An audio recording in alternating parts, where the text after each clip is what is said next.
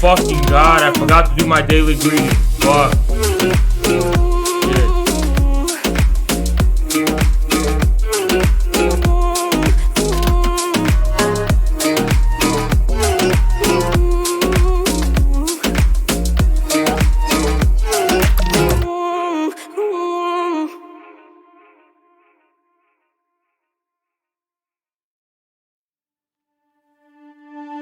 Counting stars, and my home was where you were.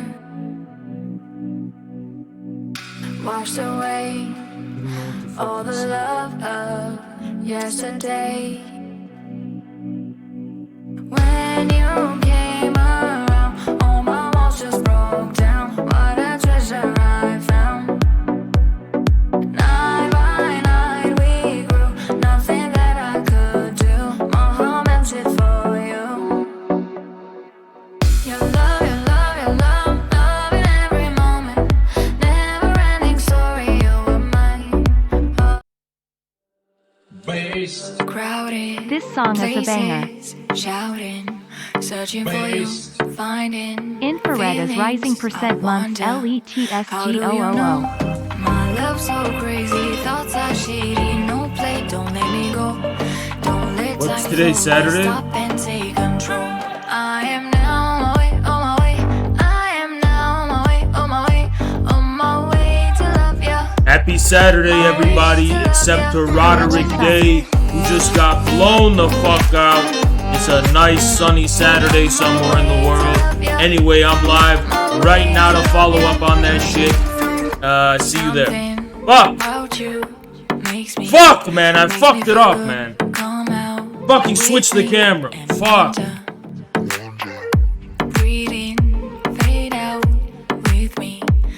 Happy Saturday, everybody, except for Roderick Day, who got exposed and blown the fuck out.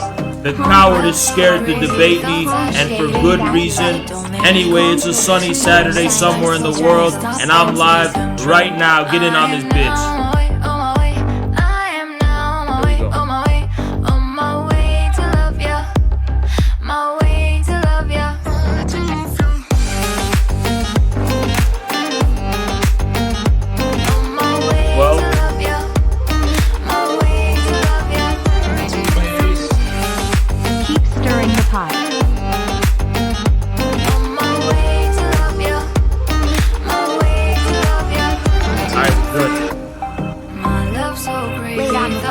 Oh shit. Thank you, Napoleon, and thank you, Lado. And thanks for the subs, guys. Sorry I missed it.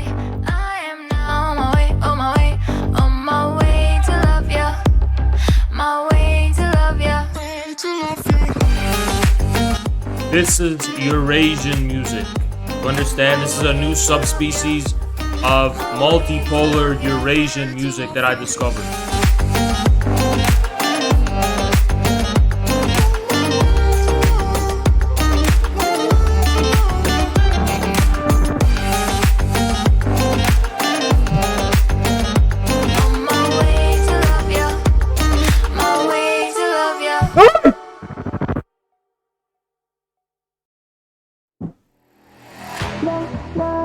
I almost actually fell. I'm not kidding. I actually almost fell. Holy fuck. I actually almost fell. Fuck, I gotta be careful. gonna keep doing it. I'm crossing borders, feeling Oh, I need a chair. I need a fucking chair, guys. You wanna go chair shopping? Let's go chair shopping today.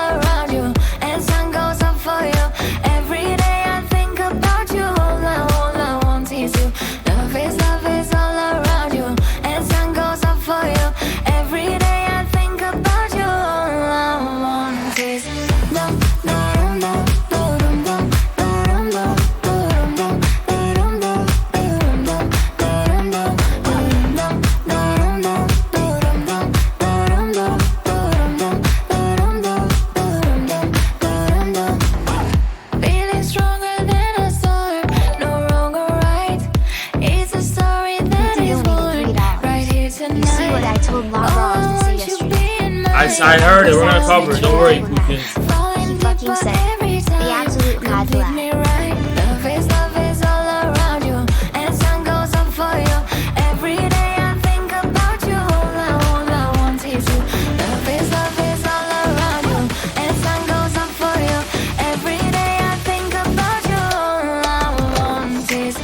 I'm like Dugan. Let me show you.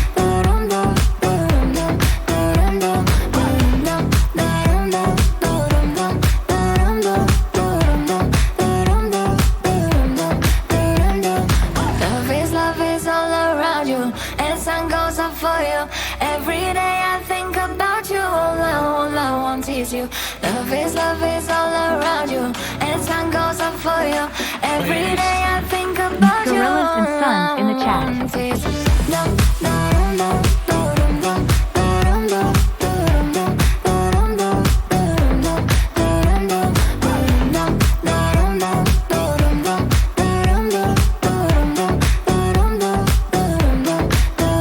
That's the type of energy I'm on, motherfuckers.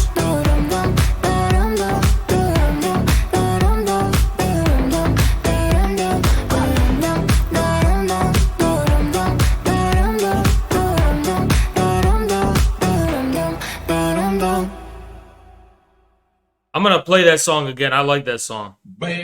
I'm gonna keep this one. 10 months. Thank you, Neat. Shout out, Neat. Been here same very beginning. 1 year ago, February 2021, we just started this shit.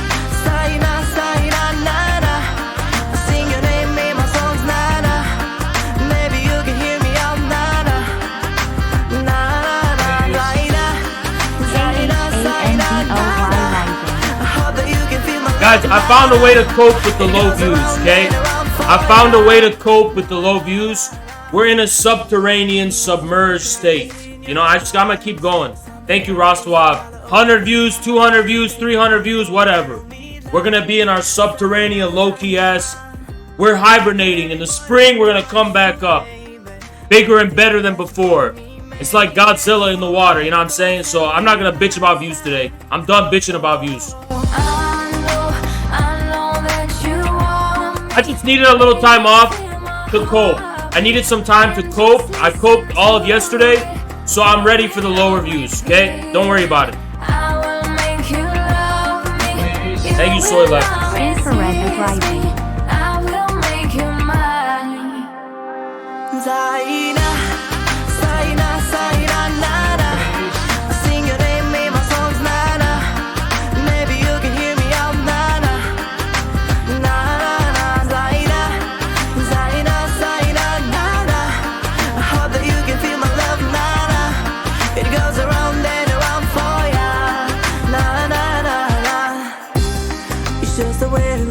Man, Roderick got blown the fuck out, didn't he? Take my hand, don't tell me lies. Zaina, Zaina. It's your name, the one that got me twice. Inspiring beauty like there is no price. Yeah, we needed 30 to take down Brett too. Maybe 300 could do. Zaina, Zaina.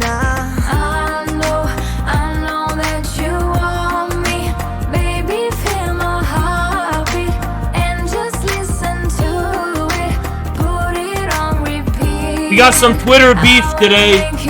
So gorillas, log into your Twitter accounts and be ready. Be ready when I order you to ratio. You better be radio because we got some Twitter beef today. It's settled.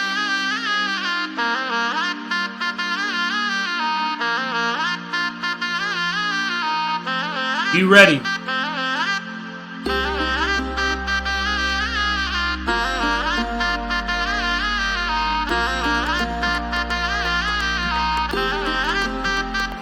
Zaina, Zaina, Zaina, Nana.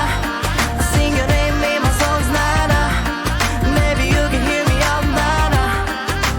Nana, Zaina, Zaina, Zaina, Nana. I hope that you can feel my love, Nana. It goes around and around for ya. Peace. Na, This is who I am, motherfuckers. I'm a Eurasianist. I'm a Eurasianist, motherfucker. That's what I am. I am that, motherfucker. I am a Eurasianist. I'm channeling the energy of Genghis Khan, of Tamerlane, Ivan the Terrible.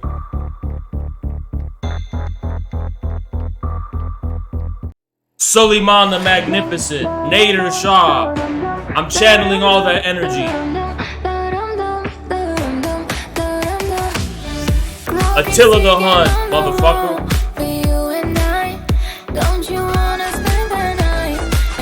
Thank you, GR. Appreciate you, bro. Thank you so much, GR.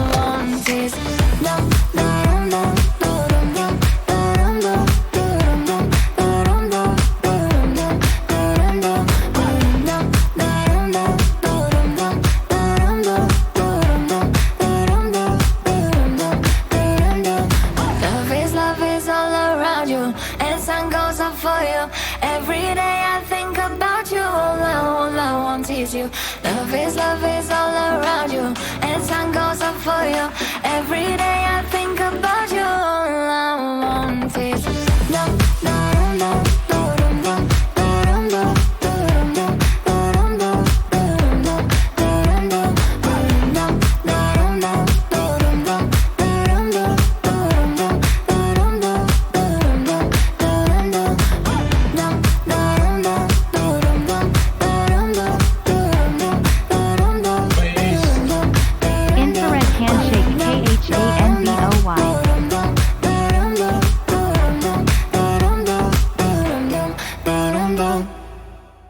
Oh, it's over? Damn, that's a banger, man. That's the February anthem of Infrared. I like this shit, man.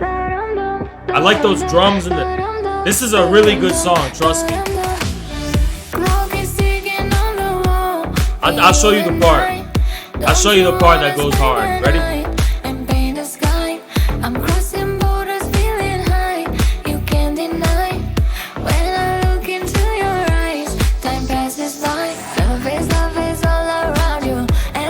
Wait. It's not there yet.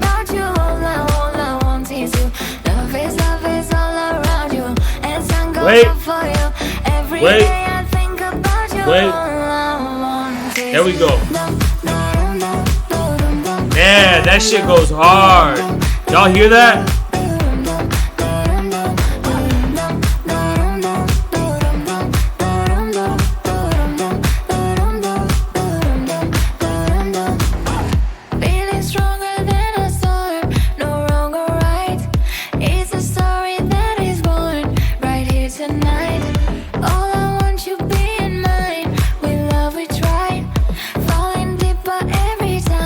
Complete me right.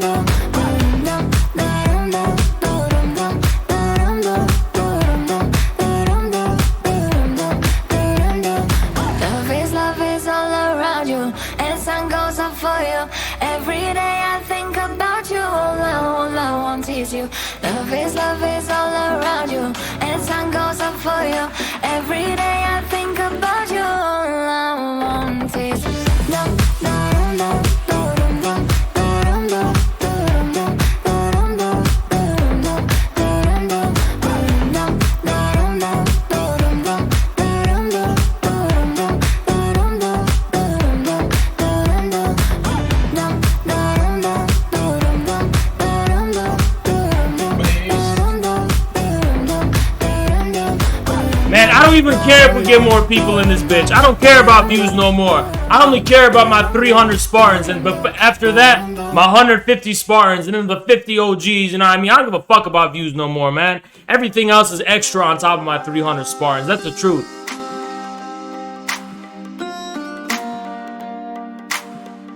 Eurasian Spartans. We're the Eurasian Spartans in this bitch. Eurasian warriors, Eurasian Spartans.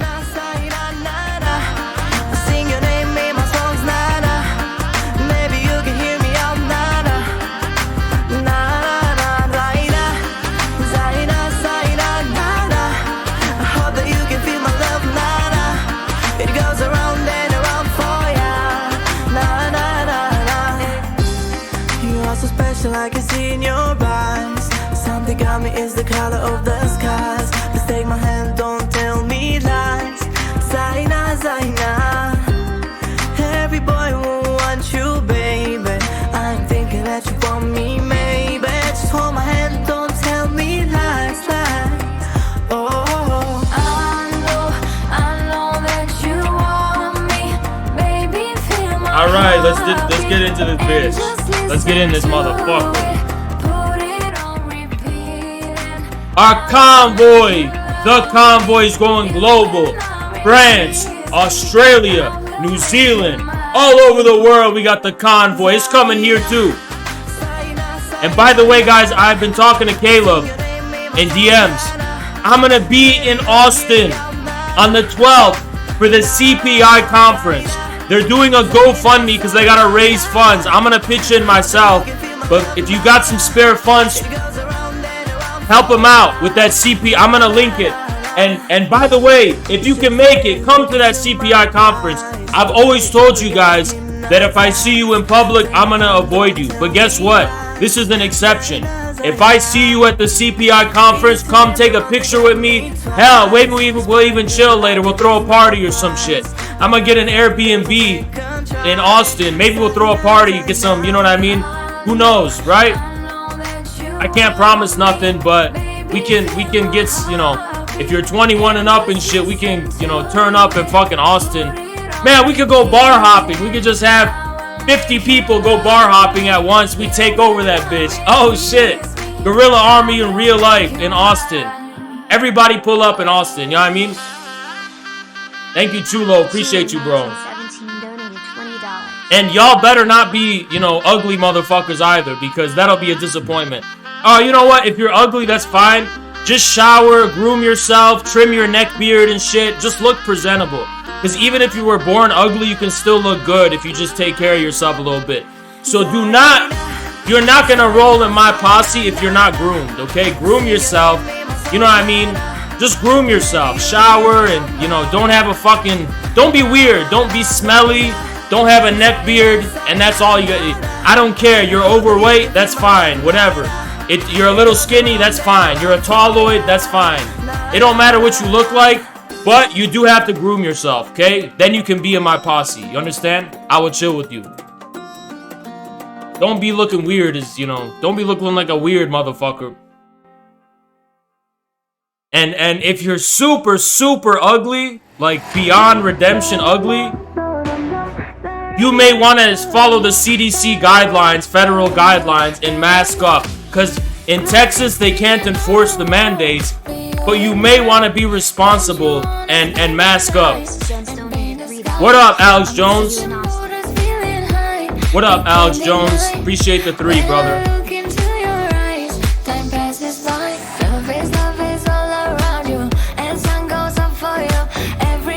You understand? We're gonna have a good time in Austin. I'm gonna be there. Jackson's gonna be there. Some showrunners are coming too. So you're gonna meet some showrunners there too. I'm gonna be there. Jackson's gonna be there. A few others are gonna be there. It's gonna be a great time.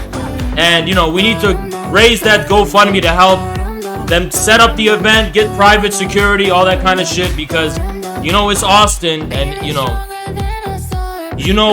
who's running around in Austin. Thank you, Farrakhan. Appreciate you.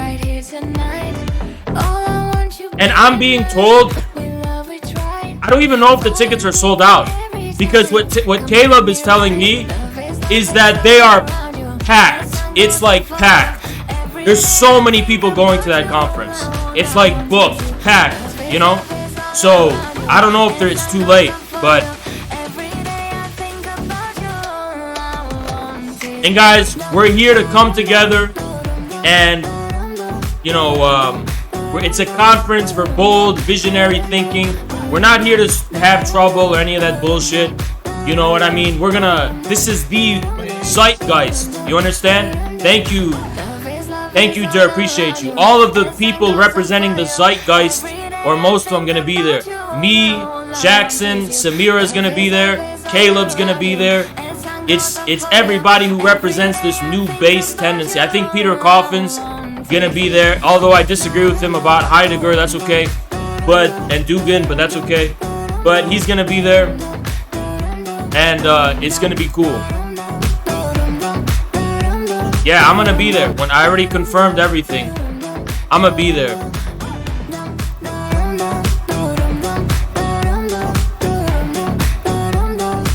If people like, I think Edberg and Kantbot live far away. But if they wanted to come, I'll literally pay for their flight ticket if they want to come. I'd love for them to, but I don't know if it's their forte, you know? But if Logo or any of those people, I'd get their ticket easily, you know, to meet them in person.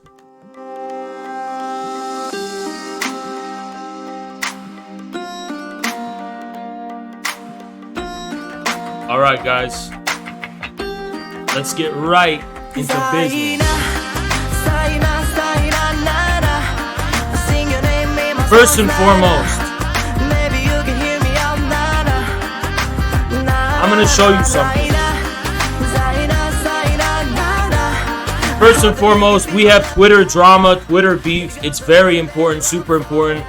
And it's really about the strength of our community is what it is, right? It's very important. Hey, shut the fuck up about views, guys. We're done talking about views. I don't care about views anymore. I know where my army is. I know who my people are.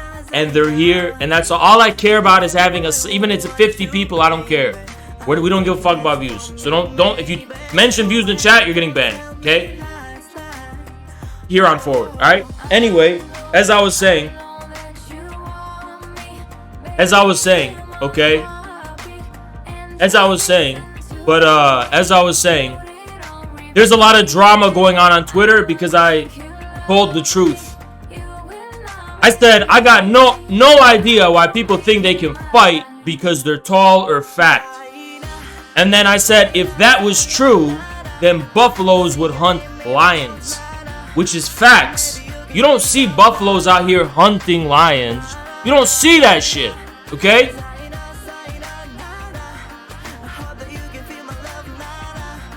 And that's how it is with me. I'm a lion. I'm a tiger. Yeah. Am I shorter? Yeah.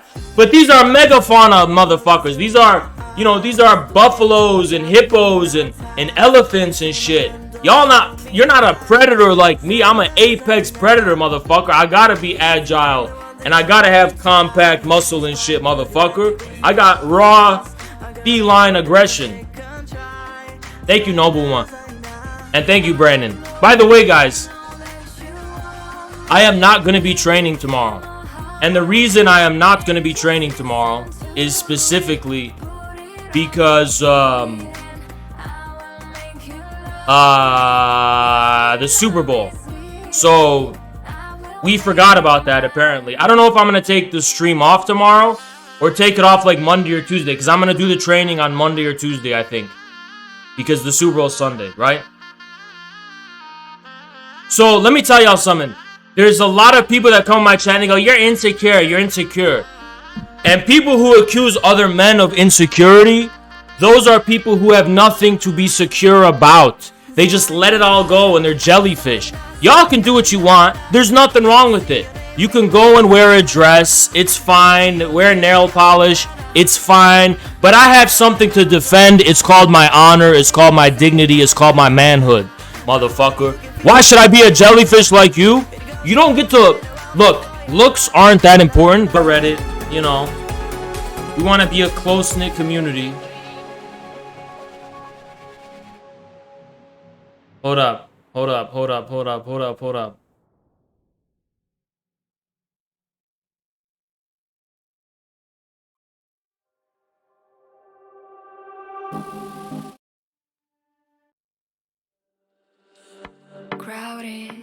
places, shouting, searching for you, finding feelings. I wonder, how do you know? My love's so crazy, thoughts are shady. No play, don't let me go. Don't let time flow, let's stop and take control. I am now on my way, on my way. I am now on my way, on my way. On my way to love ya. My way to love ya.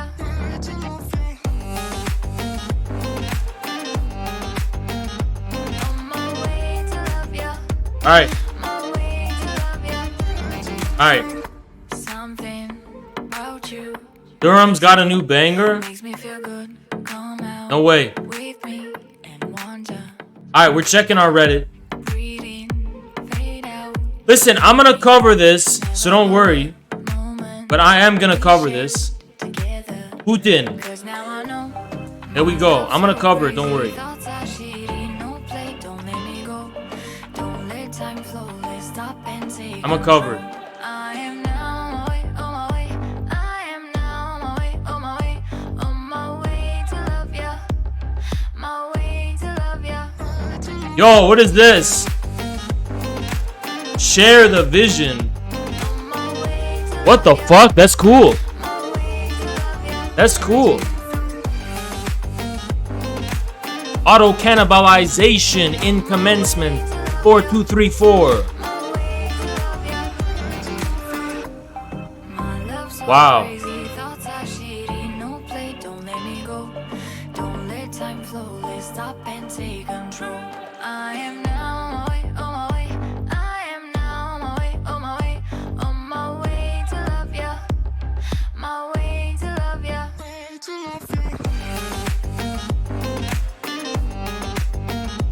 On my way to love ya. My way to love ya.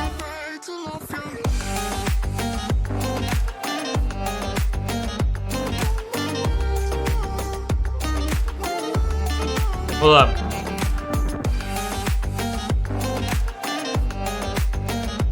On my way to love ya. My way to love ya.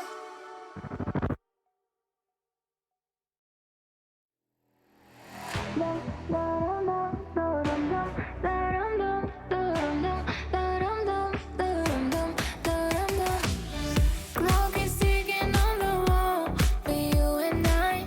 Don't you wanna spend the night and paint the sky? I'm crossing borders, feeling high.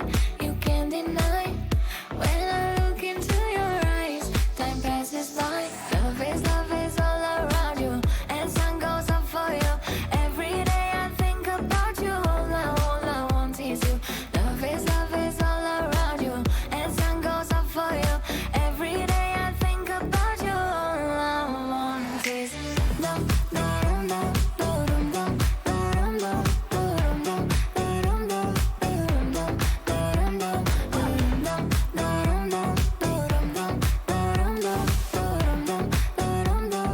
dum dum dum feeling stronger than a storm, no wrong or right.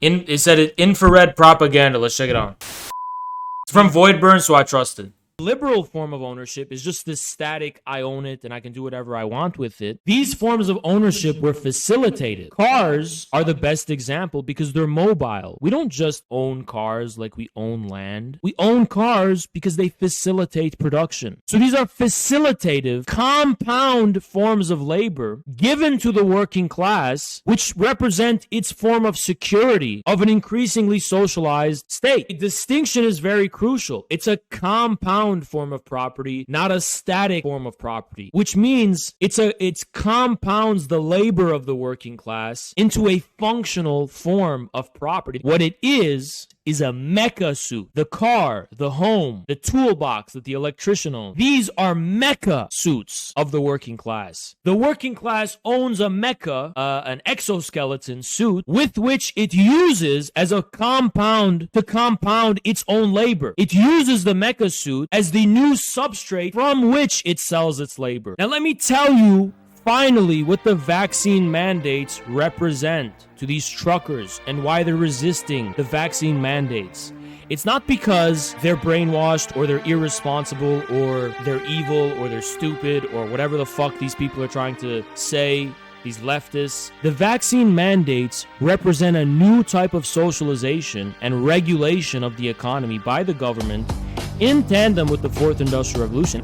What is the Great Reset?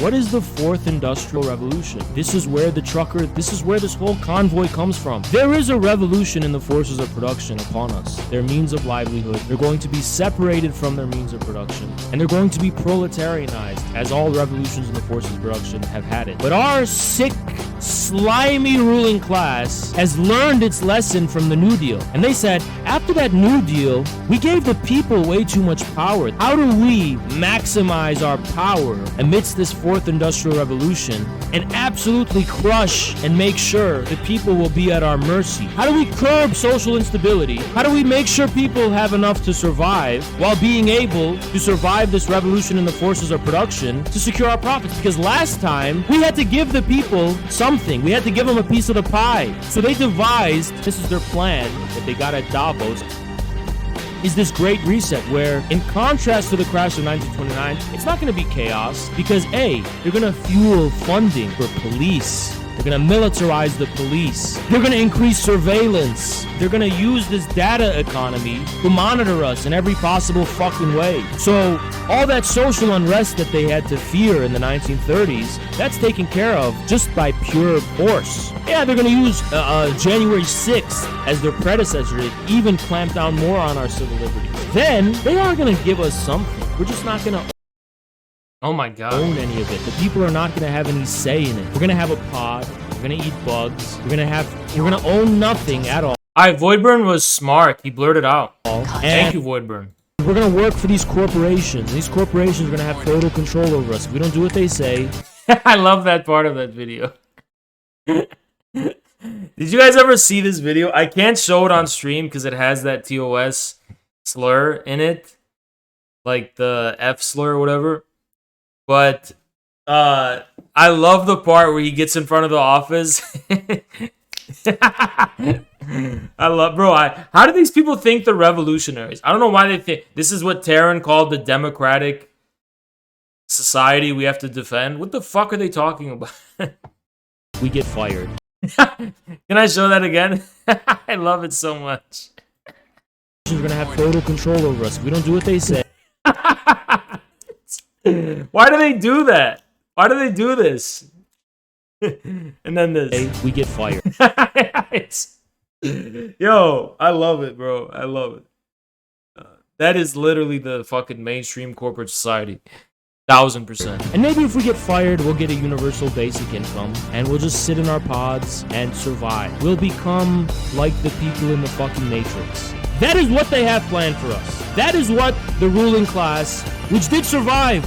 Our ruling class did survive 1929. They survived the last capitalist crisis. They survived 73. They survived that capitalist crisis. So they're like a cockroach. They've survived too long. And this is their final plan to make it out of the Fourth Industrial Revolution. Pacify the population, completely subordinate them, tear away any of their means of resistance, and ensure their survivability while making sure they have no security and no leverage. This is their plan. This resistance is beautiful. It's poetic. They had their Great Reset agenda and all this shit. And from the soil of the... Isn't it crazy that every time I see footage of real life, I have to, like, panic and censor because we're not allowed to see the real world on Twitch. We just...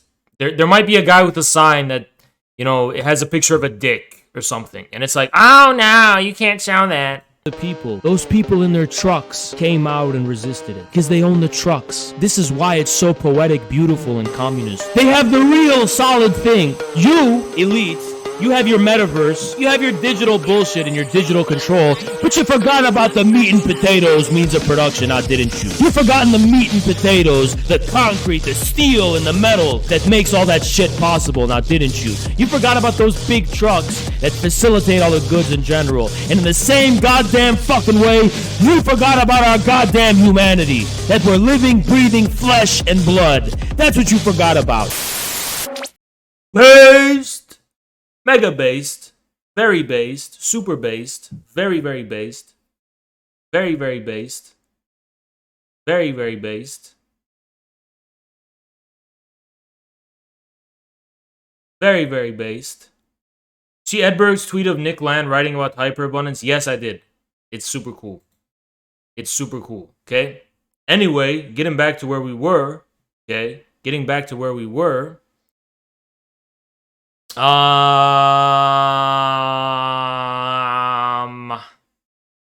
What? Big nose equals big what? Is there any penis things? Nose size okay, there's no like pictures of peniles, but this is something shared this on the Reddit. Nose size indicates maximum penile length. Nose size? Y'all know it. Y'all know shit like that is, you know how it is. Bro, you guys gotta understand. Yeah, I mean, look, y'all gotta understand something, right? When you try to insult me, tell me some shit. Oh, Highs, you got a big nose. I know, motherfucker. I know I got a big nose. I think your girl wants to know about it too. You know what I mean?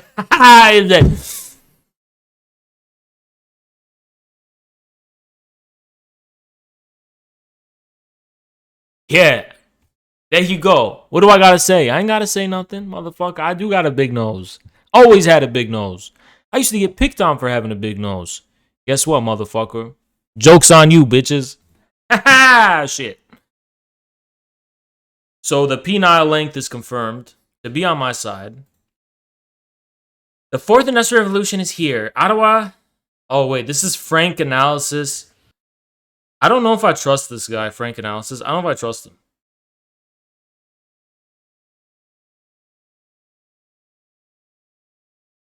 Soviet Islam. This is Eurasian power. This is Eurasian power. The war against terror begins at the Kremlin. This is based. This is actually fucking based. This is based. This is so fucking based. I love those conspiracies. I think it's true, though, that there was Sufi factions of the KGB at the upper levels, that they were into Sufi mysticism and all this esoteric shit, and that they were behind a lot of the Islamic revival in the Middle East. That's actually a big theory, which I believe.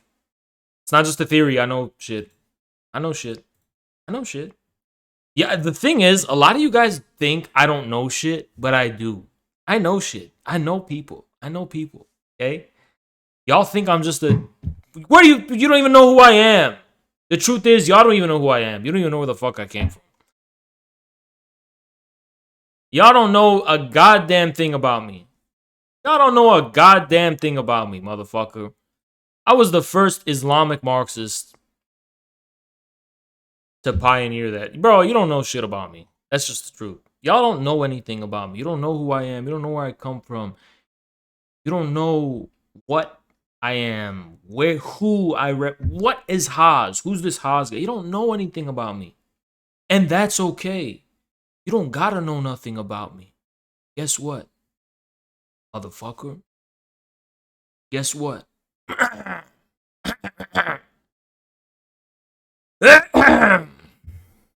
Guess what?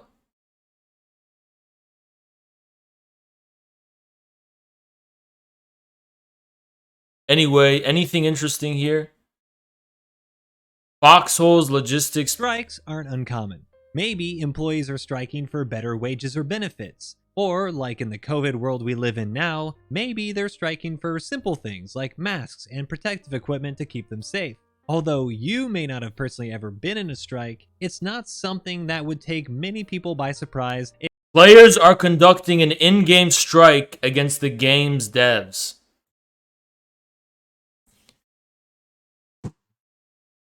Do y'all know why I'm against, like, I don't like this whole, like, new aesthetic of, like, unions and strikes. It's like, they're trying to LARP the 20s. It's just people trying to LARP the 20s. You know, you actually see 21st century working class resistance, like the trucker convoy, and all the leftists hate it. But as soon as the baristas decide to form a union, go, yeah! I don't trust that shit. I don't trust that fucking shit. Okay? You know, you gotta understand, everything's coded. Everything's coded.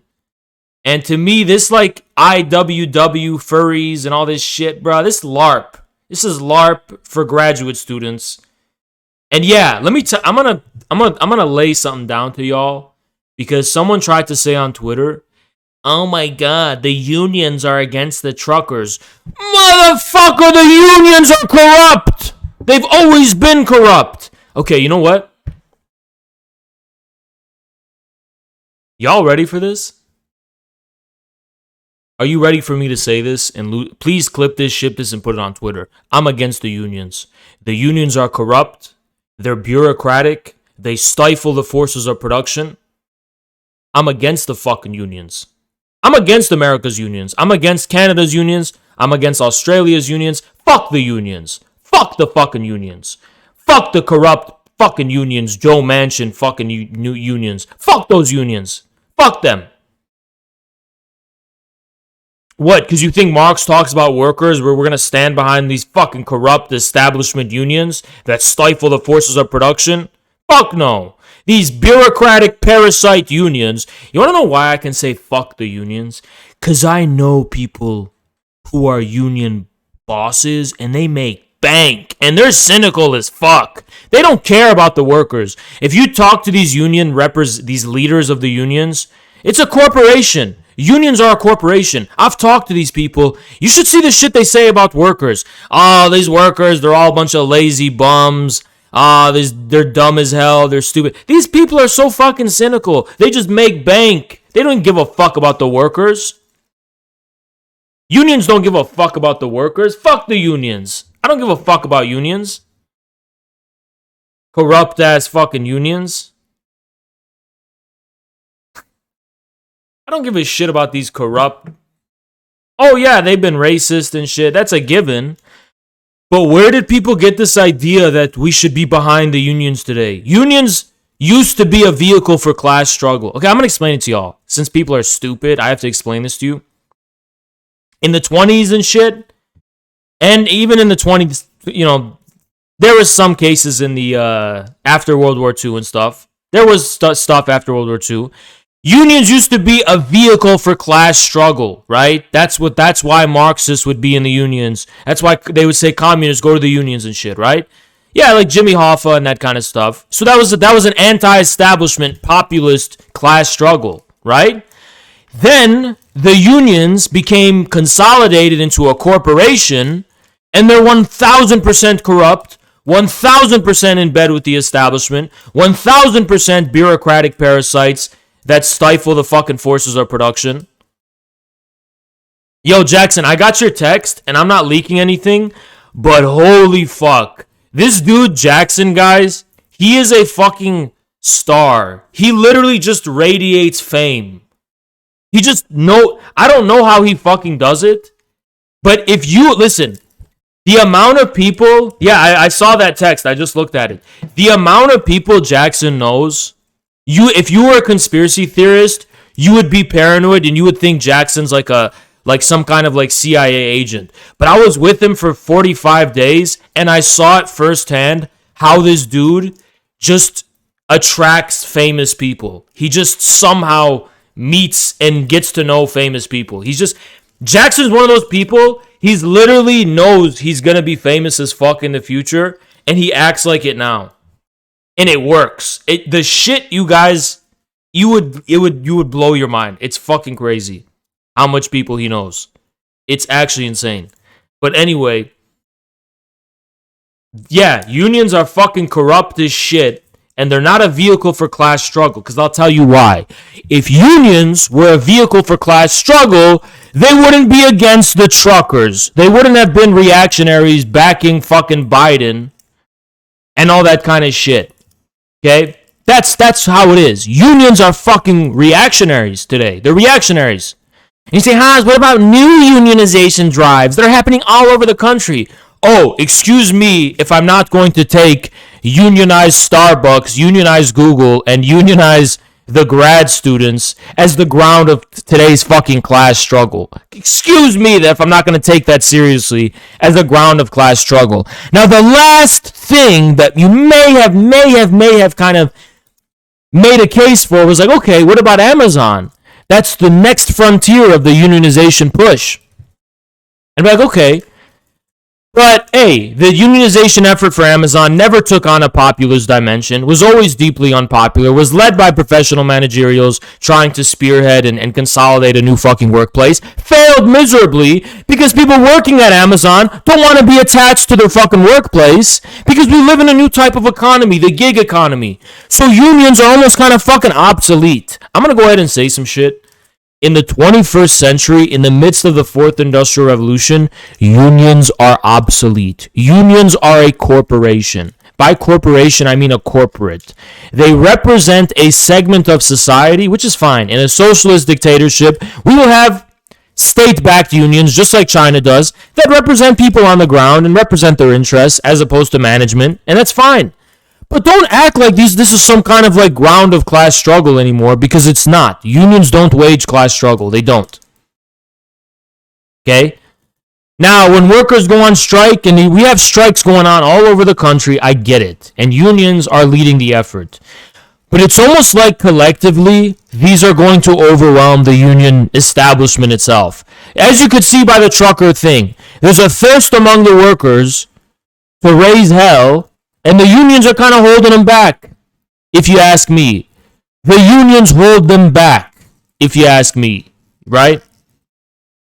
Yeah, Amazon delivery drivers don't even work for Amazon. So you know what? Fuck the unions. That's my final statement. Fuck the fucking unions. Don't come to me talking about... I'm just sick of this fetishization of unions. Let's unionize Twitch mods. Do you know what would happen? Listen, first of all, Infrared's going to become a media company. I want you guys to know that. We're going to have our own studio.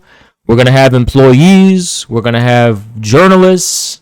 We're going to have newscasters. We're not going to be like the Young Turks, where we hire a bunch of mediocre people just to fill positions. Like, for example, when Infrared Media Corp launches, we're not just going to hire like people like Emma Vigland and those type of like mediocre, no charisma, no skill people just to have faces. We're not going to be like that. We're not going to like hire like Anna Kasparians and shit. By the way, I'm going to cover Anna Kasparian today because holy shit, right? But we're not going to just like hire those people. We're going to have, good employees that actually matter.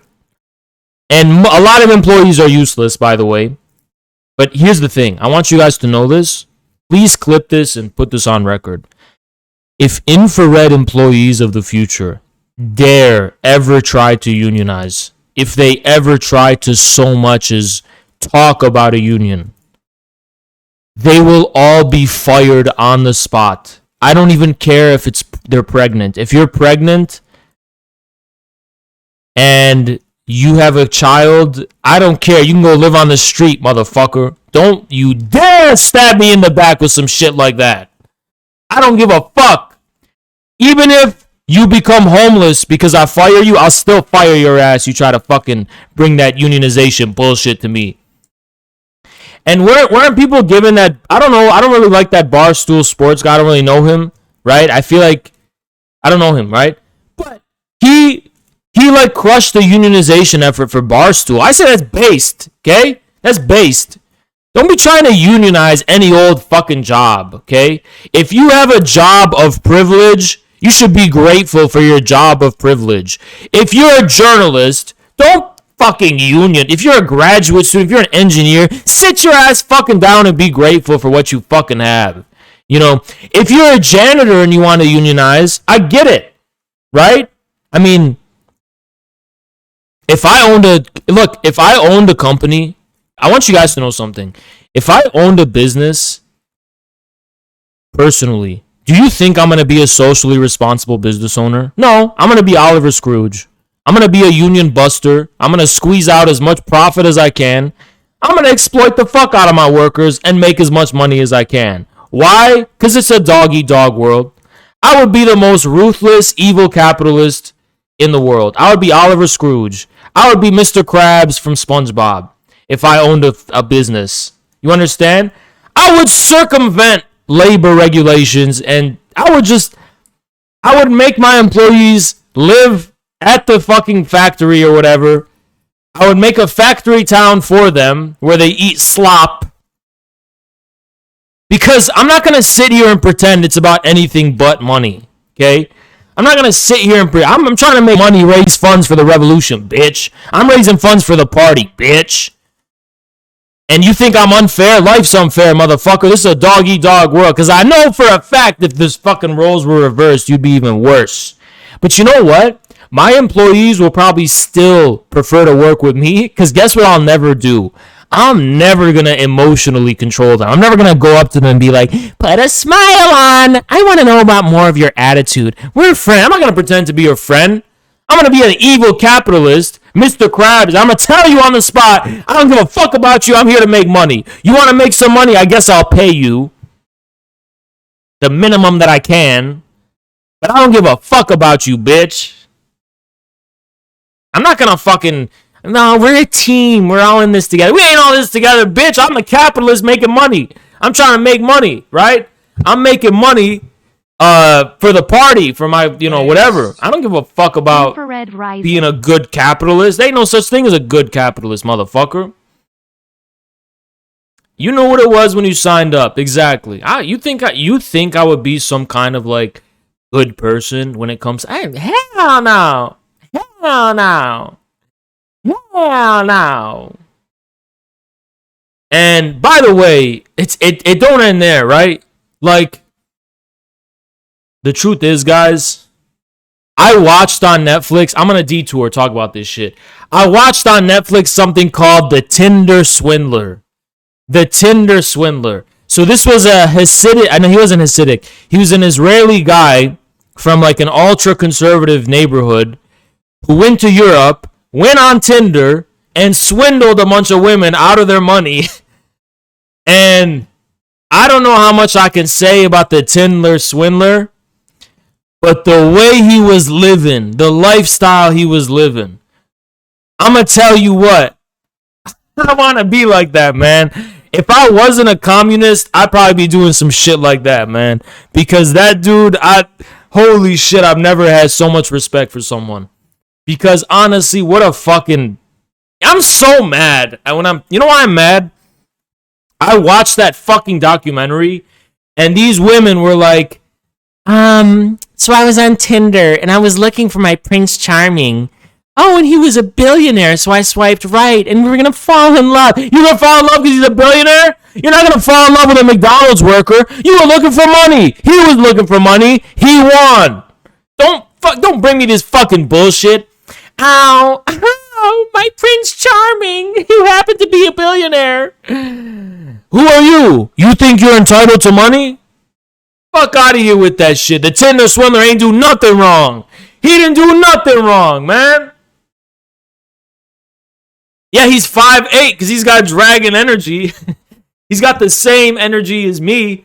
And you know what I'm saying? I'm about that Tinder Swindler energy. You know what I mean? I would be all across Europe, Greece, Paris, whatever the fuck. You know what I mean? On yachts, driving fast cars. Y'all got to understand something.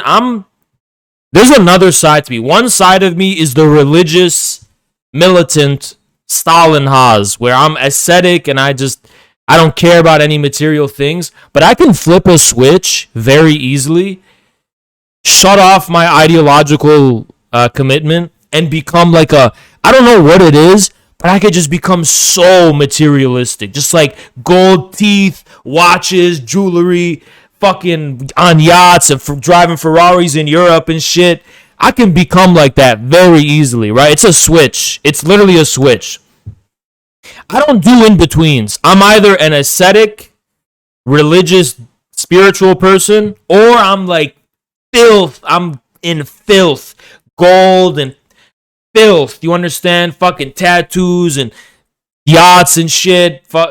It's a switch. It's a switch. Like money, women all around me, all that kind of shit. It's a switch. It's a switch. You understand? And I can't be that person because I have too much responsibility. Thank you, JD South. The reason I'll never be that person fully, at least, I'll never be that person fully because the only reason you know about me is through politics. So if I like got rich off of Bitcoin or some shit, maybe I would live that life for like a year. But I'm the stature and fame that I have earned is because of politics. So that's what I'm focused on. I'm not in like the mentality to like be Ferraris, but when I see it on screen, I'm like, damn, that's, you know what I mean? And I'm not like Hassan, by the way, who's gonna get an electric car, right? Here's one of the things I'm kind of like sad about. I'm sad about this sometimes, right? And it does make me sad actually thinking about it. I'll never be able to be like Hassan, where I just have excesses of wealth and I could just spend it on whatever I want. I'm always gonna be a businessman first and foremost, and spending my capital on putting my money to work. I'm always going to be like doing it to expand the media company, and then from there working on a party, the political party. I'm not going to have enough money to buy nice cars and like yachts and mansions and shit. And I'm not saying that's because I'm a better person than Hassan. If I had that spare money, trust me, I would. Holy fuck, bro! Listen. There's a side to me you guys don't understand. A little bit of it came out in LA, not a ton, but a little bit of it. There's a side to me. There's a side to Haas of like a Dan Bilzerian side to Haas, where it's like I can literally live a life.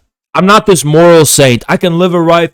Hundreds of women all around me in mansions, surrounded by diamonds and jewelry and fucking exotic cars and shit. There's a side to me that just is very. I didn't go near that in LA, like near that level, but I was kind of flirting with it a little bit there, and that is a side to me. You understand? But here's the thing: is that the only thing that makes me sad in life, kind of. I promise you, I can guarantee you right now, I will never be able to be on that level. I will never be able to be on that level. And the reason is because I won't have enough time and I won't have any spare money to do that. All the money I have, yeah, I put it to work, right? You guys see the jewelry I bought in LA? Okay, I'm going to be honest with you, okay? I'm just going to be honest with you. It was made of something called tungsten. I don't know what tungsten is, but it looks like, you know, I could just lie and say it's gold. Nobody will notice the difference. But yeah, it was tungsten. And this isn't a lot of money for me. The necklace was like $70 and the rings were like $35 each. Okay? Tungsten steel. So, oh, it's North Korean? Okay, you know what? That's pretty based. I think I'm going to keep getting tungsten. I'm going to keep getting tungsten. Because I don't like silver. I don't like gold. I like tungsten, right? I like I have working class jewelry, motherfucker. Tungsten is symbolic, you understand? And isn't jewelry haram for men? No, it's not. Gold is. And you guys are like, oh, Haz, you're so humble. You got tungsten jewelry. I'm not humble, motherfucker. I'm just cheap. I'm not humble. The way I looked at it is that why would I spend money? Because I was looking at, I checked out the silver necklaces. And it was like $500. And I was like, okay, but this one looks beefier and it's indistinguishable. Why don't I just get the tungsten? I asked the person there. And they were like, what do you mean? Well, you know, it looks the same. Look, I'm a simple man. I ain't got time for bullshit. And when I fucking go out, you think I tell people it's tungsten? Listen, if bitches want to think that this is gold, this is pure gold and diamond, $10,000. Ooh, I miss LA already. I love being in LA because I don't even like getting bitches in LA. I love running game. I love running game so much in LA, lying to these girls. It's so much fun. I'm like, listen, out of everyone here in this club, I chose you. Why do you think I chose you? Because you're special. Like, oh, I love it so much. It's the most fun thing ever, bro. It's the most fun thing ever. And you know what I mean? And that, oh shit, bro. If I listen in LA, I'm a saintly man because I live in Michigan. In Michigan, I'm a fucking warrior priest in Michigan by nature. It's not because I'm an exceptionally good person. It's just where my heart is in nature. But if I lived in LA, if I live in LA, I would become a fucking Dubai Arab sheikh. I would become filth. I would have tigers and leopards and exotic pets. I'd be like Mike Tyson in that fucking Ferrari and shit. Bro, I could live that life. I swear I could live that life. I could live that life in LA. It's a beautiful life to live in LA. No lie.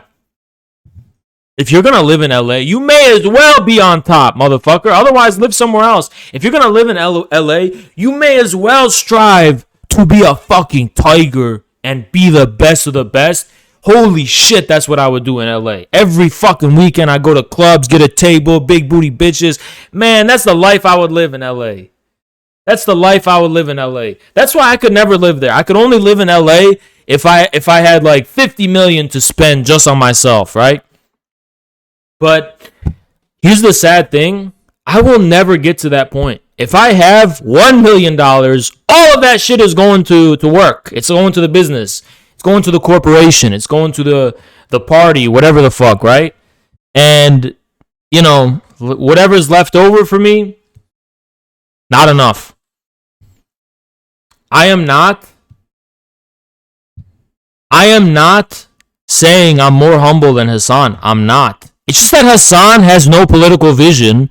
He's not a businessman. He's got no like political leadership, whatever thing. So like he doesn't spend his money to expand his empire. He doesn't spend his money to expand the empire, the cause. He doesn't use it to help the cause. I don't help the cause out of morality, motherfucker. That's my heart. That's my soul. Don't give me hearts. I'm not. You guys need to really understand this because I don't want you guys thinking I'm a fucking saint because I'm not a saint. I will never be a saint. I want you guys to very carefully understand this. My devotion to communism is not because I'm a better person or a moral person. That is my soul. That's an extension of me. Like Plato's Republic is an extension of our minds. That's an extension of what I am. It's just like me going to the gym or doing whatever, right? It's the same shit. It's the same shit. It's material for me. It's not like I'm being I'm such a good person. Nah, that's not what it is. That's not what it is. Hey, if I had money to spare, I would spend it worse than Hassan. You understand? Hassan is the one who goes out here spending $200K on an electric Porsche. Why? An electric Porsche. Why? Because he wants to be Okay, I want to be, Hassan. I feel bad for him. I'm not even lying. You guys know I don't hate Hassan. I saw his tweet today, and he was like, I don't really have motivation to stream, so I'm not going to stream. I'm not trying to be snarky. And I think it's because his views have been a little lower than usual. And I actually related to it a lot. I'm like, what is going on this February? Because I felt the same way yesterday. I don't feel like that anymore because I don't give a fuck. I coped enough to where like I don't have to care. But I related to it, right? And so I get that. And then...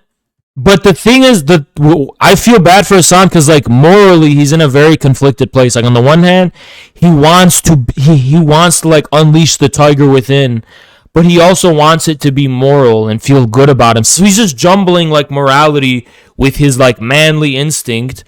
And I feel like his fashion taste is the culmination of that. His fashion taste is the result of that confusion. It's like, bro, Hassan, just go all out. You know what I mean? First of all, discover a new style, right? Discover a new form of drip, a new aesthetic, a new style. Let me tell you, I'm going to give Hassan advice, sincere advice. I'm not even going to lie. Sincere advice. He had a good style back in 2019. He had a good style. His style was like the Captain America type thing, and that was a good style, right? That was a clean, consistent aesthetic. That shit works, right? And you can be that motherfucker. You can, go ahead, buy a Ferrari, buy a whatever, buy an Audi. I would buy a BMW or an Audi or a Mercedes. I would not be buying an electric Porsche. Bro, just go all out. Who gives a fuck what the haters say? You know what I mean? And you're just in such a conflict. You could still be a good person and still, attend to your worldly needs in life, your worldly wants and desires in life. And, I know Hassan knows what I'm talking about. I know he knows what I'm talking about. But anyway, he won't listen to my advice. That's okay. He can do what he's doing. He's not living what he preaches, and his beliefs are contrary to his actions. See, for him, maybe, but the thing is, man, everybody's got beliefs until they got a fat ass quaking in their face. And that's the truth. Prove me wrong. Can I tell you guys something? If you're this staunch conservative, I have a question for you, and I don't want to come at you because I respect you guys. But I just want to know how you do it, because I can't do it. If you're this staunch conservative dude, and a thick shorty comes grinding up all over you, this shit is quaking, whatever, and you deny it and you reject it, don't you feel kind of like a cuck? Doesn't it feel kind of weak? Doesn't it feel good to be like a tiger that like pounces on their food? You know what I mean? Like, you know what I mean? I feel like it don't feel good. That is a good point. Don't go to the club in the first place. But when you're already there, you know what I mean? It's like you go and take it. If it's already coming onto you and shit, you go and take it. You don't, God wants me to say no to this. God literally programmed you to want this. You know what I mean? Flee from sin like it's death itself. And that's my problem, is that I have death drive. I have a death drive. I walk towards sin. Sometimes I look at sin and I do have doubts. But I go through with the sin. You don't need a Ferrari. You don't need anything, motherfucker. You don't need water. You don't need nothing in life. You don't even need to live, technically. You understand? You gotta have that will. You gotta have that thing pulsating in your heart, your chest, to go and get that shit. You know what I mean? And the extension... Destiny's talking to a beta. Okay, this actually is something I want to see. And help Jon Snow do something with the people. I don't know. Yeah, basically. Doesn't talk about. I feel like broadly it refers to two things. One can be a form of like cultural colonialism. So the idea that we export culture across Western centric. Notice when what am I allowed to call him? Let's just call him a hypothetical beta. Notice whenever he goes on to talk to like any big streamer, he starts sucking up to them. All that energy on Twitter disappears. I guess the stuff that you're talking about there, it's more like he's talked a lot of shit about Destiny on Twitter. A lot of shit. Look how he acts on it when he's in VC. He's talked a lot of shit about Destiny on Twitter. I've seen it. Look how he acts to Destiny in VC. The USA, Australia, Canada, Africa, stuff like that. So much more direct, rather than you sort of using colonialism as a metaphor. And hold on, I've made videos on this before, so I have like a definition sort of written up to sort of introduce here. The key thing is to remember here. It's so true. It's calling someone it's so true, is not isn't an it? insult. It can be an insult, but it's not an insult by default, right? It's like describing sort of like a relation that they have, a societal relation. It's like calling someone working class or something, or bourgeois or something, Though a lot of people take it as an insult, a lot of people use it as an insult. I use it as an insult, but it doesn't mean that that being a colonizer makes you a bad person or whatever, Do you know what probably makes it sound like an insult? That it's used as one? Well, I think that I think even I heard Professor Flowers say this. The act of colonizing someone is probably, I imagine we would both agree that it's an aggressive act. And usually when moral agents take aggressive acts, some sort of retribution can be justified. So I think that's why colonizer, the implication is that, like, I need to be punished for it. Not me, but whoever you're talking about. So that would be my guess. I think, ideally, no one would want anything like that to happen, you know? Like... He's so tame on VC compared to his Twitter. I assume you know, like, a fair bit about, like, theoretical socialism. Like, no one wants there to be, like, just worthless, like, for no good reason, punishments of people who used to be, Yeah, he's so nervous. For the sake of it. But, you know, if these people were to, like, resist to the death or something, they wouldn't leave you with an option. So I also don't know if, like, even the term colonizer seems a little bit weird. Or I guess, finish talking about that, and then I can just ask you about the comment. Well, I guess, like, for an example, a good example that all Americans understand. Think about, like, a conflict, like, for example, the US Civil War, where one side was just unequivocally in the right, and the other side was just fighting for slavery, basically. And it's like, you know, what if the Confederacy just refused to surrender forever? What would we have to do? Like, basically just fucking beat them into submission, right? So no one wants that to happen. It could happen, right, in some sort of theoretical decolonization scenario. But I mean, I think basically everyone, at least other than like someone who thinks colonialism was a good thing, would agree that like decolonization, as in, you know, places that are under like colonial rule or that either direct or that like, you know, are ruled by the remnants of like a former colony. For example, South Africa was, for a good example that everyone knows. Like fighting against that is pretty much unambiguously like making you in the moral right. What does it mean to fight against that, though? Like let's say we have a decolonial to use attitude an in, example, like the modern day. Like, what would be a way to fight against? Well, to use a good example, you know, South Africa is another good one. So, you know, apartheid ended in 1990. Okay, where's the American official apartheid? There's none. So shut the fuck up. The apartheid was a minority of white people against a black majority too, right? You don't have that in America and Canada. What are you fucking talking about? Sort of gradually conquered and subjugated people who had already lived there. Put themselves at the top of like this society with those people below them, like legally everything. You know, it might not have to be literally legal, but in this case it was very literal, you know, so just a great example to use to start off. And so, you know, they did that. They put themselves at the top of this society with the people who already lived there at the bottom, you know, killed them, stole whatever the fuck they wanted, basically. And that resulted in the 20th century with like, you know, the thing that everyone's familiar with, the apartheid South Africa.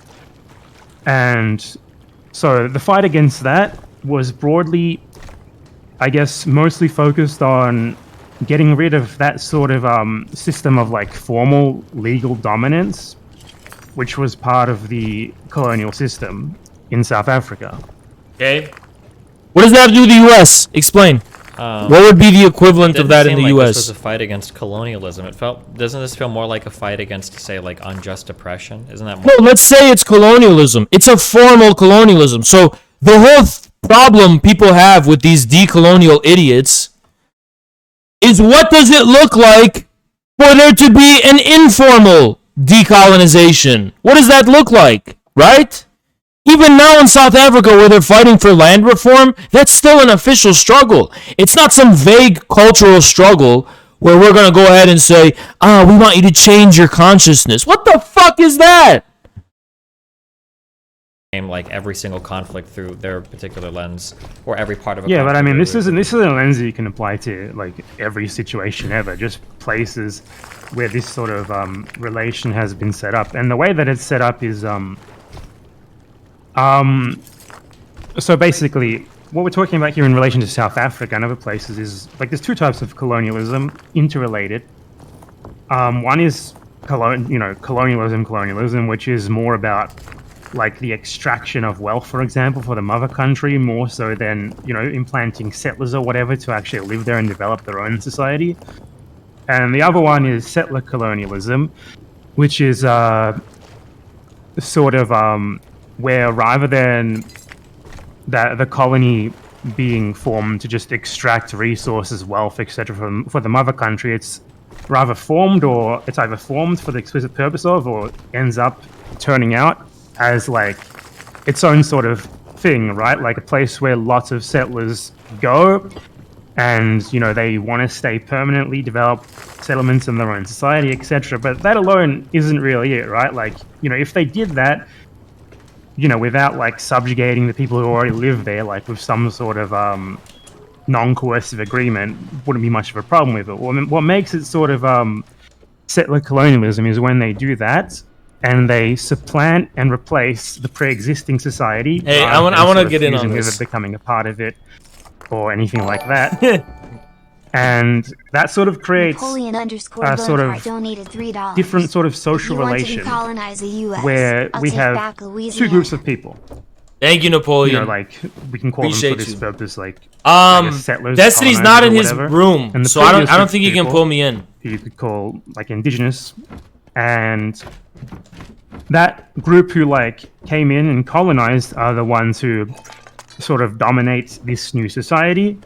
They pretty much unequivocally see the previous population as like a problem that's going to require some Thank sort you, of JC. solution, Appreciate you for the 5. which is generally something like assimilation, Thank you for the 5. extermination, deportation, or something like apartheid. So yeah, and I guess like settler colonialism in that respect Thank you, sort of Rev. began in Ireland 2036. with the English, and then was sort of exported to the Americas, especially North America, some parts of Africa, etc. It's also been done Thank you, by Rev status. people who aren't European as well, like Japan, for example. But I guess that's basically it. Sure. How is this relevant to like Western world stuff right now, or is this just like strictly used for like? It's more relevant, I guess, the further along that things are in certain places. How do right? I join this? Like, there's, I guess it's relevant, but it's relevant. I think at his different people levels. will like, tell Destiny. When I talk about, I think like, South Destiny's Africa, people right, will like, that will was a tell him sort of example of to pull me in. really evident, like the most evident ongoing colonialism imaginable. But it's a lot more subtle in other places. Like in the US, for example, you have like indigenous groups that are still existing who have basically a fraction of their original territory, if even. And that struggle for their own sorts of their own like self-determination, their own rights, etc. Yeah, but like, how does that work? Like, what's struggle. the solution to that? Like, we're not. I don't even know if it'd be morally right to like give them the territory back. Like, how does that work? Well, if I can make an analogy that a lot of people are much more familiar with, because it's difficult to introduce this to people who just haven't really thought about this that much, but people have thought about one example of colonialism a whole lot, which is Nazism. A lot of people, we don't really think about it in these terms. This guy, he's like Vosh. He calls everything a Nazi. That's all he can do. It's sort of a project of colonialism, just on like a very large and much more organized scale than ever before, really. And their goal was to sort of, take the land from the people who live there, kill them, enslave them, deport them, or whatever, and take it for sort of German settlers, right? And we can ask the same sort of question about that.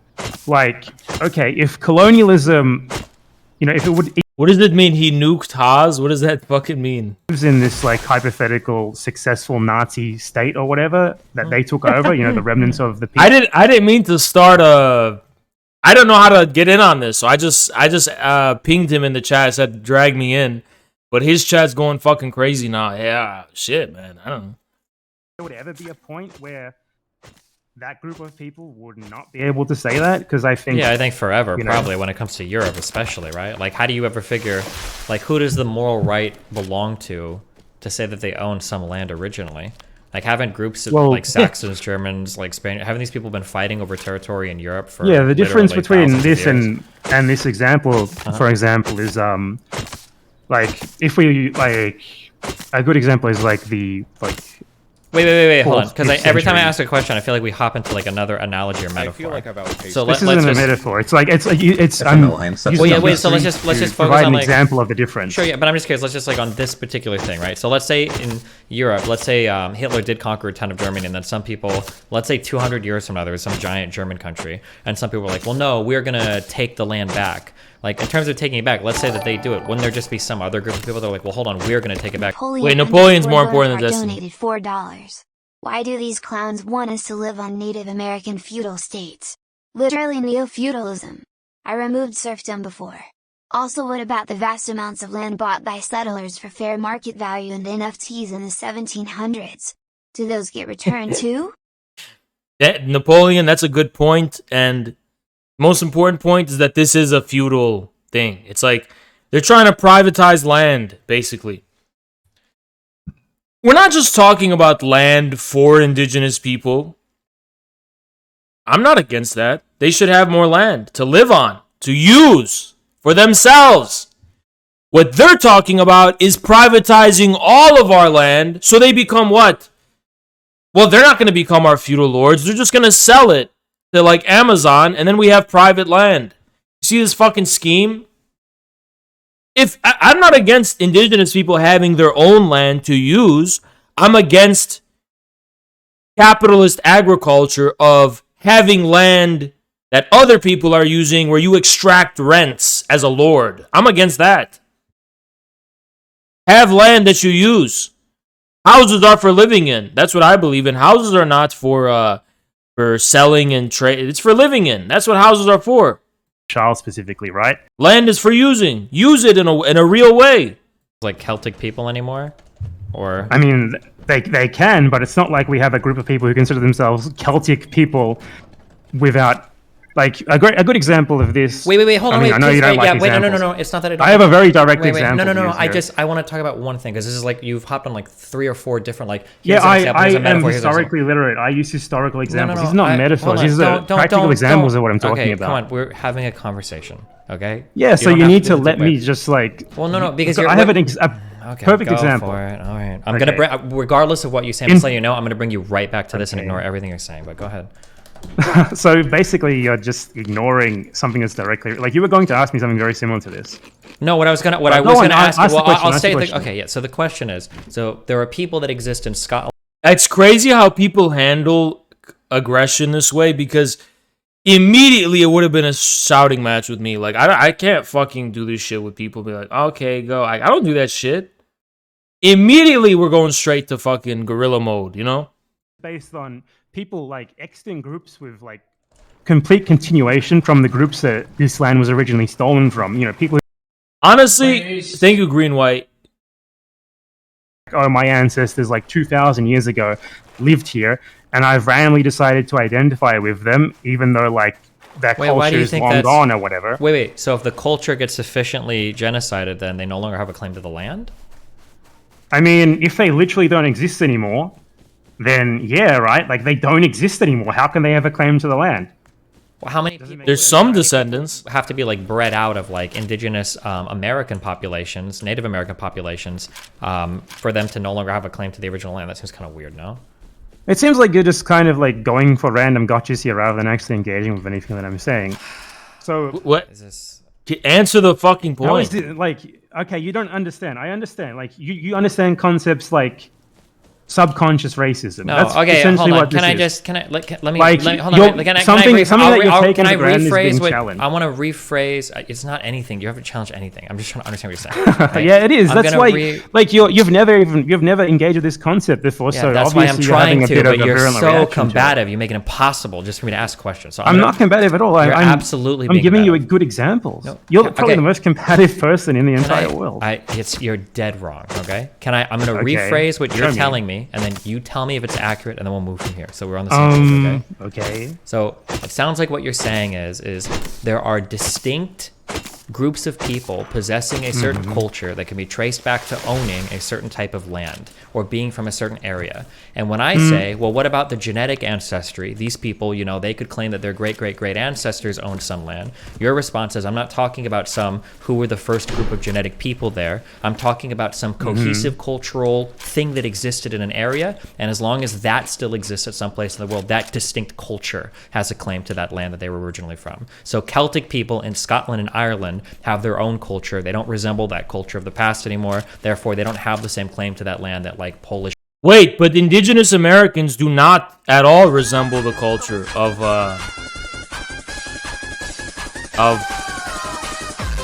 thank you, Ghost Girl, but wow. She's just trying to make me feel bad, I swear to God. She's just trying to make me feel bad.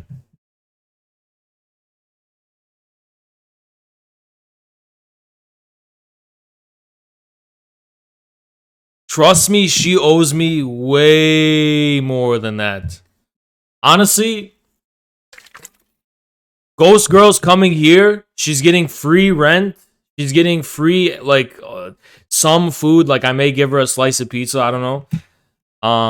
I still haven't decided, but you know what I mean? She's basically just paying me forward.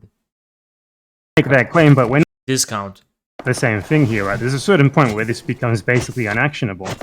Well, I think, well, that's kind of, we're nibbling around the edges of this, but the feeling is that all of this is kind of unactionable, which is what my big push is on most. I mean, I think the issue here is that you're just conceiving of this in terms that are very unfamiliar to you. So, like, what if we frame this, for example, let's say Russia takes, like, all of Ukraine except, like, one city. They annex all of it. Because Why you should watch Destiny? Destiny is one of the biggest rivals of mine. What the fuck? Also, what was I gonna say? Listen, Ghost Girl, the reason I'm only gonna give you one slice is because you're just flourishing too much. Like, you surpassed me in subs, whatever. I mean, you know, you're making more money than me, so you can afford your own pizza. Napoleon _Bonaparte donated $3. The dude debating Destiny is the type of person to idealize the Aztecs while ignoring they did blood sacrifices and enslaved nearby tribes into sacrificial cattle. True, Napoleon, and thank you for the 3, bro. Appreciate it. Why Nazi Germany? Let me Because finish you my live in- one you live in sentence. a Let me finish state one sentence, that is please. very Let me analogous just finish to Nazi one sentence, Germany. please. Okay. I've The let you finish entire many history. sentences. You're not. You're very, very, very obsessed with the objects thing, right? Okay. The entirety. And you probably know more history than I do, okay? Which is, so if I'm wrong, feel free to correct me. But my understanding is that you've just described like the entirety of European history. That basically whoever, or at least like Western and Northern and Southern Europe, maybe not Eastern Europe or Southeast Europe, right? But it seems like for the entirety of European history, basically if you take over some land and then you own it long enough, and then we get to industrialization and we get to more stable forms of government, eventually like, okay, well, we've had this place long enough, it's basically ours. And then if you look at the actions of certain countries on the world, so like India and the Kashmir region, or if you look at Israel trying to settle Yeah, we don't have more and more pepperoni east in here. Jerusalem, it seems like people are under the impression like, well, hey, as long as you're in some place for long enough, you more or less kind of like control it. That seems to be the history of the world. Is that not true? Or I mean, I think that just because things are doesn't mean that's how things that is right or should be. yeah, but then how do we But either figure it way, out like- otherwise? Okay, go for it. I think you might be like a lot of you know, when engaging with this for the first time, a lot of people have like the reaction like, oh, they're gonna kick me out or something. Okay, like hold on, that. hold on. That's not Please don't what's do the going on here at all. dialogue tree. You're trying to like dialogue tree me so hard. Like, this is the first time you're What is I'm a dialogue tree? Like, you have like the memorized talking points for like people that are. I've literally never talked about this to Okay, someone. I haven't given you a single indication whatsoever that I'm worried about getting kicked out of my country. That's not anything that I think about related to this. Okay, I haven't even remotely brought that up. Do you think I'm worried that anybody like you is going to kick me out of my country? Let me explain. Like, yeah. Okay, go ahead. Like you talked about Israel, right? Like decolonization in Israel wouldn't literally mean kicking out every Jew in Israel. At least, nothing like that. It would be, for example, like creating one state where everyone has equal rights, with people being prosecuted for human rights abuses, Okay. and like In the United States, everyone formally has equal rights. In the United States, formally, on paper, everyone has equal rights. But the US is still colonized. So what does decolonization look like in the US? This dude, you know what I mean? He used South Africa as an example. Okay, formerly you had apartheid. So what does decolonization, what does this word actually mean? Doing, and obviously both sides, but the problem is it seemed like both sides were able to go back pretty far in terms of who originally had a right to this area. That I think this building, So it's that I'm just saying that like that process seems really complicated. I'm familiar with the case. Well, go ahead. Sorry, did you want to say anything else? No, that's it. It just seems complicated to figure that out. But go ahead. So that case, it's essentially based on like this is a thing that happens in a lot of settler colonial states where like you know, they move in and they like write themselves documents that say this is mine, you know? And that's essentially what happened there. Like, you know, Israel took over this area, and you know, they wrote themselves under their law that said that this is ours now. But there were people already living there, you know? And now these people are essentially renting something that previously was theirs because the settler society said, this is ours now, and, you know, we own it. So, yeah. Yeah, but the difference is that the Palestinians actually have a chance. Because Israel's in the Middle East, surrounded by countries. The government's maybe one thing. Everyone in the Middle East is on the side of the Palestinians. So it's like, it's not because of just morality. It is about might. You know what I mean? It's not because you're going to convince Israelis from the goodness of their heart to stop occupying. I don't know when, though. It may be next year. I don't know.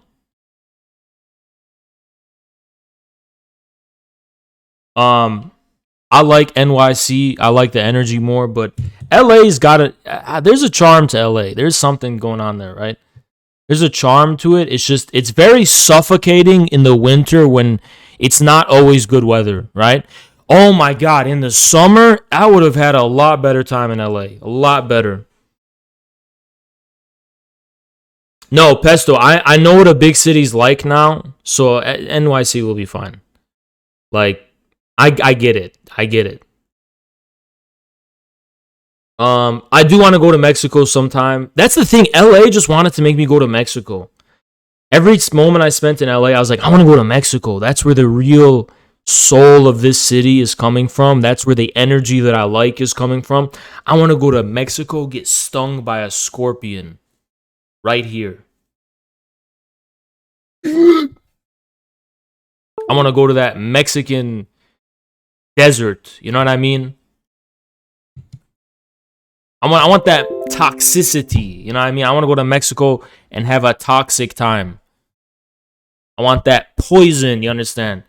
But anyway, yeah, I want to be the Scorpion King, you know what I mean?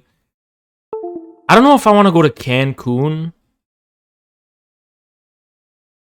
But you know, I did go. The only time I went to a club alone in LA was I didn't. This was one of the last days I was there, and everyone called it a night, and they're like, "We're just gonna go home." And I was like, you know what? I'm gonna check this place out. I went to this Mexican club in LA, downtown LA, I mean, and everyone there spoke Spanish. Everyone was Mexican, right?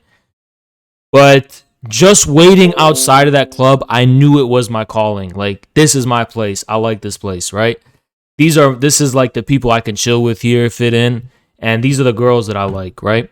And it was not an upscale place. It was a very like lower class type of place, but I love the music and the atmosphere and whatever the people. So I was like, this is where, you know, this is something I want to have a good night tonight, right? So I wait like 15 minutes in line, and then I get to the door. And then immediately the dude is like, "Oh yeah, listen, we only take cash, and it's $40. It's $20 usually." And he's like, "No, it's $40." And I think the reason maybe was because I wasn't Mexican, and he could tell. Bro, let me tell you something. So if you're fuck this USB shit, fuck off Windows Explorer. Bro, shut the fuck up. All right.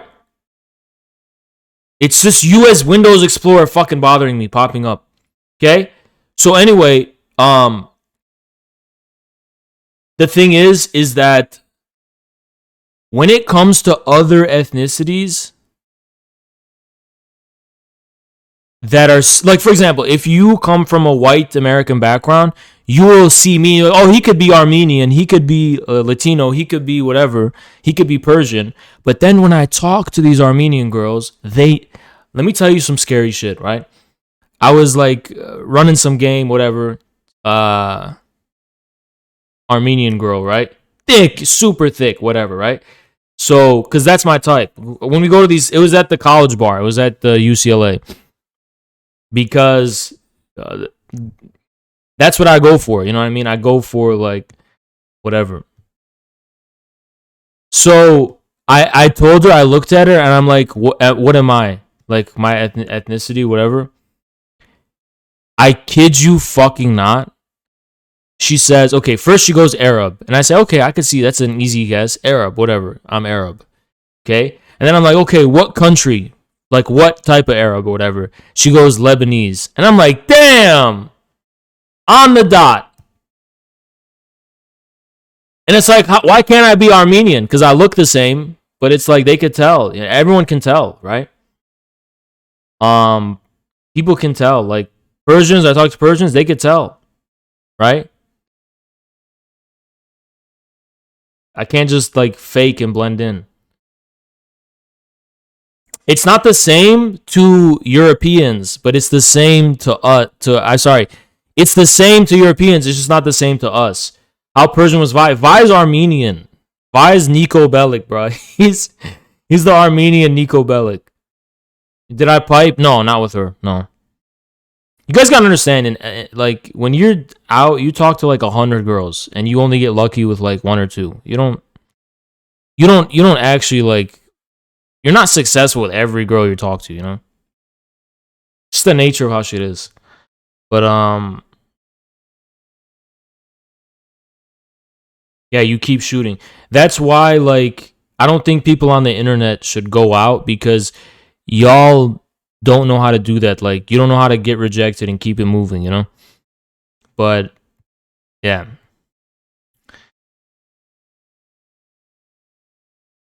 When it comes to the gym, do not fucking flirt at the gym, okay? Don't ever bring that fucking bullshit to the gym. And you're not gonna believe me here. I'm gonna show you how fanatical I am at the gym. So usually I exercise alone. I don't exercise with other people, but in LA I had to because first of all, I'm going out almost every night. Second of all, I wake up, go to the gym. It was just my routine because the gym closes actually. They're not 24 hours. They close like at 8 p.m., 10 p.m. So I got to go early, right? And early to me is like 12 p.m., 1 p.m. Bro, every day at the gym. You're not going to believe this. You're not going to fucking believe it. Are you going to believe it?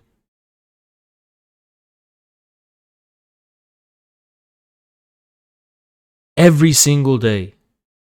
There was this extremely thick, but like very athletic, but very, very thick, like extremely thick Korean girl. And almost every day, she literally would try to come up to me to strike up conversation, and I would swerve her. You're not going to believe that. Because like, we first started like interacting or whatever because like we used the same Smith machine, but like, you know, every time she tried to come say hi to me, I would pretend like I didn't see her to keep on doing what I'm doing. You're not gonna fucking believe me. I don't give a fuck. Don't believe me, right? Don't believe me. No, it wasn't sets because I wasn't touching any machines. Like I would walk past her and she would literally be like, hi, whatever, and I would ignore her. I swerve her, keep on moving. And that's how seriously I take the gym. Don't believe me. I don't give a fuck. Don't believe me. No, I'm not shy either. That's how much I'm in a different mentality at the gym. And you know what? I'm not saying she was interested in me. Because, you know, she seemed like a friendly person. She probably did that to like a lot of people at the gym, whatever.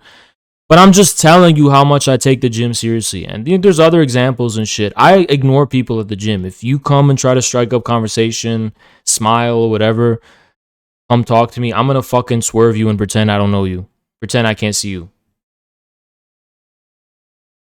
Are you kneecapping yourself? No, because it's the fucking gym, motherfucker. It's the gym. I'm not at the gym to look pretty. I'm at the gym to be ugly and, you know, brutal and vicious. Don't fucking do not come to me at the gym. Just period. I'm not in the mentality to be talking to people at a gym. I'm not. And I've actually tested this before. Like one time I did. You guys are gonna understand. My Spartan curls are very mental to me. They're very like mental, right? Very much mentally, like you know, spiritually fucking like discipline type of thing that I do.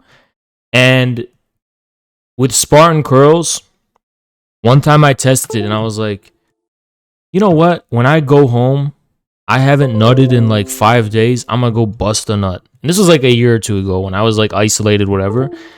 So I was just thinking of, I was like basically like thinking about how fucking horny I was, basically, right?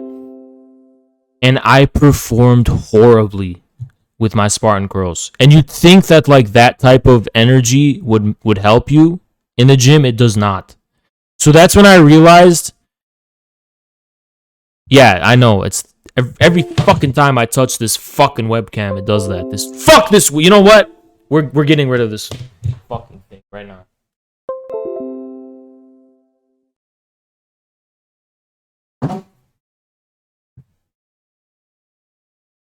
See this? Get the fuck out of here, bitch. Unplugged it. Okay? That's when I realized sexual energy and the lifting power completely unrelated and inversely proportional. Completely unrelated, completely inversely proportional. Anyway, so listen, all in all, that's what I gotta say. Because you didn't eat the box. There's a funny story I want to tell you guys. So I met a few people in LA that like knew who I was, let's just say, and they knew about the thing of like me saying I don't eat the box, right? And like I was confronted with it with someone I was trying to get with, and I was like, no, that's just some shit I say publicly. Like in real life, I do eat the box. I lied. Wait, am I lying? I don't know. Who knows? You're not gonna know who the liar is or isn't. And the truth is only based on who I love more, chat or women. Who do I love more, chat or women? That's the only thing that's gonna decide it. But I was like, no, listen, that's just some shit I say publicly, formally, like in real life, you know, like I love eating the box, I do that, you know. Y'all not gonna know the truth, but yeah, I'm lying to somebody. I'm either lying to y'all or I'm lying to them. And I'm pretty sure, listen, you gotta have faith to know who I'm lying to. But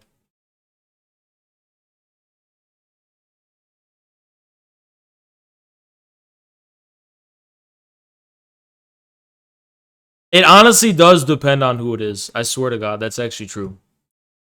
But yeah, it depends on who it is. Also, can I say something that's going to make people feel bad? Look, women can have height preferences.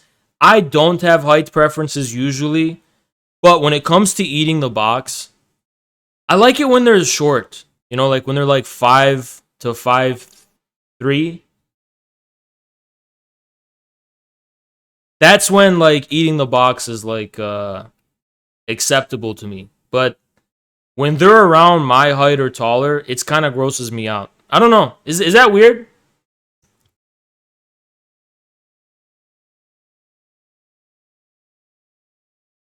That's weird. Yeah, that's just how I am.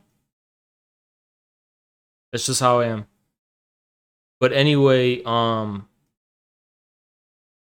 For anything else, I don't care about height, but like that's one of the things where it's like, I only like to eat the box when they're short.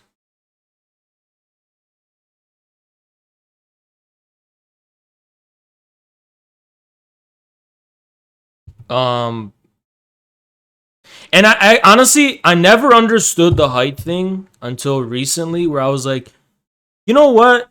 It is kind of nice when there's like a height difference. It's kind of not an extreme one. Though, okay, I'm going to say something. I do discriminate against height. I'm not attracted to people under 5 foot. I'm not attracted to you if you're under 5 foot. Period, right? 5 foot is the cutoff mark, okay? But 5 foot to like 5'3", it's really nice, right? It is nice when they're like short, you know?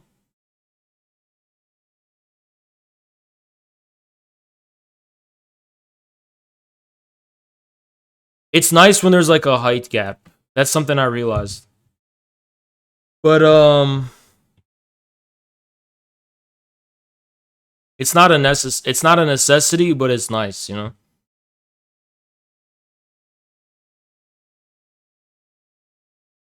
3 to 4 inch at least. No, I don't impose any like I don't like discriminate. I'm just saying like that's a perk, you know? That's nice. It's not that I discriminate. I don't discriminate.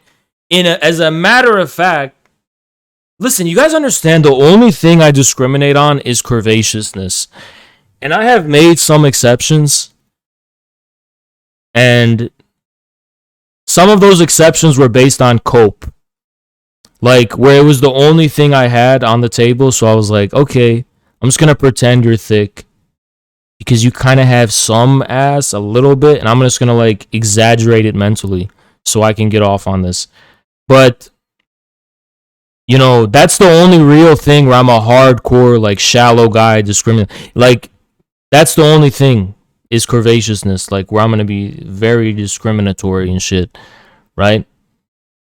And that's why I'm not against people having preferences. I'm not against women having preferences at all. And you know what's so satanic about why I say that? Because I feel like I can overcome those preferences if I really want her. Like, if I really like her, I really want her, and she tells me, oh, I only talk to guys above 6 foot. I'm like, sure, you know? That's if I really want her, right? Isn't that fucked up? It's not even fair. And the reason why, because women are not as shallow as men when it comes to looks. They're just not. They don't have, like, strong principles when it comes to looks. That's just the truth. That's just the truth. They don't have strong principles. They can, like, they're malleable, you know?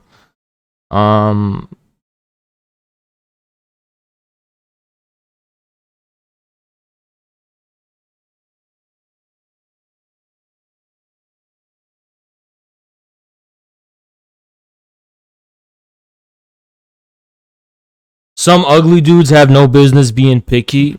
No. That's the sick, fucked up, satanic thing. That's why incels are the biggest insult to women. Incels existing is the biggest, like, it's the biggest, like, form of insulting women ever. And the reason is because even ugly dudes can pull. Like, very well. Even better than good look. You know how many good looking dudes have no game and get no pussy? A lot. Probably most of them, actually. You know? Looks are just compounding shit. But you just very ugly dudes can get, like, any girl they want. That's why incels are the biggest. Like, it's such insult to injury. It's like, it's not even fair. Like, dudes don't even have to worry about looks at all. Women have to be completely consumed with looks. And you still have incels out here who are like, they're like, it is not fair that women prefer a chin measurement of jaw measure. It's such an insult. It's such an insult. Holy shit. It's such an insult. It's like the biggest slap in the face. Like, imagine being a woman having to care so much about looks because of how shallow dudes are. And dudes don't even have to care about it. And you still have dudes complaining that women are too shallow when it comes to looks. That's so fucked up, bro. That's so fucked up. I'm not even saying it's immoral. I'm just saying that's just a major L. I'm sorry. That's just really fucked up. Yo, that's fucked up, man. Only 12% of men fit with the framework of women's preferences. No, I'm going to be real. Money will help you a lot. Okay? But lying about having money will help you better. If you're rich and you're not flaunting that to her, she's not even going to fucking care or notice. If you're broke as shit, but you act rich, like, yeah, I got, look at this fake jewelry I got, look at all this shit I got. Don't fall for it, you know? That, bruh, you guys know how many girls I told in LA that I have a private jet? And I stole that from Jackson because he was talking to these girls. And he's like, yo, listen. He just lies so much like that. It's crazy, right? He's like, listen, I have a private jet leaving to Spain in 2 weeks. Do you want to come? Oh, there's so much shit like that he does, bro. I learned all that shit from him.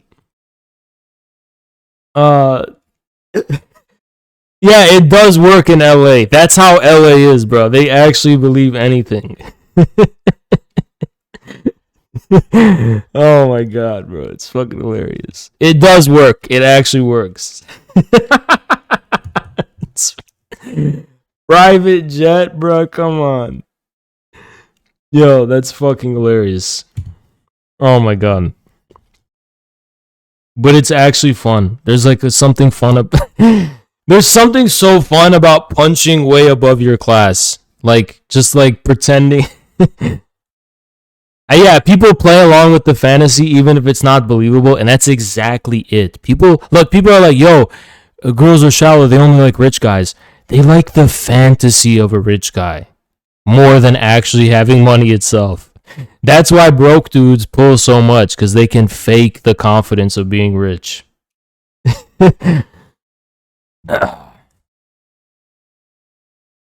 Oh god, yeah.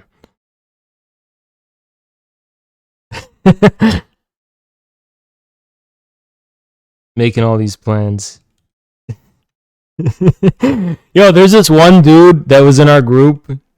His and he was from France, right? He was in like a veteran. He's from France. He's an African who went to France, something like that, right? He was a French, but he spoke French, right? Every time we went out, he would do the same thing. He'd go up to the girl he likes and he'd just be like, yo, you want to come to Paris? Have you been to France? Like some shit like that. It would work every time. And of all of us in our group, he would go home like every night with a girl. Every night. It would work every night. I've never seen that. Dude was a legend. Oh man. That was fun. I'm reminiscing about something that happened like 2 weeks ago. Anyway, let's actually get to some meat and potatoes, because we've been dilly-dallying a little bit. Anything else in this Reddit before we move on to the Hassan thing? Okay, here's what we're going to do. I'm going to cover two things. I'm going to cover Hassan and Anna Kasparian on the truckers. Hassan betrays the working class. Sorry, Hassan. But, you know, don't hate you personally, but I'm going to critique you on substance. And first, I'm going to pee. I'm going to engage in something called urination. I'll be right back.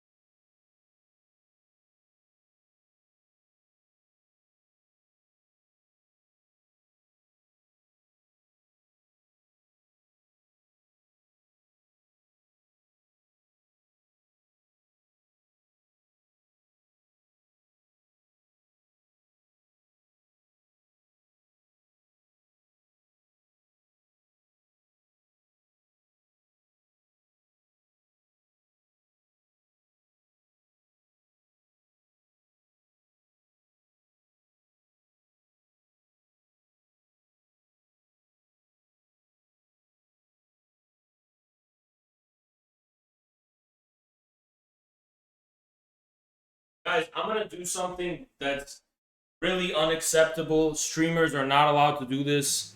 It's like extremely taboo. And I hate to break it to you guys.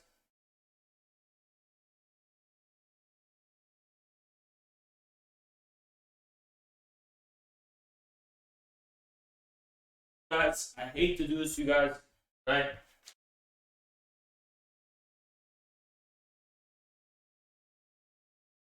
Makes me feel really bad to have to do this, right? But what I'm gonna do is eat while I watch this, because unfortunately I am a human being and I have to consume food, and I know you guys don't like it when I have to eat because it takes away time from talking, but it's something I have to do, you know? Hold on, let me watch this.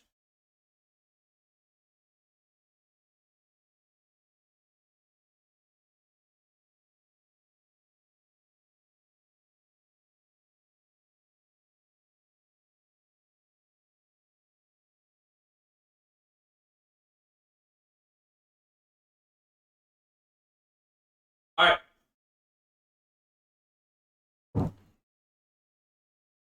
Let's watch this.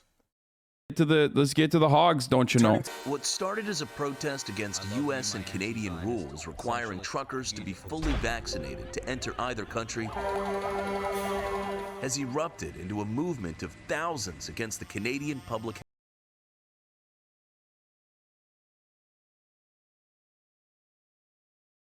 health system. We don't need the government to overreach to tell us what to do. The unvaccinated for 2 years have been shamed and thrown under the bus.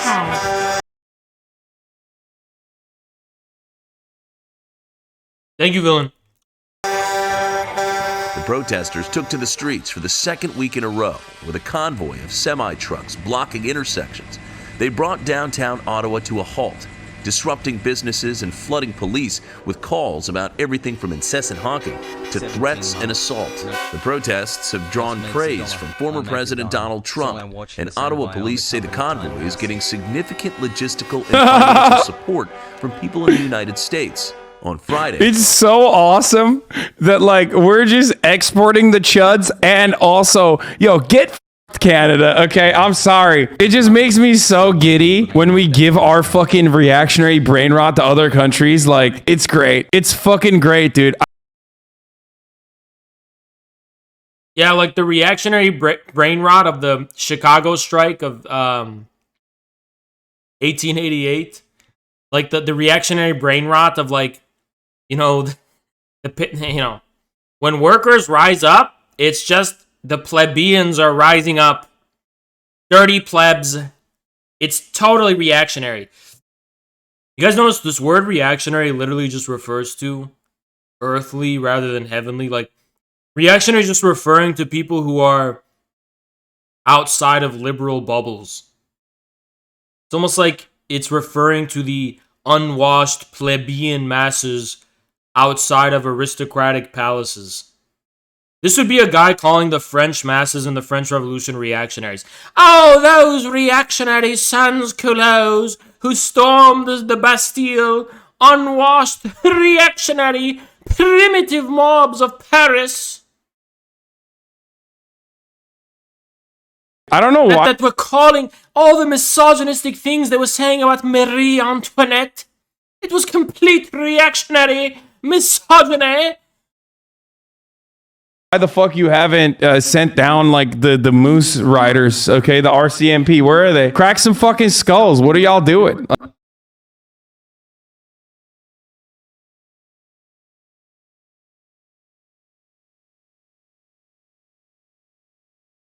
What?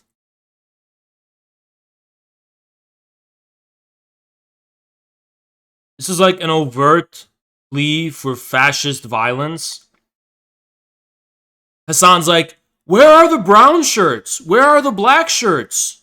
Come on, guys. Bring in the black shirts to crush the workers. Bring in the brown shirts, guys. That's like what he's saying. He wants the state to use this, like, extreme extrajudicial violence to clap down on a workers' uprising. Like, I don't understand. You can't deal with this protest in the same way that you deal with, like, First Nation tribe members are protesting, like, pipelines being built. Okay. Literally, like, logistically speaking, they can't. So we're going to go into lawyer mode and break this down in a few prongs. Hassan has unleashed lawyer mode. I'm going to explain it. Here we go. Okay. You know, you have no problem. Lawyer mode is activated. 1. Logistically speaking, they literally cannot. They literally do not have the manpower to clamp down on this uprising like they did for the First Nations protests. Second prong that you got wrong. Even if they did, the effect that would have on Canada's population, the way that would stir an even greater uprising, would be politically impossible. Third of all, and finally, I am sick of so-called progressives who are looking at marginalized people being oppressed and they're like, I want white people to have to face the same thing. How about you want no one to have to face the same thing? You know, police brutality doesn't become fair when it gets applied to white people.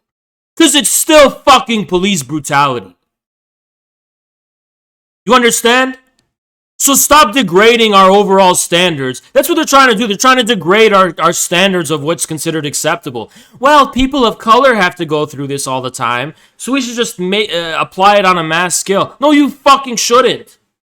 That's the thing. Why weren't the police brutalizing the January 6th protests? Why do you think the police should be brutalizing anyone? That's the point. They shouldn't be brutalizing anyone.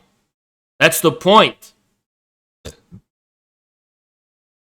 Oh, these settler workers are complaining about living standards when they don't have to work in sweatshops for 1 cent a day like third world workers? How about no one should have to work in a sweatshop for 1 cent a day? And we should be uplifting everybody instead of trying to put people down to make it fair. Why should you put someone down? You think that's fair? No. When an injustice is being committed against a group, justice doesn't mean you apply it to every group. It means you stop the injustice against that group. That's what it fucking means. I don't know why this has to be spelled out. Problem beating the shit out of people when they're indigenous protesters. Where you at? Huh? What's up? What's going on? You can't crack a few skulls? You're gonna tell me that's what you're telling? I mean, I don't want to moralize, but I want you guys to like entertain the optics of this. Because optics do matter. I know more than anyone that they matter. This is a guy living in a $3 million mansion in West Hollywood complaining that the Canadian government is not, quote unquote, cracking the skulls of the working class in an uprising. What does this look like? I mean, you know, just as a piece of art, as a canvas, as a painting, what kind of picture has Hassan made for us? Pretty damning one, if you ask me. Telling me you can't even beat the shit out of a few fucking white guys in pickup trucks? Messed up, don't you know? What's going on? I thought Canada was a place of... You literally can't. You can't, and I'll tell you why you cannot. Because the truckers are far more they have trucks. How are you gonna fucking cramp down on trucks? You need like the military. Those like tanks.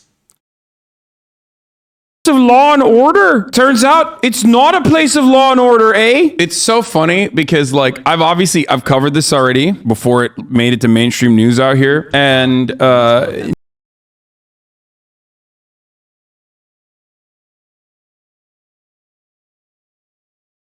I saw a savage TikTok.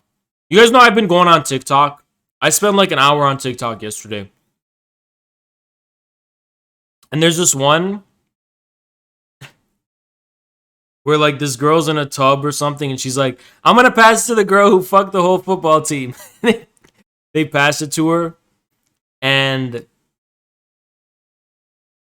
she just looks a certain way, I guess, and then immediately when she comes on the street, there's like a dog with a face that's like questioning it, like, "Nah, you're cat."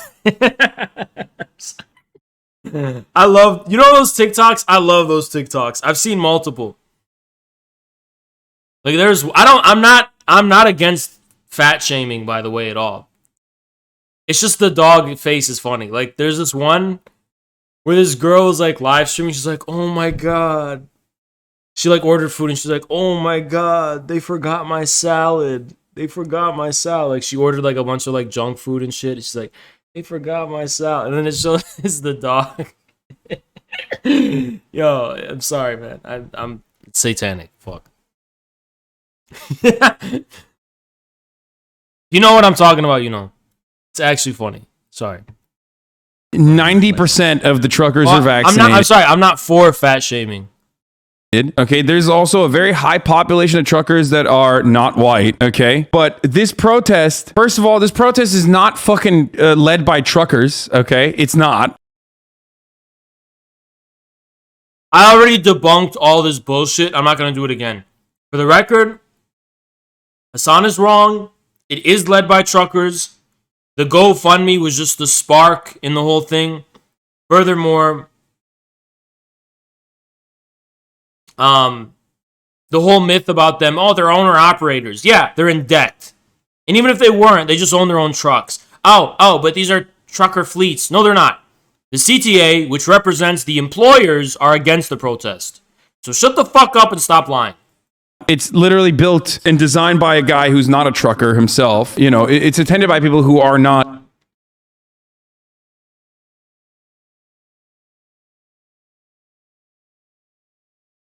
How many union organizers are actually workers themselves? Pretty sure you're a full-time union organizer, and that's your job, and you don't actually work in the workplace. Also, are you a worker? Truckers, they just own these like lifted trucks, which doesn't.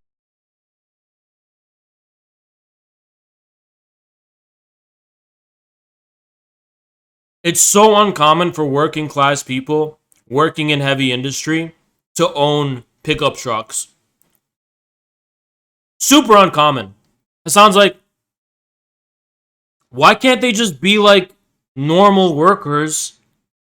And instead of driving these fucking lifted pickup trucks, drive an electric Porsche like me, a true worker. Doesn't make you a trucker. Also, I love this, but they don't know how to fucking spell. Like there was a truck that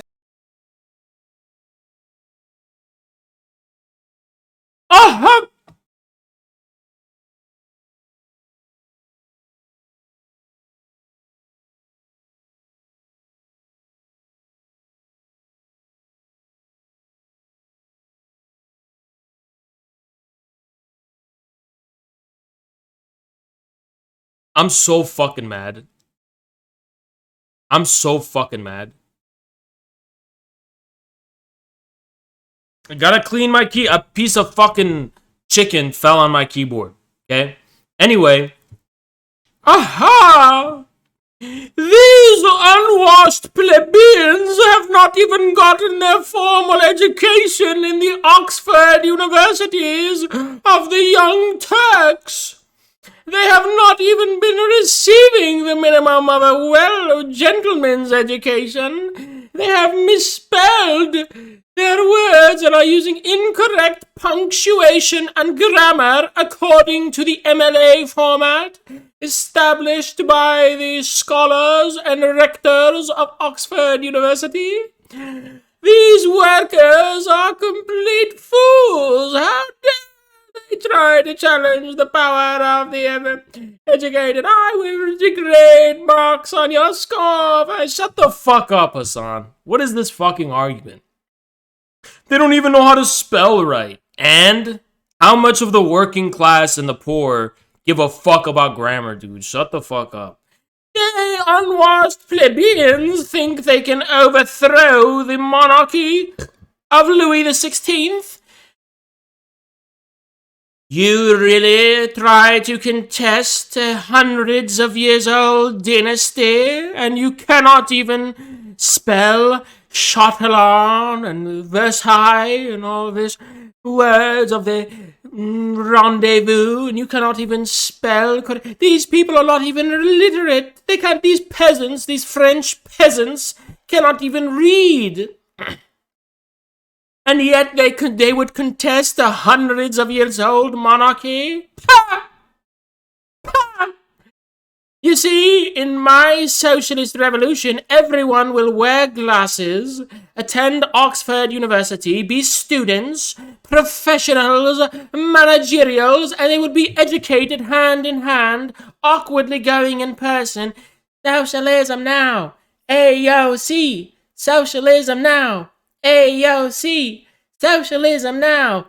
AOC! The planet is dying! Help me! And they all watch Chapo Trap House to laugh at the plebeians. Meanwhile, the revolutions of Russia, what a dastardly, deplorable place. Russia with Rasputin? Oh, ghastly. Or China, where the peasants were not even literate. 95% of people were not even literate, and they have the gall and the audacity to lead a revolution and boss around the educated classes, such as Hassan and his $3 million mansion with a electric Porsche worth 200,000 doubloons, and you would dare try to acquire a minimum of political significance when you cannot even spell correctly? Oh, how dare you! It said, like, say no to, they were trying to say tyranny, and they wrote the T slur for trans people. Like, they're like, just say no! United non-compliance! Like, they literally are too, like, I mean, I'm sorry, dude, like, don't say I'm ableist, but I do feel like they are actually so fucked.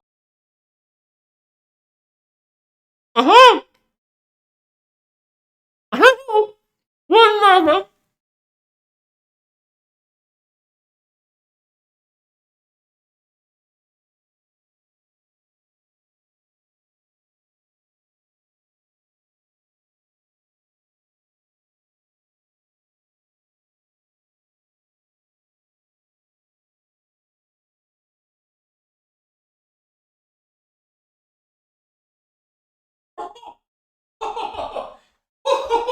Wait a moment.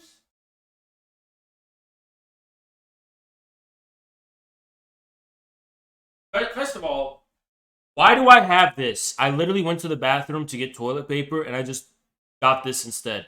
This is what I used to shave. Why did I bring this?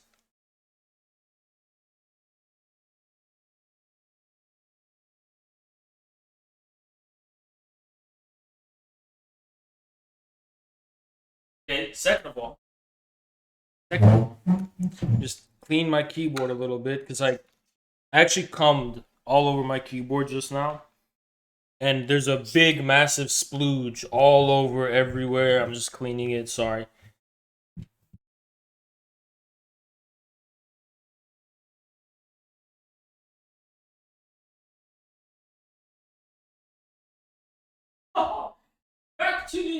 Back to the issue at hand.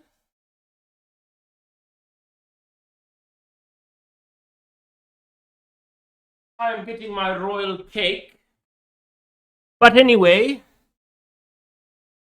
you see, what is most interesting is that they could not even. Oh, woe unto me! It turns. This reminds me of the opera I went to, which is that it is always the victims who are. I worship the victims. Only victims are righteous. Anyone who wins at anything is because they cheated and it's unfair. Only victims and losers are worthy of worship, according to Hassan Piker. I got an electric Porsche. Electric Porsche, I worship the losers and the victims. The injustice. The injustice. It breaks my heart. Why is it that when nurses demand fair treatment, no one listens? But when truckers band together, everyone cares about the truckers.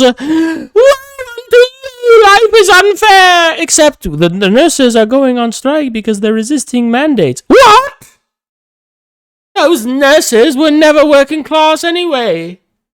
I'm talking about baristas. So you're telling me that I work at a Starbucks, busting my back, making frappuccinos and venti grappuccinos and lattes and apple cider pumpkin spice lattes, and I don't say a word.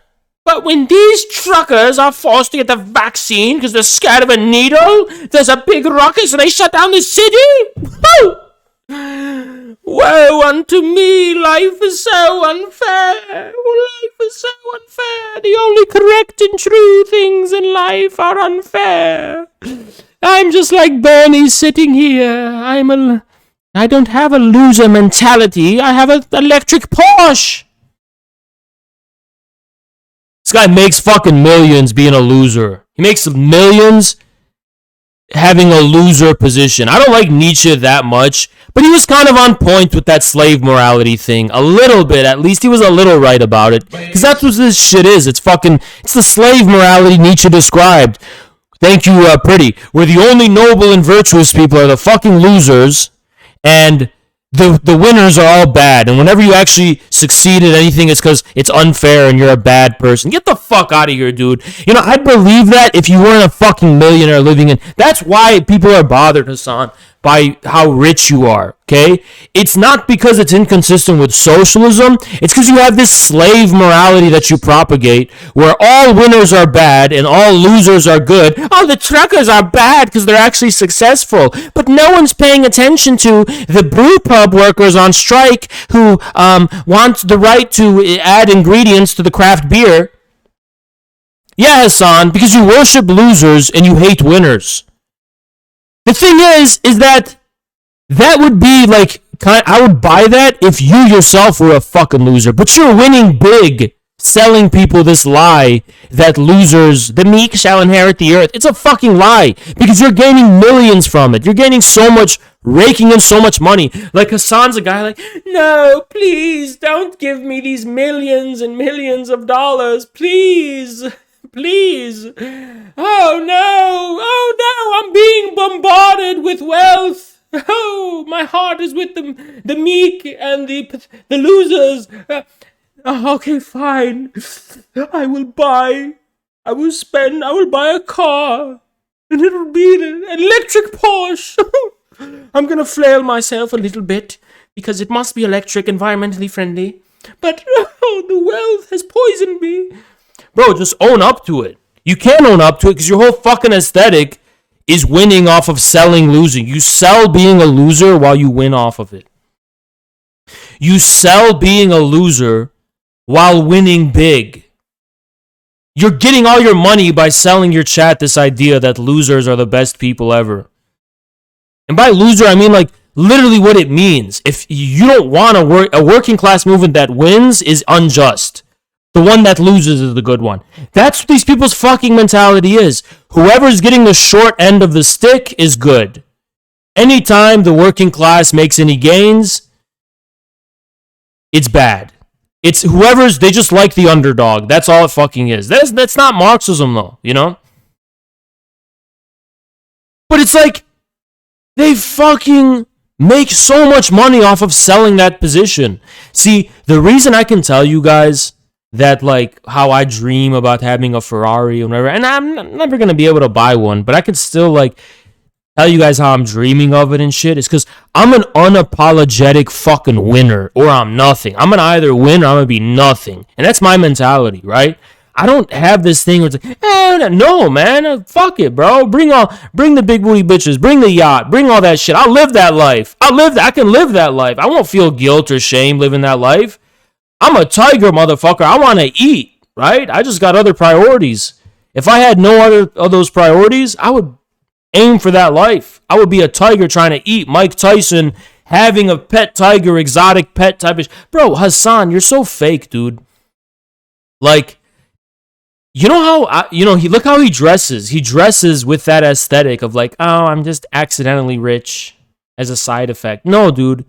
Why don't you dress like in a, why don't you have drip, wear Gucci, wear the fuck you gotta wear, and just go all out, There's no shame in that. There's only shame in it when you have this fucking slave morality bullshit where you just praise anyone who's getting the short end of the stick. Place for better benefits, shutting down a fucking assembly line for healthcare, for no one pays attention to them. Demanding back pay. No one pays attention to them. Or even like stopping racism in their workplace individually. Nobody's paying attention. That's like me bitching that I'm not getting enough views as Hassan. Nobody's giving me 20,000 views. Everyone's watching Hassan while I'm telling the truth. It's like, shut the fuck up, dude.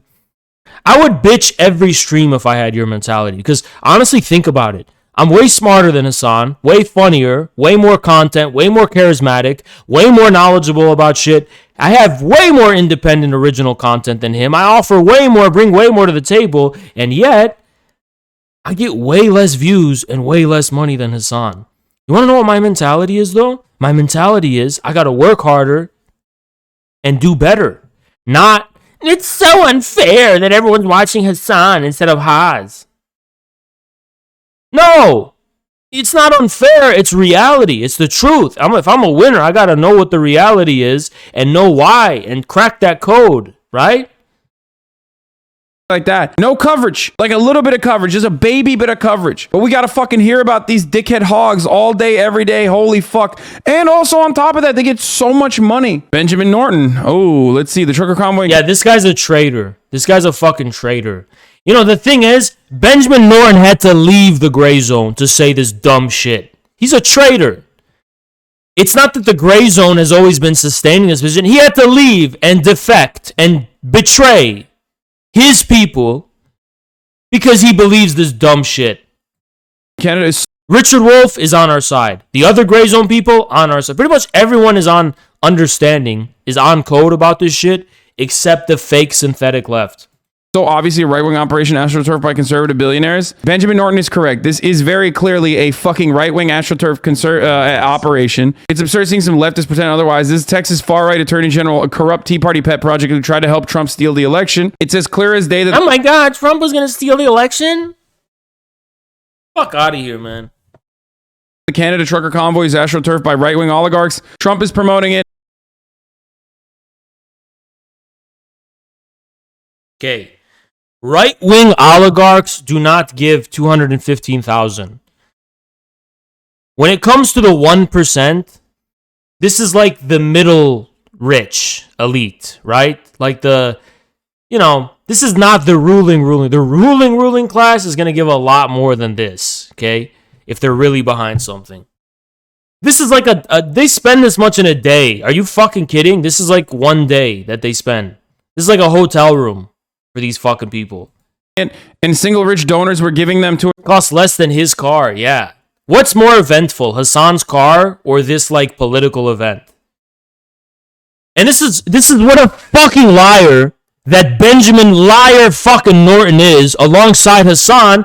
The overwhelming majority of that 10 million came from small donations. You know how many people donated? Like over 100,000 people donated. Over 100,000 people donated. The overwhelming majority of that money came from small donations. How many fucking people donated to Bernie? How many people donated to Bernie? For the whole election cycle, it's probably a lot more. Let me see. How many individual donations? Bernie individual donations. Let me look it up.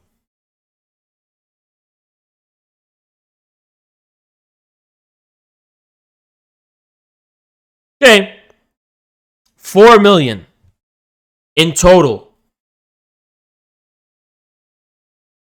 So it's from 2016 to 2019, Bernie got 4 million individual donations, okay? Within the span of like 2 weeks, they raised 100,000 people donating to that GoFundMe, okay? Don't fucking say it's oligarchs when it's 100,000 people behind it. Clearly, it's very, I don't even have to argue this. They're just lying right before our eyes. They're lying right before our fucking eyes. Go to any working class community in this country and ask them what they think of the convoy, and they're going to be in favor of it. You don't have to lie and cope and say, oh, right-wing oligarchs are behind it, when it is like overwhelmingly popular among the working class at an everyday fucking level. Like, do you really have to cope and lie and say, oh, this is the Koch brothers and this is some guy in Texas who supported the Tea Party? No, just go outside and you'll see this is a massively, massively, massively popular event with the support of millions and millions and millions of people who in their hearts, support those truckers. Let me see. I'll show you a YouTube video, right? Let me show you a YouTube video. Let me show you the comments of this YouTube video. Okay? Okay. I guess these are all oligarchs. Are these all oligarchs? This is all oligarchs, right? Look at the song. This is the Convoy song. American and Canadian, cheers for the Canadian truckers. They're all talking, and all throughout the comments talking about the truckers. Is this all astroturfed by right-wing billionaires? Get the fuck out of here with that cope, man. It's just cope. It's pure cope, $215,000, which is how it got to 10 million in 2 weeks. It's similar to a billionaire-funded rally Bolsonaro recently did in Brazil. In September, shut the fuck up. Literally shut the fuck up. Corporate oligarchs paid to send many buses to the rally.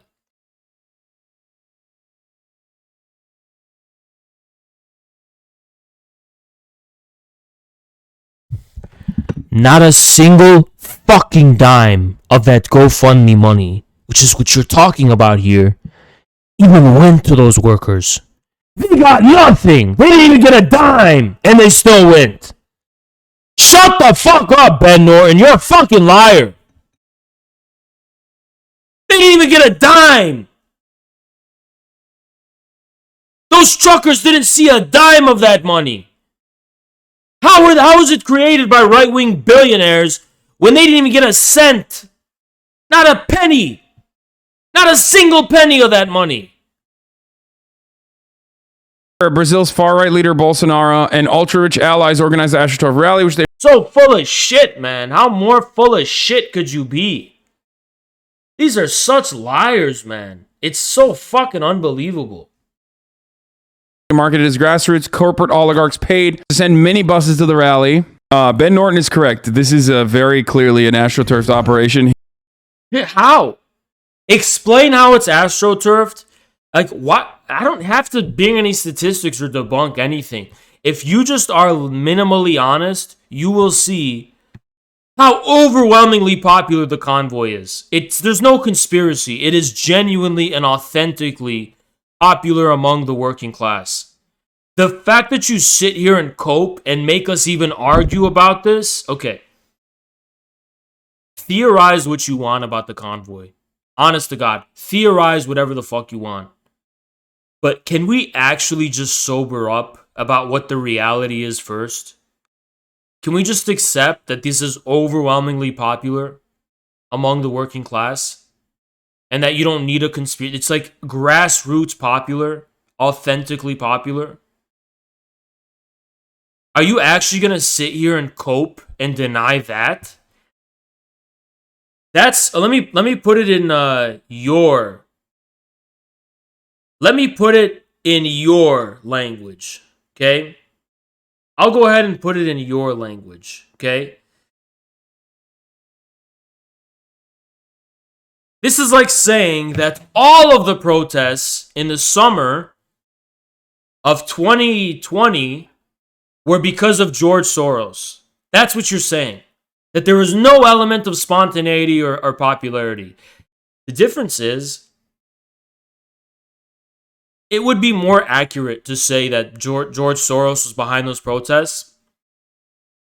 Because Black Lives Matter actually did get money from Soros. Millions, tens of millions. So it would be more accurate to say that, actually. These truckers didn't get a fucking cent of that $215,000 from an oligarch. Compare that to George Soros, who gave Black Lives Matter like tens of millions of dollars. Let's see. How much did Open Society Foundation give Black Lives Matter?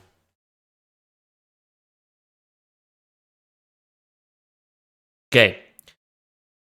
I actually was really wrong, and I'm going to correct myself about George Soros, because I said tens of millions to Black Lives Matter.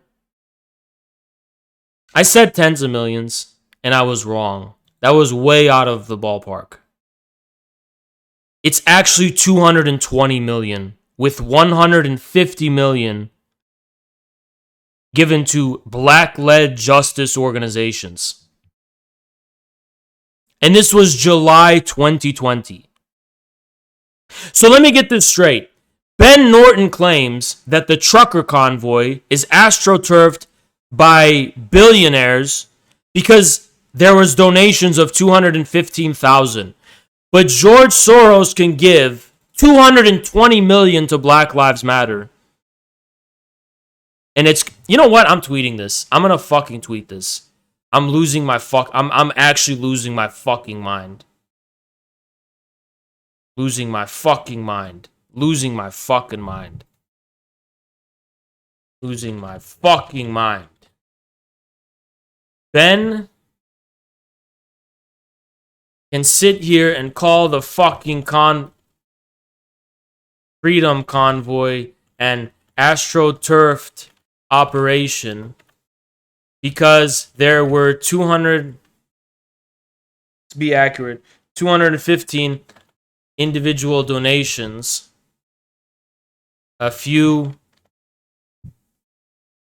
none of which went to all of which were seized, but Soros can give BLM 150 million,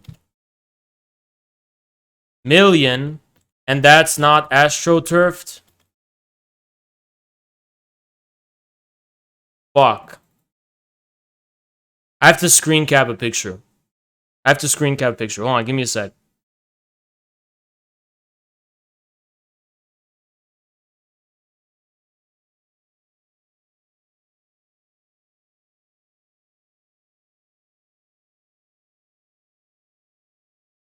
Holy shit. Holy fucking shit.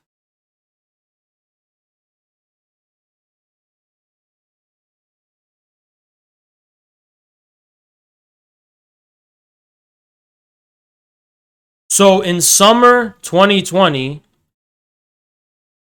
imagine if someone said that all protests in summer 2020 were just astroturfed by billionaires. Ben and Hassan would laugh at that. Yet somehow they reduced the convoy to being astroturfed by right-wing billionaires, oligarchs, because of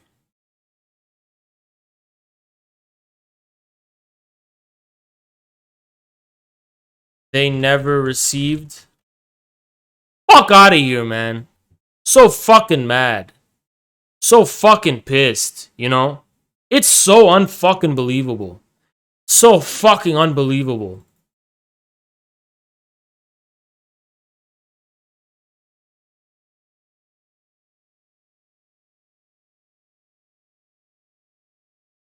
I'm losing my fucking mind here. It's so unbelievable.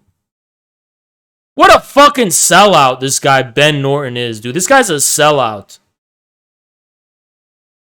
Complete sellout, man. Is this a claymation profile picture of him? I don't know. I'm not trying to make fun of him. Is this claymation? Or is this him? I'm not making fun of him. I literally don't know. Is this like claymation? I don't know. What a fucking liar, though. This guy's a total sellout. Here's what the Canadian police are doing, though, in the most polite way possible. This is how they're stopping them. They are taking fuel right away from people as they attempt to fuel their vehicles. And people are surrounding the police, even though the police are actually being extremely... Oh, George Soros was just co-opting Black Lives Matter. He was co-opting the revolution by giving them $150 million. He was just co-opting the revolution. But when some fucking guy in Texas gave them $215,000. Oh my God, it's a right-wing conspiracy. It's all a right-wing. What the fuck are we dealing with here, right? It's fucking unbelievable, man. It's actually fucking insanity. It's literally insane. Like, what the fuck? Calm and cool about kind of everything, except for they're taking fuel. 150 million. I just thought it was a few tens of millions. I didn't know it was 150. Can Soros even afford that? I mean, he's a billionaire, but wow, that's a lot of money. Yes, but Canadian Asmongold, who's an anarchist. They're being pretty respectful. Yeah, we know none of it helped the black community, but it did help stir unrest. Surely it did. I mean, what was the money used for? Everyone, considering they just got surrounded in like 2 seconds. Canadian anarchists talking about how police are being respectful. You know what's funny is that they're laughing as if they're like over exaggerating because these cops are stealing fuel, which is like life or death in the freezing cold. For people to stay warm, you need fuel. They're stealing the fuel, and they're laughing at that as if that's an exaggeration. Hey, I've been to fucking lefty protests before. I was there before Trump was elected, by the way. Before Trump was elected. I know how leftists think. Oh my God, they're such drama queens. They will literally lose their shit at the smallest thing. Can I tell you guys a story? One time I was at a protest where we were just blocking traffic. I didn't know what the fuck was going on, but I was part of this group, the YDS, and we were gonna block traffic, right? The Young Democratic Socialists. This was before Trump was elected. And we went to go block traffic with like 6 other people or 10 other people. And we were going to block traffic for something like Black Lives Matter, some shit like that, right? So this white woman, liberal hippie type, was blocking traffic. And there's like a car. She was standing in front of a car like screaming at this car, right? And then the car slightly hits the gas, not dramatically, but slightly like goes for like, hey, get out of the way. And she goes, do you want to go to jail? Do you want to go to jail? I will call the police right now. Keep in mind, these were anarchists, hardcore anarchists, who literally were protesting and saying, abolish the police! ACAB, abolish the police! And this is what they were fucking doing. Holy shit! Don't start this war about who's a bigger fucking drama queen at protests. I've seen a lot of shit with my own 2 eyes as a leftist that would have been very good ammunition for the right. And you know what made me realize right-wing propaganda is like not even the tip of the iceberg? The thing is, right-wingers are cucks. Their propaganda against the left doesn't even come close to how bad the left really is. They miss so much shit. There's so much shit I've seen where I was like, look, if Fox came with a camera and showed people what you're doing right here, you would look really fucking bad. And so much of it you don't see. It's the tip of the iceberg. All the right-wing propaganda you've seen about the left is the tip of the tip of the tip of the iceberg. I witnessed firsthand how fucked up these people actually are. Anyone else with experience can attest to the same fucking thing, by the way. It's actually insane. It's actually fucking crazy. Oh, dude, I love that. Okay, listen. I love anarchists. Yamaha anarchists. Okay, let's just watch this. You got another thing coming. I have a record the size of my fucking arm. I am not a nice person. And I know what's coming. And I know what I'm getting prepared for. And I'll tell you right now, there's not a single person out there who's fucking going to be able to stand up to what's coming. Who is this guy?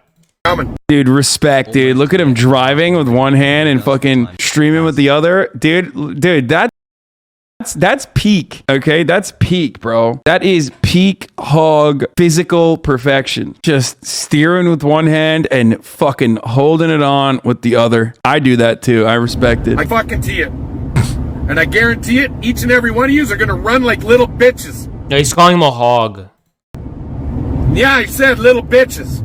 Yeah, the gloves are off, don't you know? I used the B word.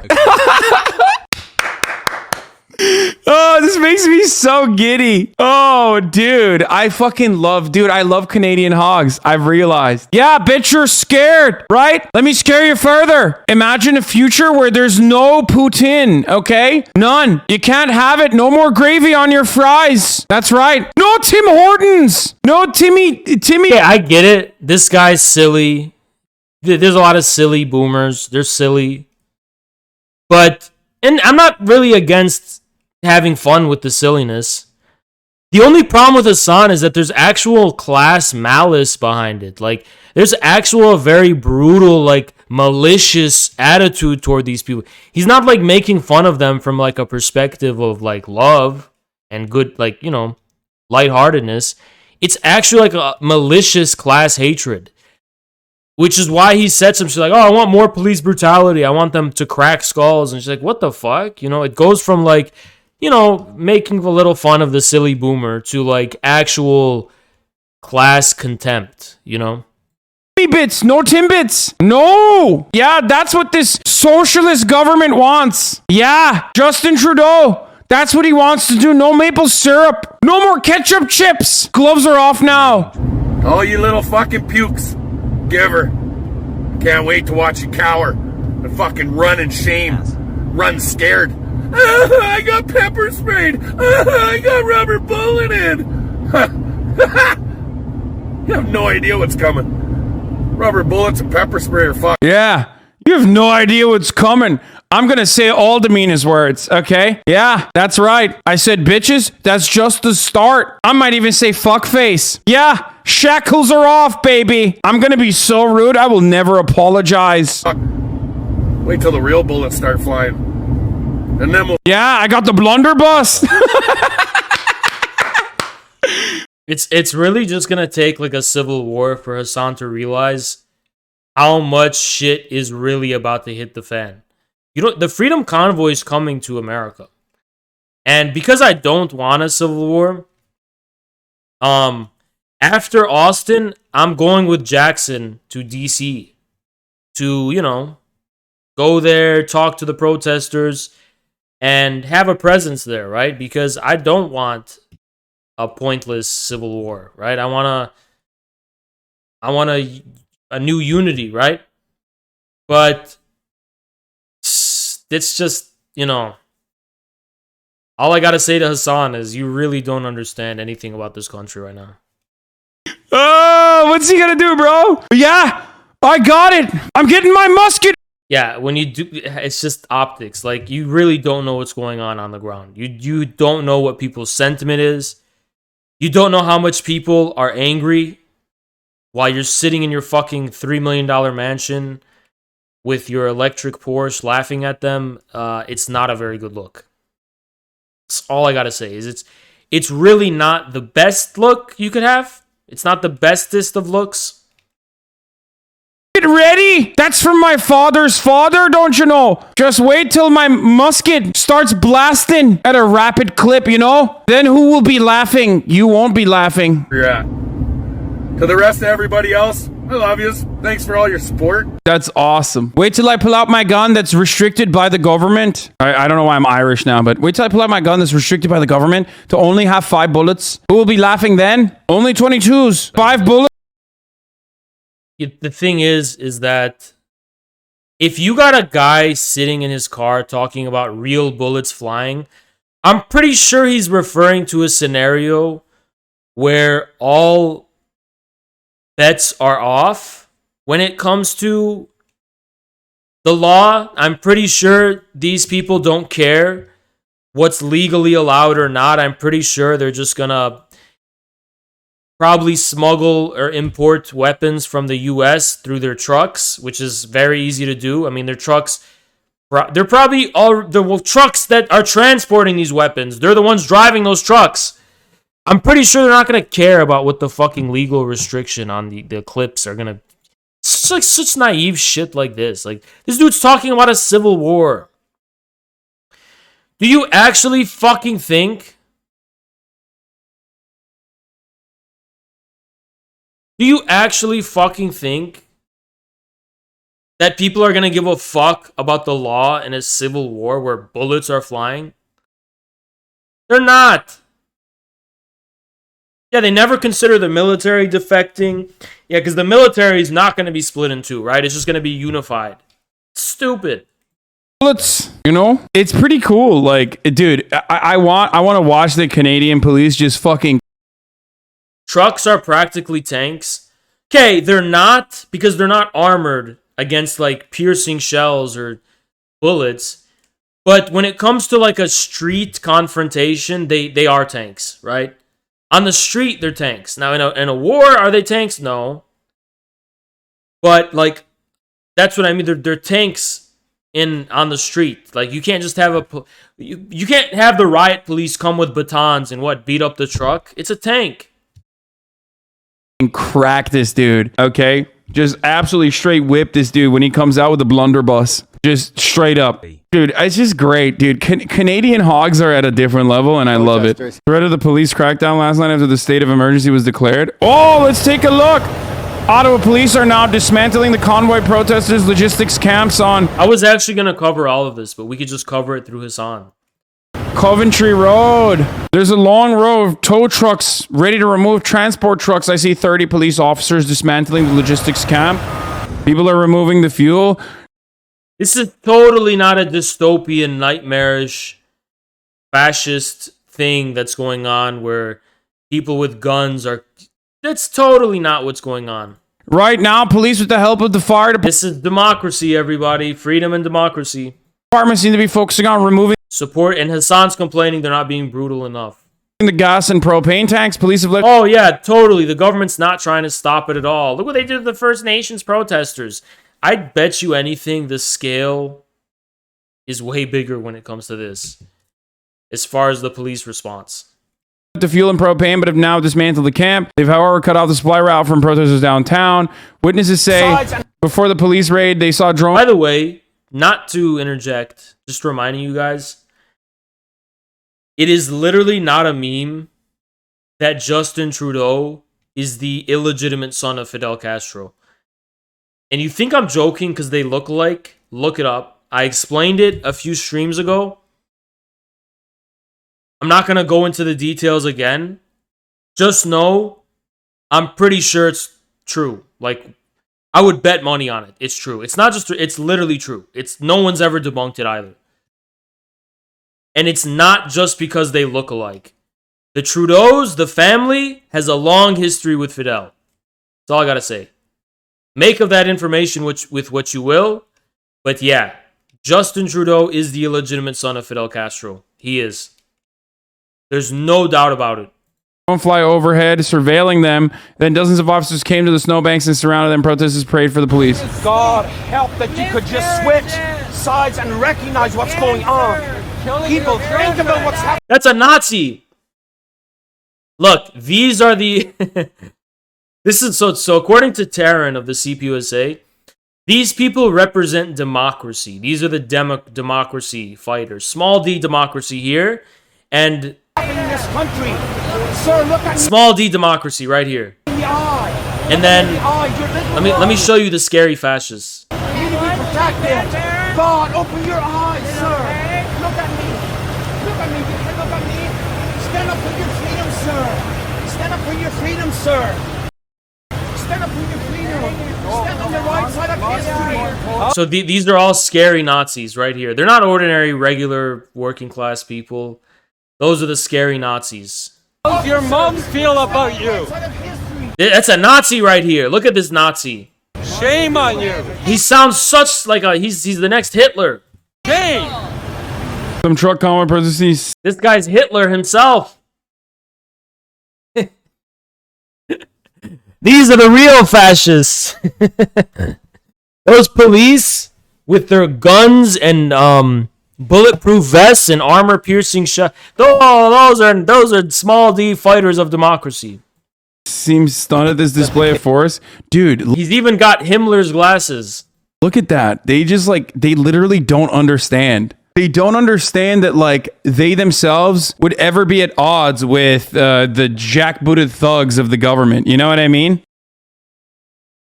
Yeah, because they're normal Canadian citizens who were always under the impression that the government exists to protect them and serve them because that's what they've been taught their whole lives.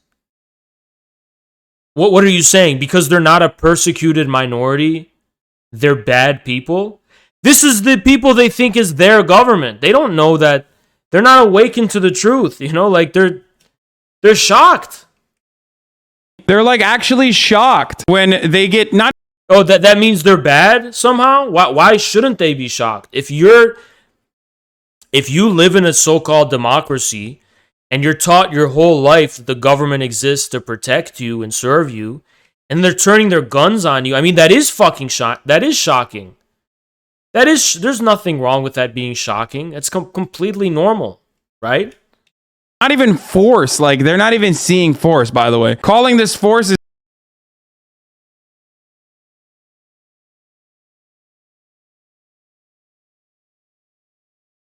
Yeah, I think there was there was too few grenade launchers. They needed more grenade launchers, and then it's going to be true force, right? They just didn't have enough grenade launchers. There's only 1 or 2 grenade launchers there. There needs to be more. Yeah, there's not enough snipers. We need more snipers for it to be real. What a stupid fucking thing to say. You're saying there's no force? They literally have guns. It's an army. It's a military. That's not force, then what is? This is disgusting. Force is when you beat the shit out of First Nation protesters on. Hey, Hassan. You are literally just playing the slave morality thing where everyone who's losing is good and everyone who has a chance at winning is bad. Indigenous land, right? That's force. These guys, they're being pleasantly removed. You guys know why it became fashionable to be pro-Palestinian? By the way, just letting you know. Do you know why it became fashionable to become pro-Palestinian?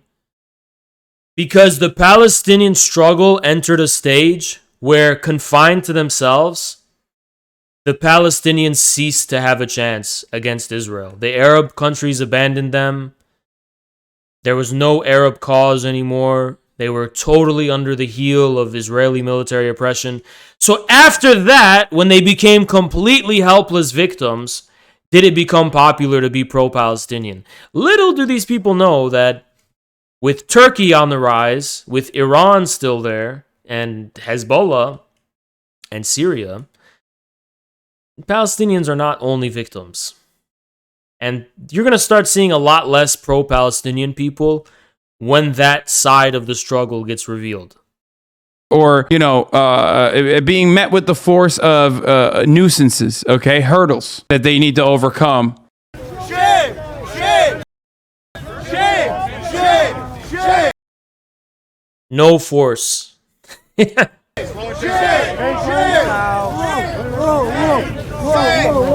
Oh, why aren't they being treated as badly as the First Nations protesters?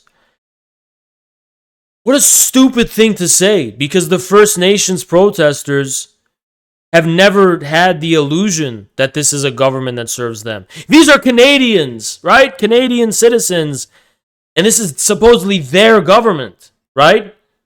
So they did have that illusion. I mean, that is what they expect.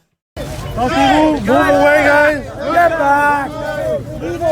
I mean, I'm glad that the Canadian courts actually filed an injunction, and like it's no longer allowed to just like keep doing noise pollution, because that shit's fucking annoying.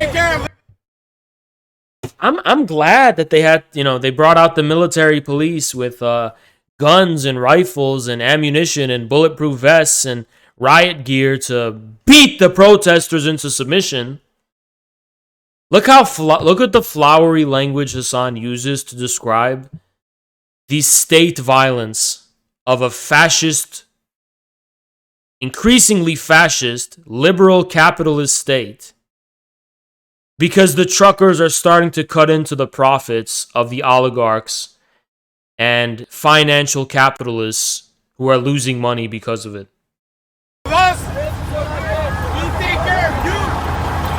What are you gonna do, bitch? What am I looking at? It's the leftists siding with the government and the police. This is a new type of leftist siding with the government and the military and the police. What? You get my prime, good sir. Thank you, Jord.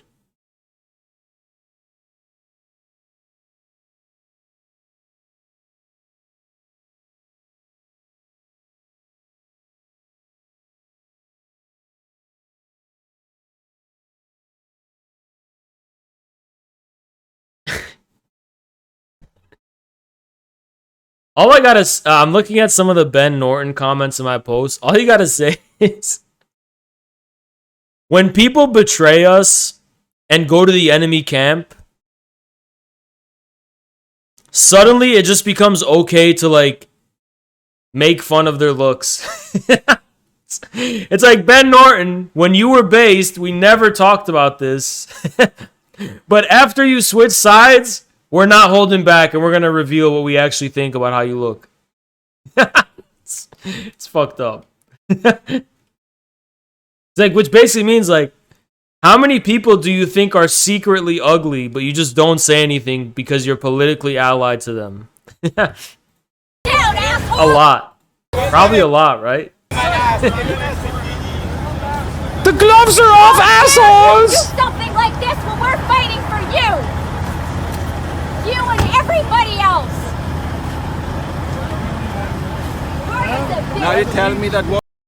You know, during the Vietnam War, you saw the same scenes of protesters against the police and shit, and that's how it always happens, you know? Was not excessive force? Wait, what's excessive force? They have no idea. They have no concept of excessive force, dude. You're not enough of your skulls are being cracked. You know nothing of suffering. Bro, shut the fuck up, honestly. Dude. For those wondering what these officers are trained to maintain public order, and large firearm you see on the officer on the left is a riot control device that launches tear gas rubber projectiles. Dude, I love the Canadian broadcaster having to describe what a less than lethal weapon is, because they... Oh yeah, totally. You're right. This is all all the weapons, they're made of pillows. It's a pillow fight. That's what you see here. It's completely non-lethal. You like have never seen it, you know what I mean? Like, that's pretty basic, dude. Like, that's like... When have police used live rounds on protesters in a Western country? Like, when? Probably like, what, 70 years ago or some shit? It hasn't happened in a very long time. That doesn't mean it's not excessive force, okay? Yeah, Vietnam. Was that 20 plus 3? Okay, so it's like 50, not 70. Every American protest. You get like 12 leftists together in America, and they have that. Everyone is armed with that, with the fucking grenade launcher. Armed with less... That's not true. Less than lethal rounds. I've been and helped plan and start several leftist protests where there was zero police presence at all. This is a lie. You're just being selective. Baby's first police brutality. Yeah, it's like baby's first show of force, you know? Wow, we should all just be so used to shows of force, I guess. It's like something we should be already accustomed to. Like, for example, when I left my suburb and started smashing windows and the cop tackled me. Oh boy, I mean, sorry, Hassan, most people are normal people and they don't want police to be beating them as a normal thing. They want to feel like their police protects and serves them, with such an unreasonable and naive expectation for people to have. But I guess that's just because they're Nazis.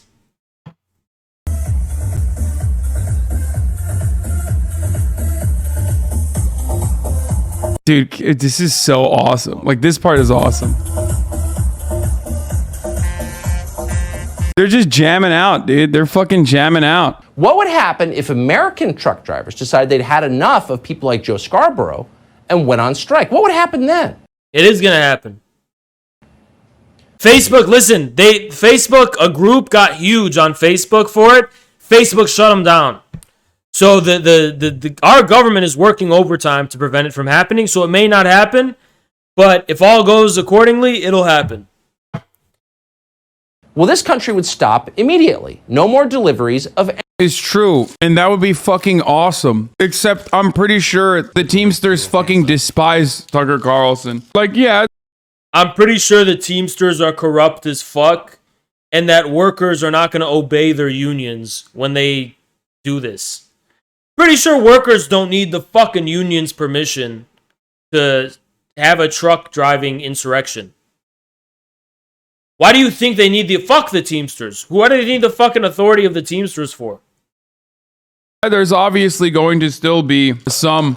Wait, that's awesome. What the fuck? This is awesome. Like, I really do hope that happens. That would be great. But, God, I want more fucking actual labor momentum, just so, like, obviously, first and foremost, so that, you know, workers can get better benefits, higher pay, for all the obvious good reasons. And then, you know, more people joining labor unions. Always a good thing. But also the secondary reason why I want it is so that Tucker Carlson, who's like Mr. Working Class, has to go back and fucking cry about like how the Teamsters claim to be the side of the working class, and yet they have a $1.8 billion strike fund. Doesn't seem so working class. I don't think Tucker would come out against the working class uprising. I just don't see that. To me, does it? That's right. The Teamsters make $100,000 on average on their salaries, somewhere as high as $250,000. This is a guy who doesn't know anything about Tucker. Sorry. I don't like Tucker a lot. He's good on foreign policy. He's good on some stuff, but I know how he thinks. This is not what his position would be. In a state like California. Doesn't seem so working class, does it? Like, he will turn on fucking truckers so quick, and those are like actual talking points that he would use too. Which, by the way, speaking of the Teamsters Canada has already denounced the truck drivers, and they... Oh my God! A corrupt union in bed with the establishment and the ruling class has denounced the... Nobody fucking cares what this establishment shill fucking bureaucratic union thinks. Oh my God!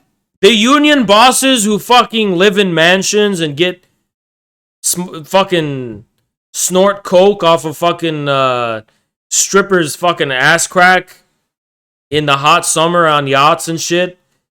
The fucking union leaders are... Bro, shut the fuck up. You don't even know how fucking corrupt these unions are.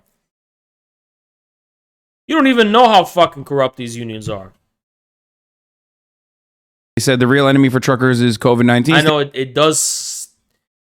Yeah. Statement by Francois Laporte, president of Teamsters Canada, representing over 55,000 professional drivers across Canada. But of course, you know, that goes against Tucker Carlson, who's trying to just simply propagandize. The only time that Republicans ever fucking get on board with labor unions, well, I mean, it's not even labor unions, let's be real, this is not even labor unions, but the only time Republicans get on board with like labor action is if it's the workers that do not represent a union or anything like that, and they...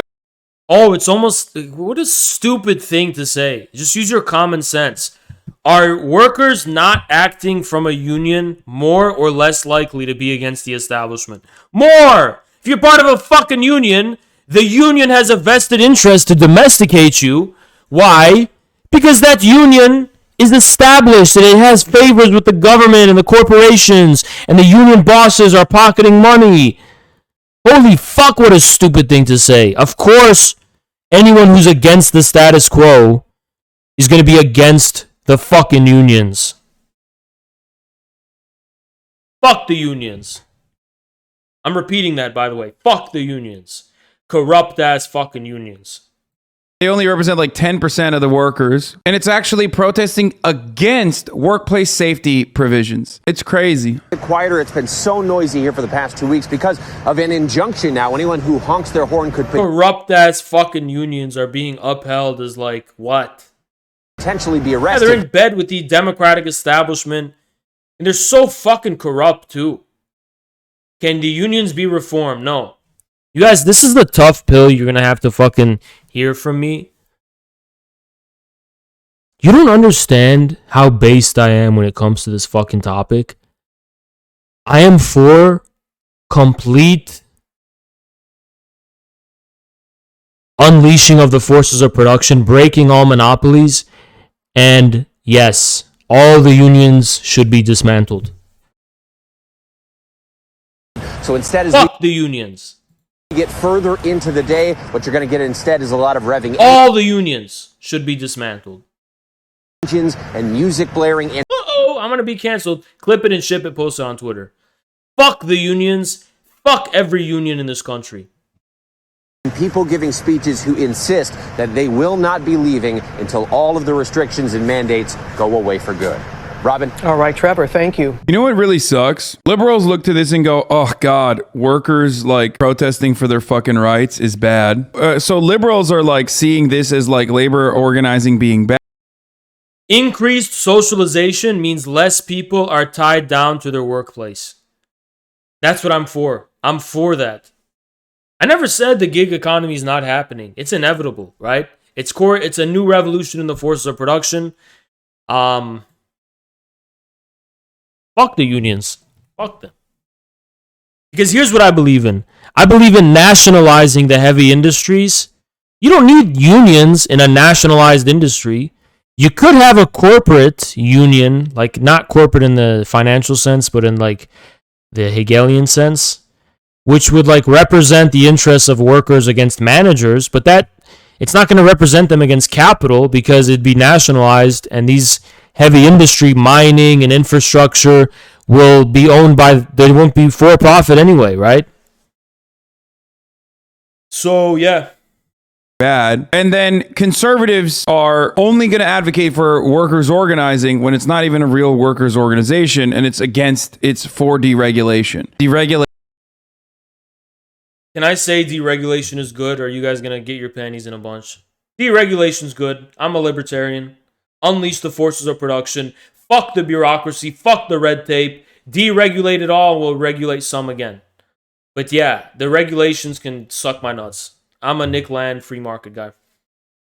Regulation and against healthcare. More decentralization. Initiatives. The trucker convoy could be coming to the United States of America, don't you know? We can have new regulations. New, clean, shining, simple regulations. But first, we have to get rid of all of them. Smash the state machinery. That's what fucking Marx said. That's what Lenin said. Smash the bureaucracy. Smash the imperialist state machinery. Wipe it all clean. We'll build something new. Start from zero. Make it simple. I'm against the unions, the regulations, everything. That's what Marx said. We cannot inherit the ready-made state machinery. It must be smashed. That's what I believe in. That's what Lenin said. Major impact on the auto industry. They're disrupting trade and forcing some manufacturing plants to slow production. Now the Department of Homeland... Smash the bureaucratic machine. Smash the legacy unions. Smash the federal government's power. Homeland Security warns a similar convoy might pop up near the Super Bowl. This is just classic fear mongering and smash the DMV. Fuck the DMV.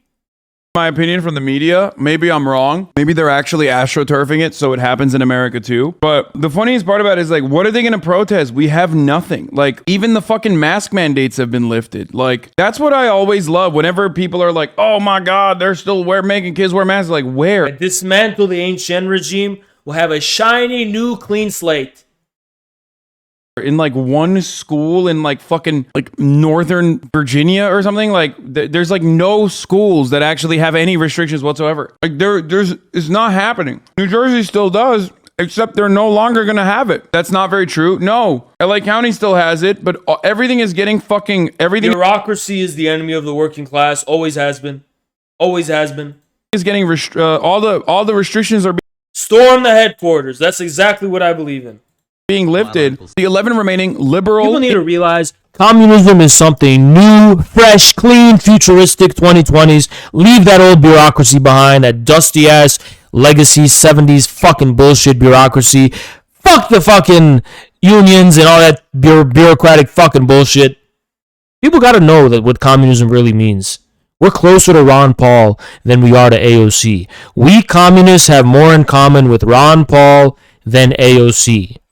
And the Federal Reserve. We disagree with Ron Paul because we want a state nationalized central bank that is owned by the state, and we want the American system of industrial investments using the bank for credit to develop the forces of production like China does. But we want to destroy the banking cartels, 1,000%. Smash the banks! Smash the banking cartels! From scratch, create a nationalized central bank and the Federal Reserve. That's what we believe in. Smash the bureaucratic military machine. Exactly. Smash the bureaucratic military machine. Draft an infrared minimum program. We'll get around to it eventually. In blue state governors got together this past week, talked to Joe Biden to change the restrictions at the federal level for the CDC too. They urged Joe Biden to change the restrictions at the CDC level. They have a bank bailout and they always bail out these fucking banks. Oh, you can be bailing out these banks. Bail them out from the rubble. Because the banks, Wall Street will be demolished under communism. The proletarian dictatorship will bulldoze Wall Street, all legally, turn it into rubble, and we'll replace Wall Street with a sanitation system. Yeah, something where the shit goes in the city of New York. Because there's a lot of shit in New York and a lot of dirt there too, so may as well dedicate it to cleaning up the city. And now they're working on lifting their fucking restrictions. Like completely. Wastewater treatment plant. Department of Homeland Security says it received reports a convoy of truckers plans to potentially block roads in major metropolitan cities and severely disrupt transportation. The DHS alert says the convoy could begin Sunday in Los Angeles, the site of... Oh yeah, I forgot to mention this. Fuck the colleges, fuck the universities, dismantle the colleges. Bernie says free college, I say no college. Bernie said free college, I say destroy the college. Destroy the fucking colleges. Keep the community colleges, keep the trade schools, destroy all the other colleges. So stupid and wasteful. Destroy the colleges, destroy them.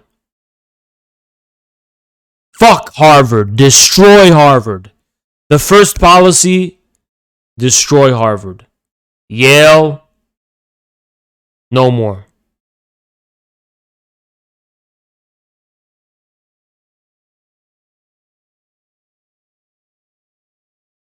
Trade schools, yes. And you know what? You don't need more education than high school. You don't fucking need it. So it should end in high school. We're just going to replace a lot of the dumb bullshit you learn in high school with trade school. Integrate trade school with middle school and high school. Stop wasting time. Stop wasting our kids' times. Don't be sending them to learn about dumb, pointless shit. Why don't you fucking integrate some hands-on trade school work throughout middle school and high school, you do work, trade school work, to prepare you for the future. And then when you get high school diploma, you're good. You don't need anything else. That's what I believe in. At the Super Bowl, gathering truckers as they travel across the country. There's no reason you need more education beyond high school. And when I say need, I mean need, dumbass. It's very good to be more educated. It's good to be more educated, but YouTube's doing a fine job of that. How many of you have learned more from YouTube than you do from your fucking colleges? Everyone learns more from YouTube than the fucking colleges. So fuck off with fucking college. What happens to the computer scientists?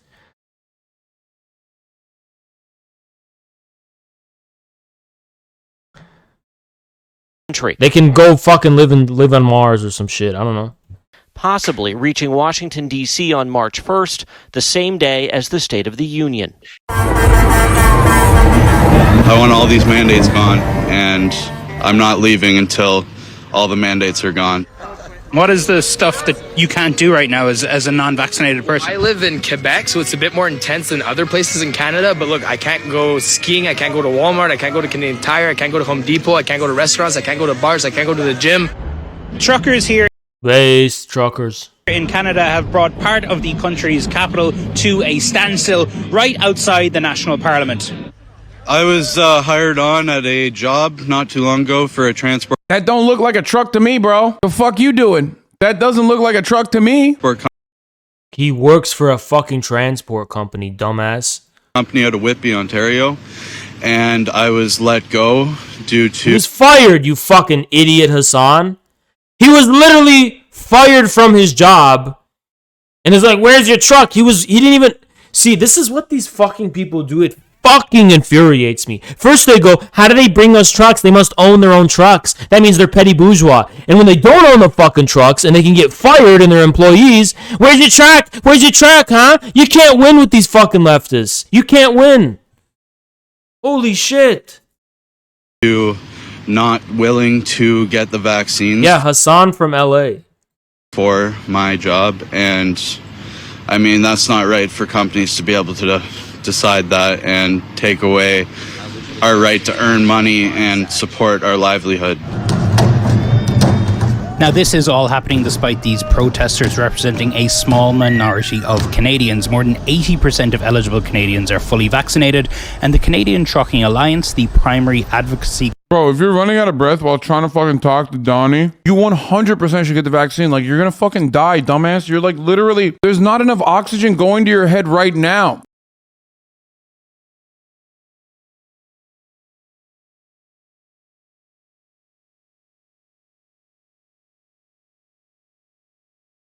Am I allowed to say it?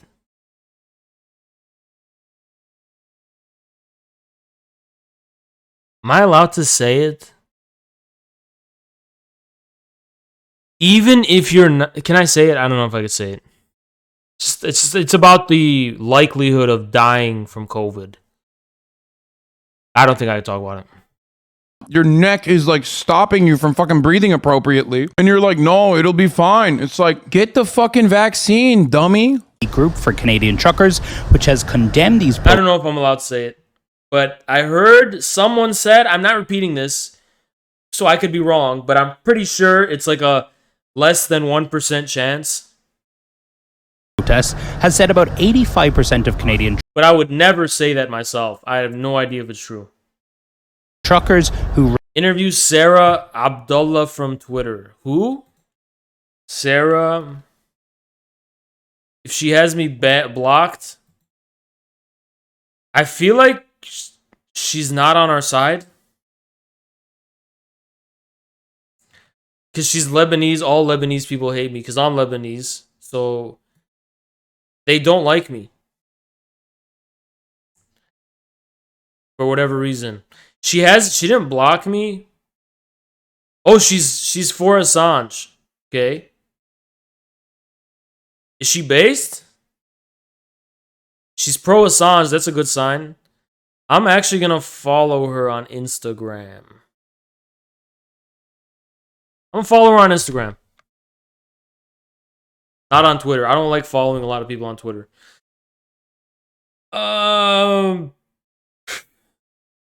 Also, I only like following people that follow me first, and I'm just petty like that. You have to follow me first, and then I'll follow you. But on Insta, I'll follow you even if you don't follow me. Regularly cross the US border are vaccinated. And for you, why is it important for you to be here today? Well, because Fake news. Sorry. because like you're Don't talk to them. This is fake news. But despite the fact that these people may be part of a minority in Canada, they are receiving a lot of support from conservatives and other right-wing figures in the United States. We are now aware of a significant element from the United States that have been involved in the funding, the organizing, and the demonstrating. The Canadian truckers are heroes. They are patriots, and they are marching for your freedom. No one trusts you, Ted. Freedom and for my... Nobody... Okay, who wants the debate? Should we just cap this off with a debate? Who wants the debate? Let's see. Alright. Hello. What? Are you okay? Hello? Yeah. Can you hear me? Yeah. Okay. So, Haz, you call yourself a Stalinist communist? Yeah. And you also love Xi Jinping's China? What? You call yourself a Stalinist communist who loves Xi Jinping and you love the Soviet Union? That is correct. Okay. Is this some sort of LARP? Are you doing this because you just oppose the current liberal world order?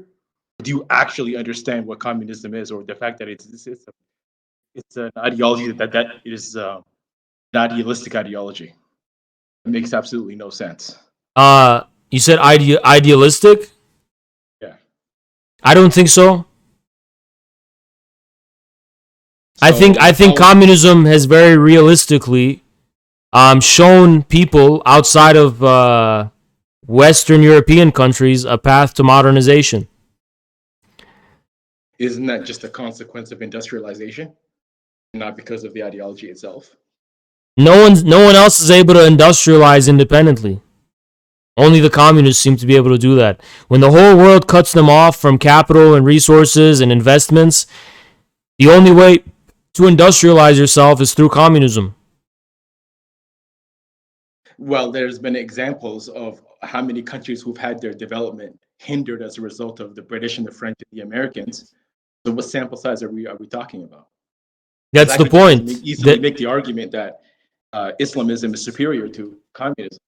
And the only reason why people gravitated towards communism is because it was the only real alternative to the liberal capitalist world order that the British and the French, the Americans were upholding at the time. All right, so what are examples of Islamist countries that have successfully modernized their forces of production? Have you had an Islamist country so far in the last 100 years? Iran. Iran is Shia, but okay. So what? Iran is not what I would consider. I'm talking about Sunni Islamism, Ahl Sunnah wal Jama'ah. Why? Quran and Sunnah. Okay, I mean, then say Sunni Islamism. Sunni Islamism. Okay, yes. I don't even consider Iran to be a Muslim country. It's an absolute LARP. Okay, well then you don't have any countries because Iran is the only Muslim government that has the Sharia. I mean, not only that has the Sharia, but is like It has some aspects of Sharia. That's true. You know what I mean? Well, it's the whole state ideology. Now maybe you could say Pakistan, but no, Pakistan is Muslim and they're an Islamic republic, but their laws are pretty much borrowed from European and Western sources. I wouldn't say that they would be considered an Islamist country. They call themselves Islamic. I want meat and potatoes practical solutions. So how will Islamism free Muslim countries from dependence on the West? Well, Islamism is not really opposed to the idea of having a market economy. Islam also has a system where you take care of no, that's not what I'm asking. The people who are displaced and the people who don't have the ability to take care of themselves. So That's not what I'm asking. How? That's fine. How will they cease to be dependent on the West economically? How can you acquire self-sufficiency and economic sovereignty?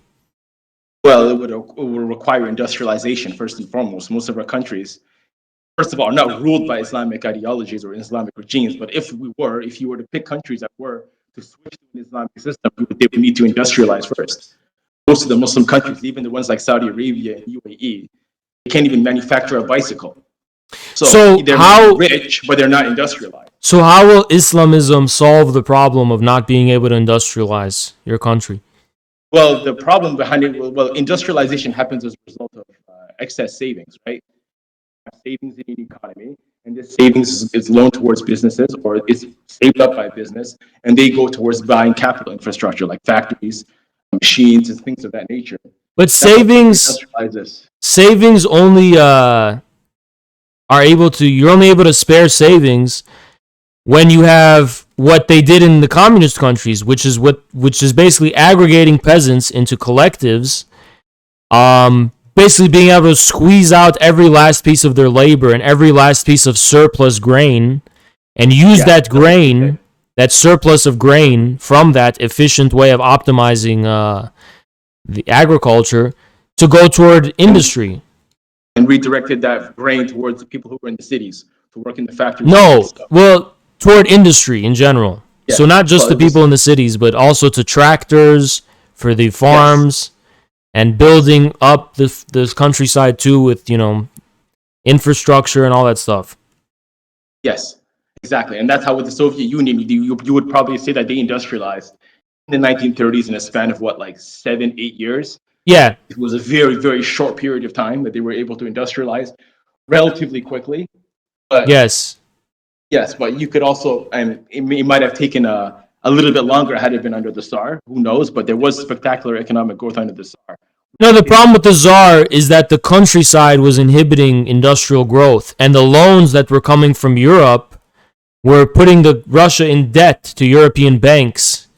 They weren't able to ever pay off those loans, so Russia was becoming a whole country indebted to France and Europe, and none of those capital investments were going toward any mass-scale industrialization.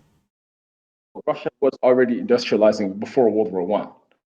No, its industrialization was very limited and was not being extended to the countryside. Well, maybe this is just a factor of time, right? It's like the United States. The North industrialized before the South did. Right? The United States industrialized because of British capitalist investments in the U.S. In addition to the internal industrialization that happened as a result of the protectionistic policies of like Lincoln and so on, which helped create an independent industry here. It was, and same thing happened with the United States investing in Asian countries like China or South Korea. They had American excess savings went towards loans in South Korea. South Korea, yes. China. Yeah, South Korea, yes. China, no, because China's the investments in China were very much controlled by the Chinese government. It was like all part of a long game. So it appeared that the Chinese government had a tight leash on what the Americans were able to invest in, but investment came from American excess savings. Yeah, but that was to develop the productive forces to the extent they've been developed now, but in general, a national industrial system was already created by then in China. It wasn't possible without American excess savings. There was already an industrial system in China by that time. Yes, I understand that, of course. I mean, China had nuclear weapons by the 1960s. They weren't totally backwards, and by the time Mao died, I understand that. And they were so, but okay. The point is, first of all, what do you mean by Islamism? Sunni Islamism. What do you mean by that? I mean Islamic law, Sharia law, Islamic economics as well. What is that economy that in the absence of having riba, we don't want to have usury, but as well as having a system that has you can take care of the poor, you have the zakat tax, you have things of that nature. Yes, Islamic economics, essentially. Not Yeah, like but communism, where you have the government or the state or the workers controlling the means of production, whatever that means. But instead of having the means of production being controlled by private business owners, investors, people who have savings, people who took those savings and took how a do you risk acquire the savings? to save the money. There's many ways to acquire savings. Sometimes you borrow. Sometimes you use other people's savings. Sometimes you use your own savings. So let's say if you were to save $300,000 of your own money and purchase. But then, like 90%, 99%, 99% of Like a John people. Deere tractor will cost you about $400,000. Yeah, but like 99% of people don't have any money to save. They have no money to spare. No, they don't. We're talking about people who do have savings. Whether Yeah, but those people, that 1%, are never going to be able to squeeze enough capital out of the 99%, squeeze enough revenue from them, that is. Because those people, 99% have savings. So each individual might have $200 or $300 of savings. they have no savings. Let's say they have a small amount. Let's say it's $100, and each person deposits $100 into a bank. The bank would aggregate those savings and make the decision on who they can loan that money out to. They use profits and losses to make that decision. But that's not how it works in the real world. Like, each country gets its revenues from very different sources. Sometimes it's from oil, sometimes it's from this, sometimes it's from that. The question is, how will the Islamic world become independent economically? Happens through economic growth and industrialization. It can only happen through savings. That's the thing. It's the same route. But promoting people to just save is not a government policy. That's like, what are you saying? No, I'm not saying that promoting people to save. I'm saying allow those savings to be used by private entrepreneurs rather than state actors. Hold on. That's a false dichotomy. I mean, China allows entrepreneurs to use savings. It also has the state They understood use savings. that. You know, I mean, it's a communist state. Jiang Zemin understood that. You know, they weren't totally stupid. They respected the market. They allowed Americans and Brits who had savings go into the market and create Nike factories. How can Sharia law? Let me ask you a tougher question, because the economics one, it's not very clear, right? So let me ask you a question. Maybe we'll get more clarity from you. How can Sharia law fight against the temptations of Western culture? Well, we have two aspects. One, you obviously have the penal code, but then you also have the internal code. So how you behave as a person, whether you pray to God. But Western culture is desirable. I'll tell you something. People in the Middle East desire Western goods. They desire TV shows and modern. Yeah, it might makes right. America and Britain were the most powerful countries in the world, so people want to imitate. It's the same but way they actually genuinely like it. Like, for example, I don't mean to sound too American. They're imitating it. Not necessarily. Sometimes they are, but you know, hamburger testimonials from the 1300s where you had Europeans trying to imitate Arab culture. Many of them were trying to True. But are you going to deny? Hold on, true. But will you deny that hamburgers taste good?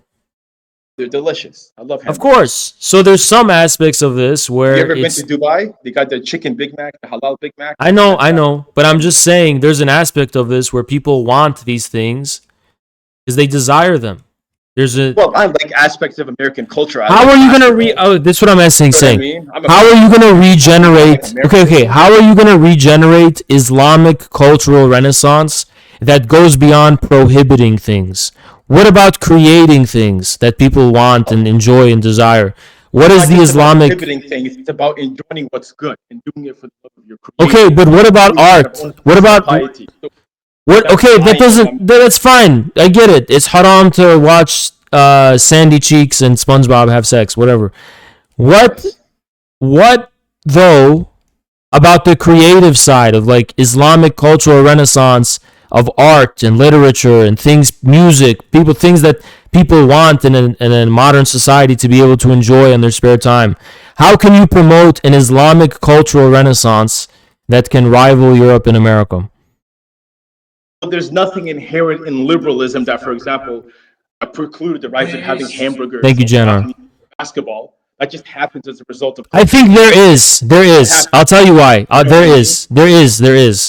Because How do you predict the rise of basketball? Because with the Renaissance and with humanism, there came to be the view that our human reality deserves attention, not just the spiritual or religious one.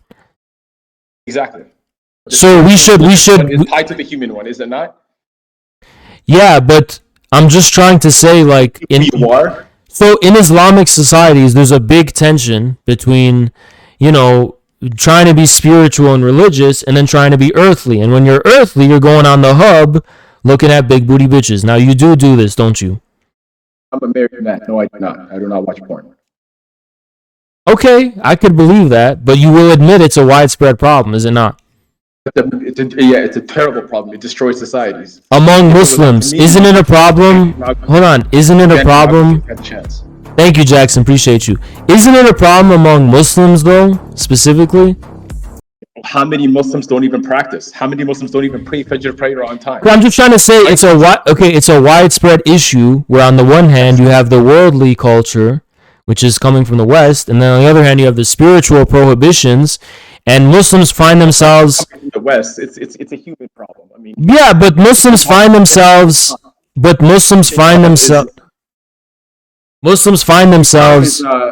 Shaitan is a big. I mean, the Quran warns us against fornication.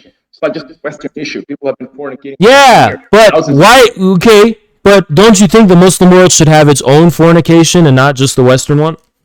No, because we join what's good and we forbid what's evil. Why would you want? That's why. Let me tell you something. Get married. OJ Smoke. That is why you will never ever lead the Muslim world. Because guess what? We need our own sin. We need our own world of sin. Yes. Not just the Western world of sin. That human beings are imperfect. You want to know why Russia and China are independent? Hold on. Do you want to know? Listen. It's another thing to allow sin and to make it normalized.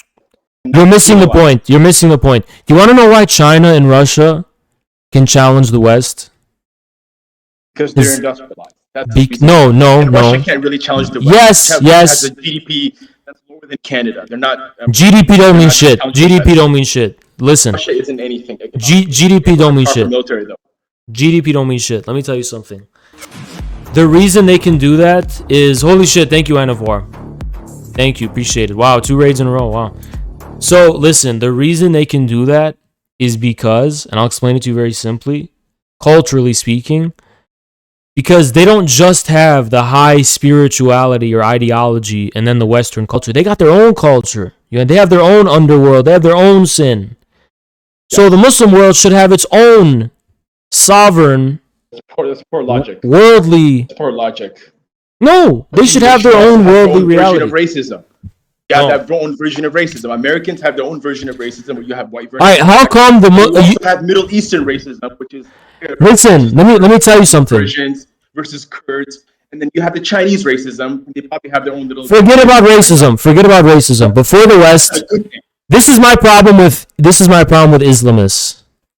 You act like the West brought all the sin. Before the West, we had our own Islamic sin. We had our own wine. We had our own sinful ways.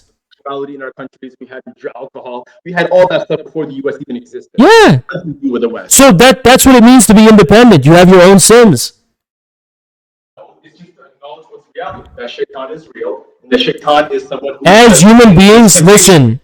As human beings, we are always going to be fighting between spirituality and the worldly temptations, right?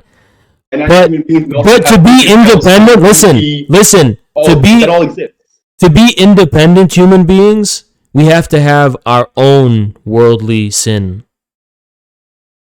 Absolutely makes no sense. Makes perfect sense. I'll have to eat pork. No! Eating our meat, but I'm saying, for example, instead of emulating Western culture with Western nightclubs, we have our own Middle Eastern nightclubs with, Middle Eastern style music and Middle Eastern fashion and all that shit, which is worldly, right? That's still the same vice that we Islam. It ain't the same. That's what you miss. It ain't the same, man. It's not the same. This is what you don't seem to understand. You seem to think it is not the same. You seem to think the human experience is just what exists inside the community or inside the nation. What about the spirituality that exists beyond after you pass away? What happens? This is why the Muslim world is cucked to the West, because let me tell you what, because you're always going to be fighting. No, shut up. You're always going to be fighting. Let me talk. You're always going to be fighting between the spirituality and wanting to go to Jannah and SpongeBob SquarePants.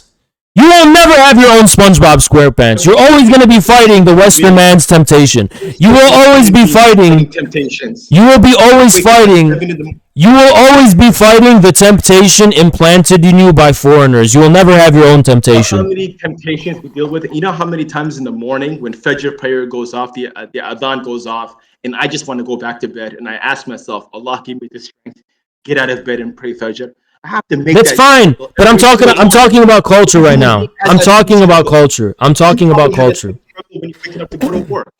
Listen, I'm talking about culture right now. You need to have an Islamic humanism. If you don't have Islamic humanism, you will be enslaved to the West. And we have culture. I'm a Somali, for example, and we have Somali culture. We have our chants. We have our poems. So modernize it. Modernize all of our cultures. All of our cultures. You're talking about chants and poems. All of our cultures need to be modernized. We need to have. Listen. Listen. We need to have our own. Listen. This is what I tell you. We need to have modernized. We need to have this. Our own modernized fashion. Our own modernized music. Our own modernized movies and TV, our own modernized culture, our own modernized way of life.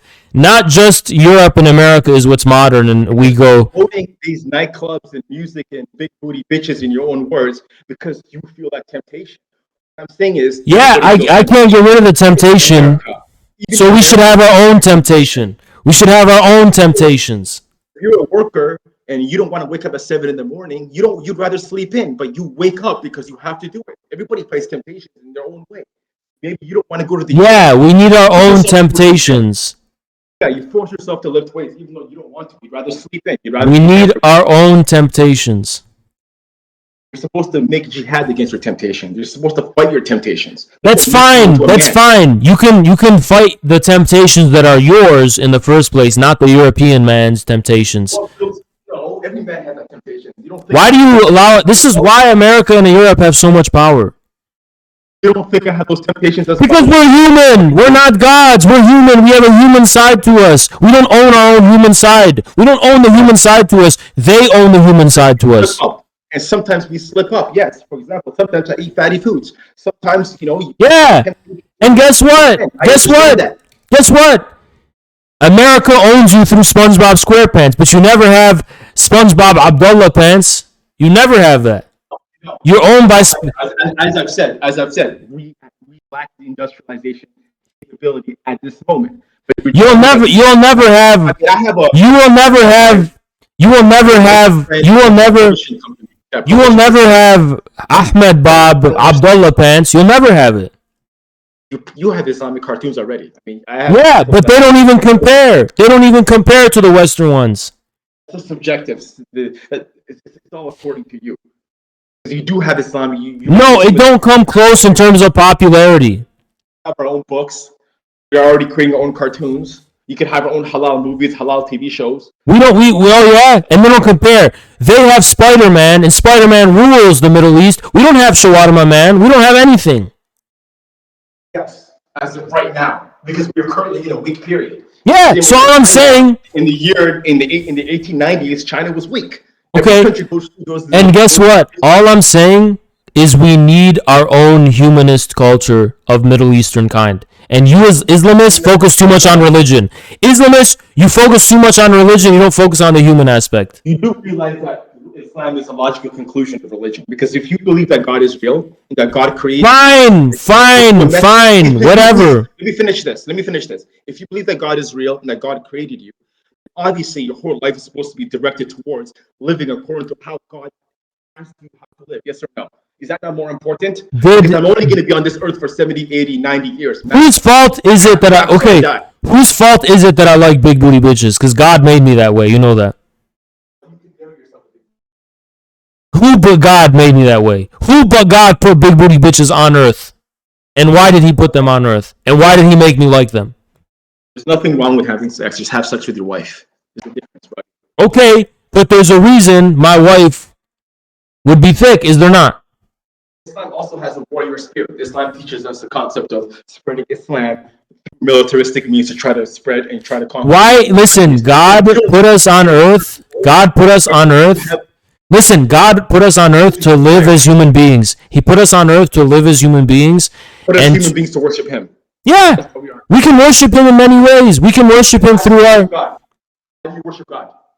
What's wrong? We can worship Him in our own ways. What's wrong?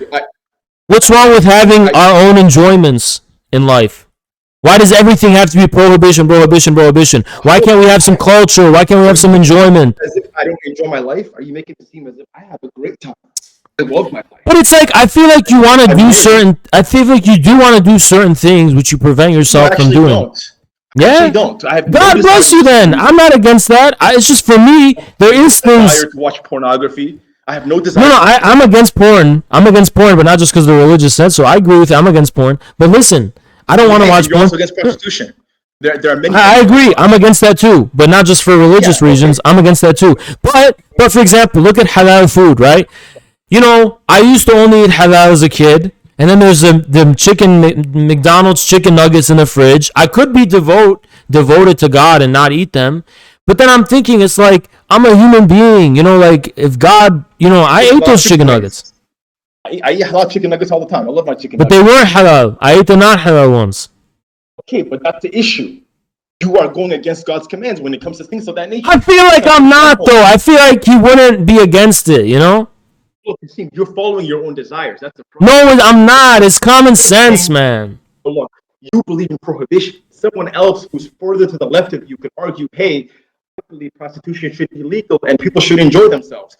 No, I'll explain. No, because I could explain why prostitution's bad. I can explain why eating pork and watching pornography is bad. I agree eating pork. Listen, I'm against eating pork, whatever. But what's wrong with having non-halal chicken McNuggets? It's not slaughtered according to how Allah has said so. You have to slaughter in the name of Allah. Bismillah. And you have to do it in a clean way, in the most painless way towards the animal. Yeah, but I don't even know if it's made of chicken, to be honest. Call Allah's name. Allah created everything. So when you kill a chicken or when you kill a cow, you must invoke Allah's name while you're doing it. Otherwise, it's not. What about literature and the arts? Do these not matter? Islamic arts. Yeah, what are the Islamic arts? You have Islamic arts. We just are not. Yeah, but not Islamists. Islamists don't have Islamic arts because they're not humanists.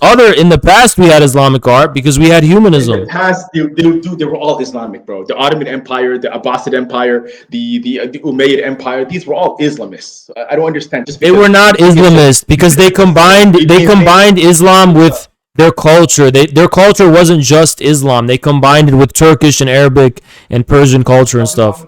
I'm a Somali. I love my Somali culture, and you have it within the balance of Islam. So my type, the way I live my life, will not be the way a Pakistani person, because I'm not Pakistani. I'm Somali. So we're gonna have differences, of course, but it's still within Islam. It's an umbrella term. You see what I'm saying? Islam guards against violence. I feel like we live in a world of sin no matter what, and we should have our own. We live in a world of racism and ethnic genocide that's happened for centuries. But you can't compare racism and genocide to when, like, you make out with a girl at the club. You can't compare those. But you get the fact that human beings have that instinct to commit genocide or to have racism. Yeah, I get that. But it's like, should we indulge in it or should we fight against it? Listen. I'm trying to tell you something very simple, okay? Trying to tell you something very simple, okay? We are always going to be struggling the balance between what's right and wrong and what's sinful and what's spiritual. But we should have the freedom and the space to do that in the first place without being dependent on the West. We should have our own sin and own choice to be sinful. Just because you have this temptation, we should indulge in it. That's what you're arguing for. No, we don't have to indulge in it. We should have the choice to. You should have the choice to, but these are harmful behaviors. harmful to the humanity. Listen, You let have me the put choice it to like eat this. more. Let me put it like this. We should have the freedom, for example, this is something in Middle East. We should have the freedom to talk to who we want and like date who we want and do whatever.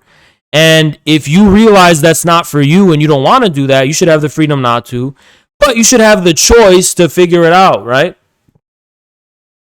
Well, figure it out. What if you don't figure it out? That's the problem.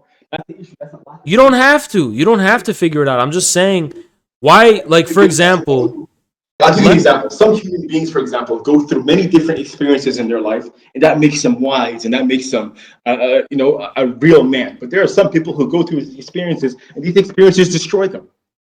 Yeah, I'm allow human beings to make decisions that could destroy their lives. Listen, I'm trying to say we have a human side. We have a human side. We should be able to cultivate and explore and develop that human side without allowing it to become inhuman. Look, let me tell you, for example, I get it. Western culture goes beyond the human aspect and takes it to the satanic levels. And I get that. Like, for example, in that movie Blade Runner, where that giant pink bitch is talking to the guy and he's like, oh, look at my titties, whatever. I mean, yeah, that's beyond the threshold of our human desires and human realities and nature and shit, right? But, and I get how the West takes it too far with like strip clubs and prostitution and brothels and porn and shit. But without taking it to that level and just making it the human level, what's wrong with exploring what wine? Why should wine be completely banned? It shouldn't be completely banned. It was never completely banned in the Islamic world. You know what I mean? Why should all adultery be? Why adultery should not be illegal? What we do in the bedrooms is our. It destroys families. Adultery destroys families. What are you talking about? What does? How many men have been heartbroken? Adultery destroys families. That's what it is. I know. But that's one of those things where you can't just make it illegal. You have to allow it to exist so we can have the choice. The family is the building block of society. Why would You're not saving the family by making it illegal. You're just... Yes, you are. Do you believe laws can be deterrent? No, not with Do you believe this. that harsh laws can be a deterrent? Do you believe that... Listen, a law we need the human space. Listen, we need the human space to be in conflict with our own desires. You think humanism is the same as indulging in your desires that are forbidden desires? No, Again, humanism. There's nothing wrong Humanism. with having sex. No, There's nothing wrong with humanism. enjoying sex. Humanism is being able to have the human space to fight with your own faith and fight with your own desires. And we need, as long as the Middle East lets America and Europe take care of the human side, it will never be independent. And I have an opposite thing. As long as the West and the China and the rest of the world doesn't seem to address humanity's spiritual aspect, it will always fail. Islam has the answers for everything. Yeah, but listen, Islam is only the cherry on top of the human reality. That's the truth. You can only have Islamic morality will only work when we can be human, when we can drink and clothe ourselves. As I've said, Islamic morality works when you have not just the penal code, but you also have the personal struggle. So, for example, I personally struggle with waking up to pray Fajr, but I do it. And I also struggle to say, I don't want to steal that Rolex watch, even though I would very much like to have that Rolex watch. And I don't steal it because I know Allah's watching me. That's what keeps me in line. Yeah, that's fine. Listen, that's fine. Listen, I'm trying to say we human, like in living in a modern world, I mean, can I say something that's kind of fucked up? 2,000 years ago, we had vices. The Greeks and Romans were doing something. Yeah, can I say something that's kind of fucked up? Sure. And I could be wrong. And I'm not saying I have all the answers and I'm right. I'm just saying when I see these kids that are forced to be in these super conservative households, they're going through all of high school, all of college, super locked up and tied up and shit. And I live my life.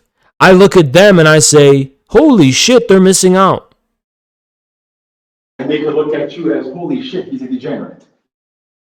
I had that same opinion, honestly. When I look at the Westerners and how they live their lives, I say, my God, these people are degenerates. But I feel like they're missing out. They're missing out a lot on the human experience.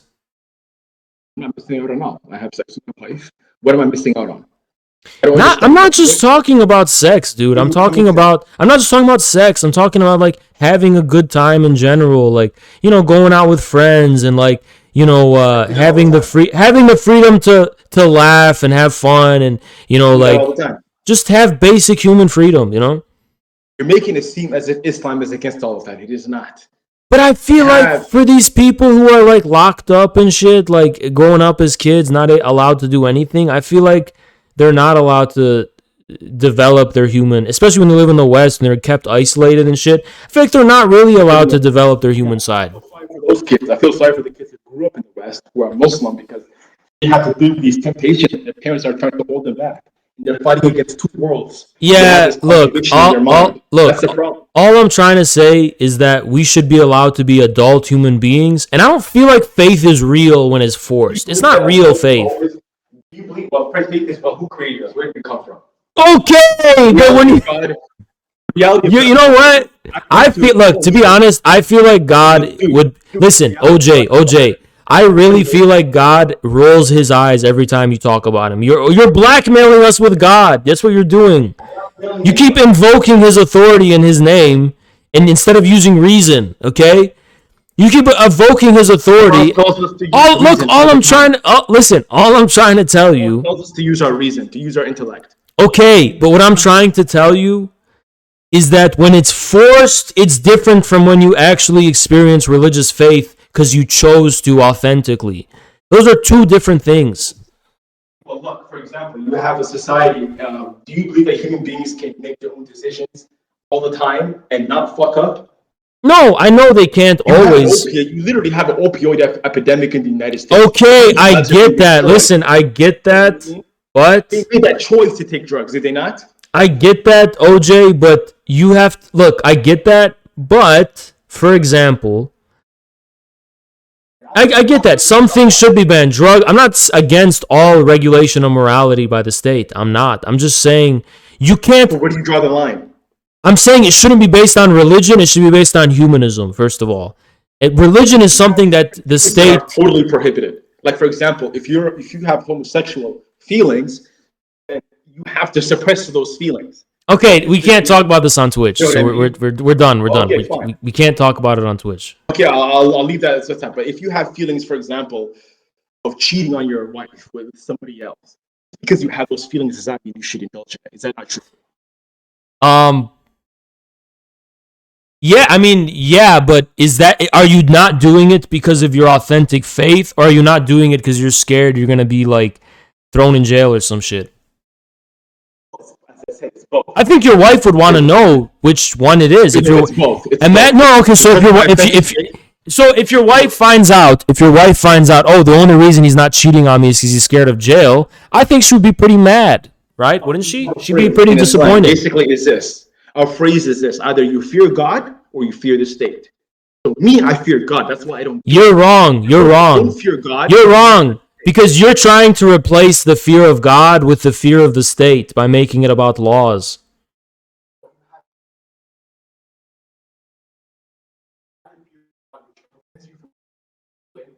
I can't hear you, man. It's both. In Islam, you have the fear of God, which prevents you from doing something like robbing a bank, but you also have the fear of the state. Other people who don't have that conscience, and not every human being has a conscience. Some people are actually psychotic, and you do know that's true. The apathy and people who don't want to listen to their own reason or listen to God's commands, those people exist. Listen, all I'm trying to say, here's my problem with Islamism. I'm going to sum it up the way I did before, okay? And don't interrupt me because I'm about to make a good point, okay? You guys draw a line. Here's the faith, religion, and there's the outer world, and it's all cut up, right? That's the line you draw, right? That's not true. What I'm trying to say is that what goes on in that outside world of sin and worldliness matters. Like, for example, there is a difference. I'm trying to say this. There's a difference between SpongeBob SquarePants and Ahmed Bob Abdullah Pants. There's a big difference, and it does matter. That's my fucking point. Y'all think there's no difference. Oh, it's all sin anyway. No, it's not all sin anyway. There's a difference. There's a difference. Let me tell you. Let me say that. There's a difference. Let's say we're in Iraq. There's a difference between Iraqi man going after Iraqi big booty bitches and Iraqi man going after Swedish big booty bitches. It does matter. There is a difference. There is a difference. It does matter. There's a difference between a Middle Eastern nightclub. Yes, there is. Yes, there is. Yes, there is. Yes, there is. There's a difference.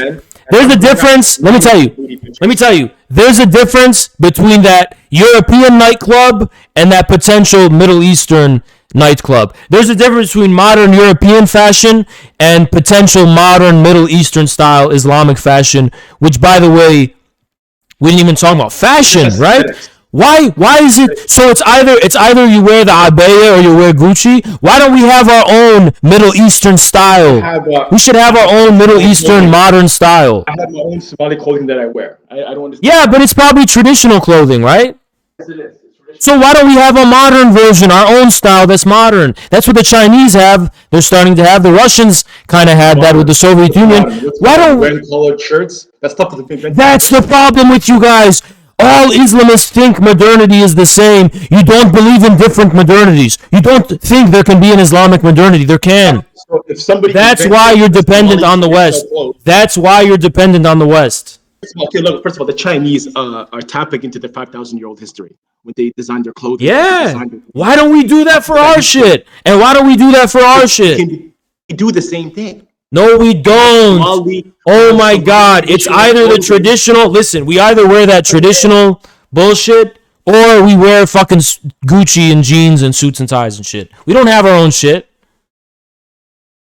We only have the traditional shit and the Western modern shit. We don't have our own modern shit. If you go to places like Pakistan, you see the men wearing different clothes and it's traditional clothes. But there's a dude in Pakistan. I saw a picture of a dude in Pakistan wearing a shirt that says "Daddy's favorite girl." They don't even know what they're wearing when they're wearing that. Bro, don't talk about that shit. They got their own. Yeah, you have some people who are like that, but as I said, you have countries like. Because he didn't know how to read it. I'm just trying to say, because he didn't know how to read it. You know. People have indigenous culture and it differs from country to country. You can wear different clothes. Bro, it shouldn't just be Islam. Why? Okay, I'm trying to say it like this. I'm trying to put it to you like this. It shouldn't just be Islamic tradition versus Western modernity. We should have our own Islamic modernity. That's what I'm trying to tell you. Islamic modernity within the bounds of Islam. That's what we're talking about. Within the bounds of the religion. You see what I'm saying? So I can listen. You say that, and I don't listen. I don't disagree with that. I don't disagree with that. I don't listen.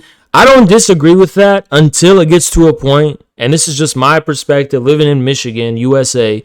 Until it gets to the point where I feel like y'all are gonna be on some shit like, where women wearing sweatpants is haram. Like some kind of, it's not within the bounds of Islam. Like that's this kind of shit. I don't know. I don't know what that means. But do you think people invented big booty bitches? Huh? For thousands of years. Do you think what?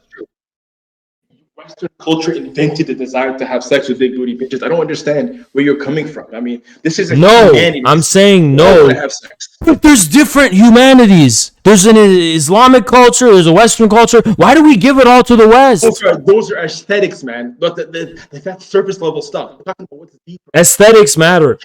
Aesthetics matter. Aesthetics matter. It matters to an extent, but it's just aesthetic. So, for example, I had my own Somali clothing, which differs from Arab clothing, but at the end of the day, it's just clothing. Okay, but that's what I don't like about Islamists is they don't care about culture, they don't care about art, they don't care about becoming a cultured human being. Y'all don't care about architecture, you don't care about paintings, you don't care about nothing. All you guys care about is the fucking all you guys care about is the fucking superficial religion, dogma. That's all you care about, dogma. The written word. All y'all care about is the written word. And I feel like that's against the spirit of Islam itself. You spend a lot of time reading. You need to spend more time reading Islamic authors and less communist authors, okay? There's a wealth of literature out there regarding Islamic culture. in Islamic humanism, in Islamic economics. No, I spent most of my life. I spent as an. Too much time reading communism.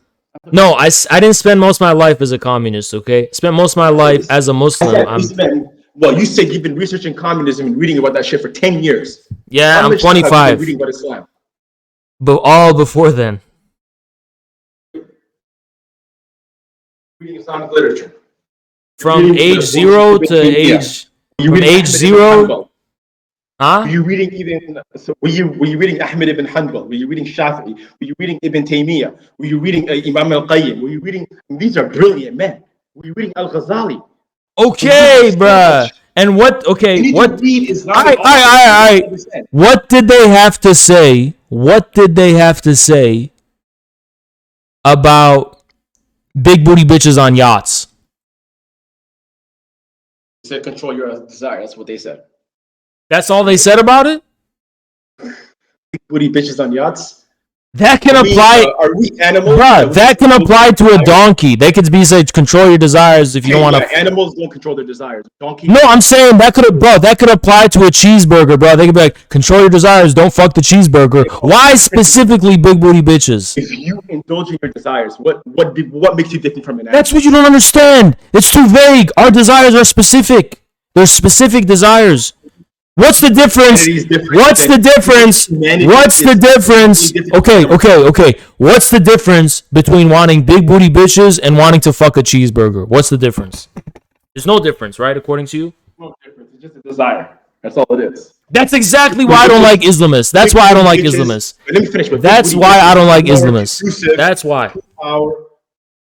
Liking big booty bitches is more conducive to our instincts of who we are as a human being. You're reducing it all to one thing. Just like how you say all modernity is the same, all art is the same, all worldliness is the same. That's what I don't fuck with that. I don't fuck with that. I don't agree with that. How do you make it seem as if that desire to have sex outside of marriage is some sort of new invention? It's not. But I'm saying you're not paying attention to our human realities. That's why the European Renaissance surpassed us, and that's why the Europeans surpassed us. And you're still dependent on Europe. Because OJ, at the end of the day, majority Muslims, whether they agree to it or not, they are always going to be tempted by Western culture, not their own culture. It's not their own culture that tempts them, it's Western culture. Europeans surpassed us due to our own incompetence. That's what happened. The reason why they surpassed us. Oh my God, Europeans surpassed us because they became humanists.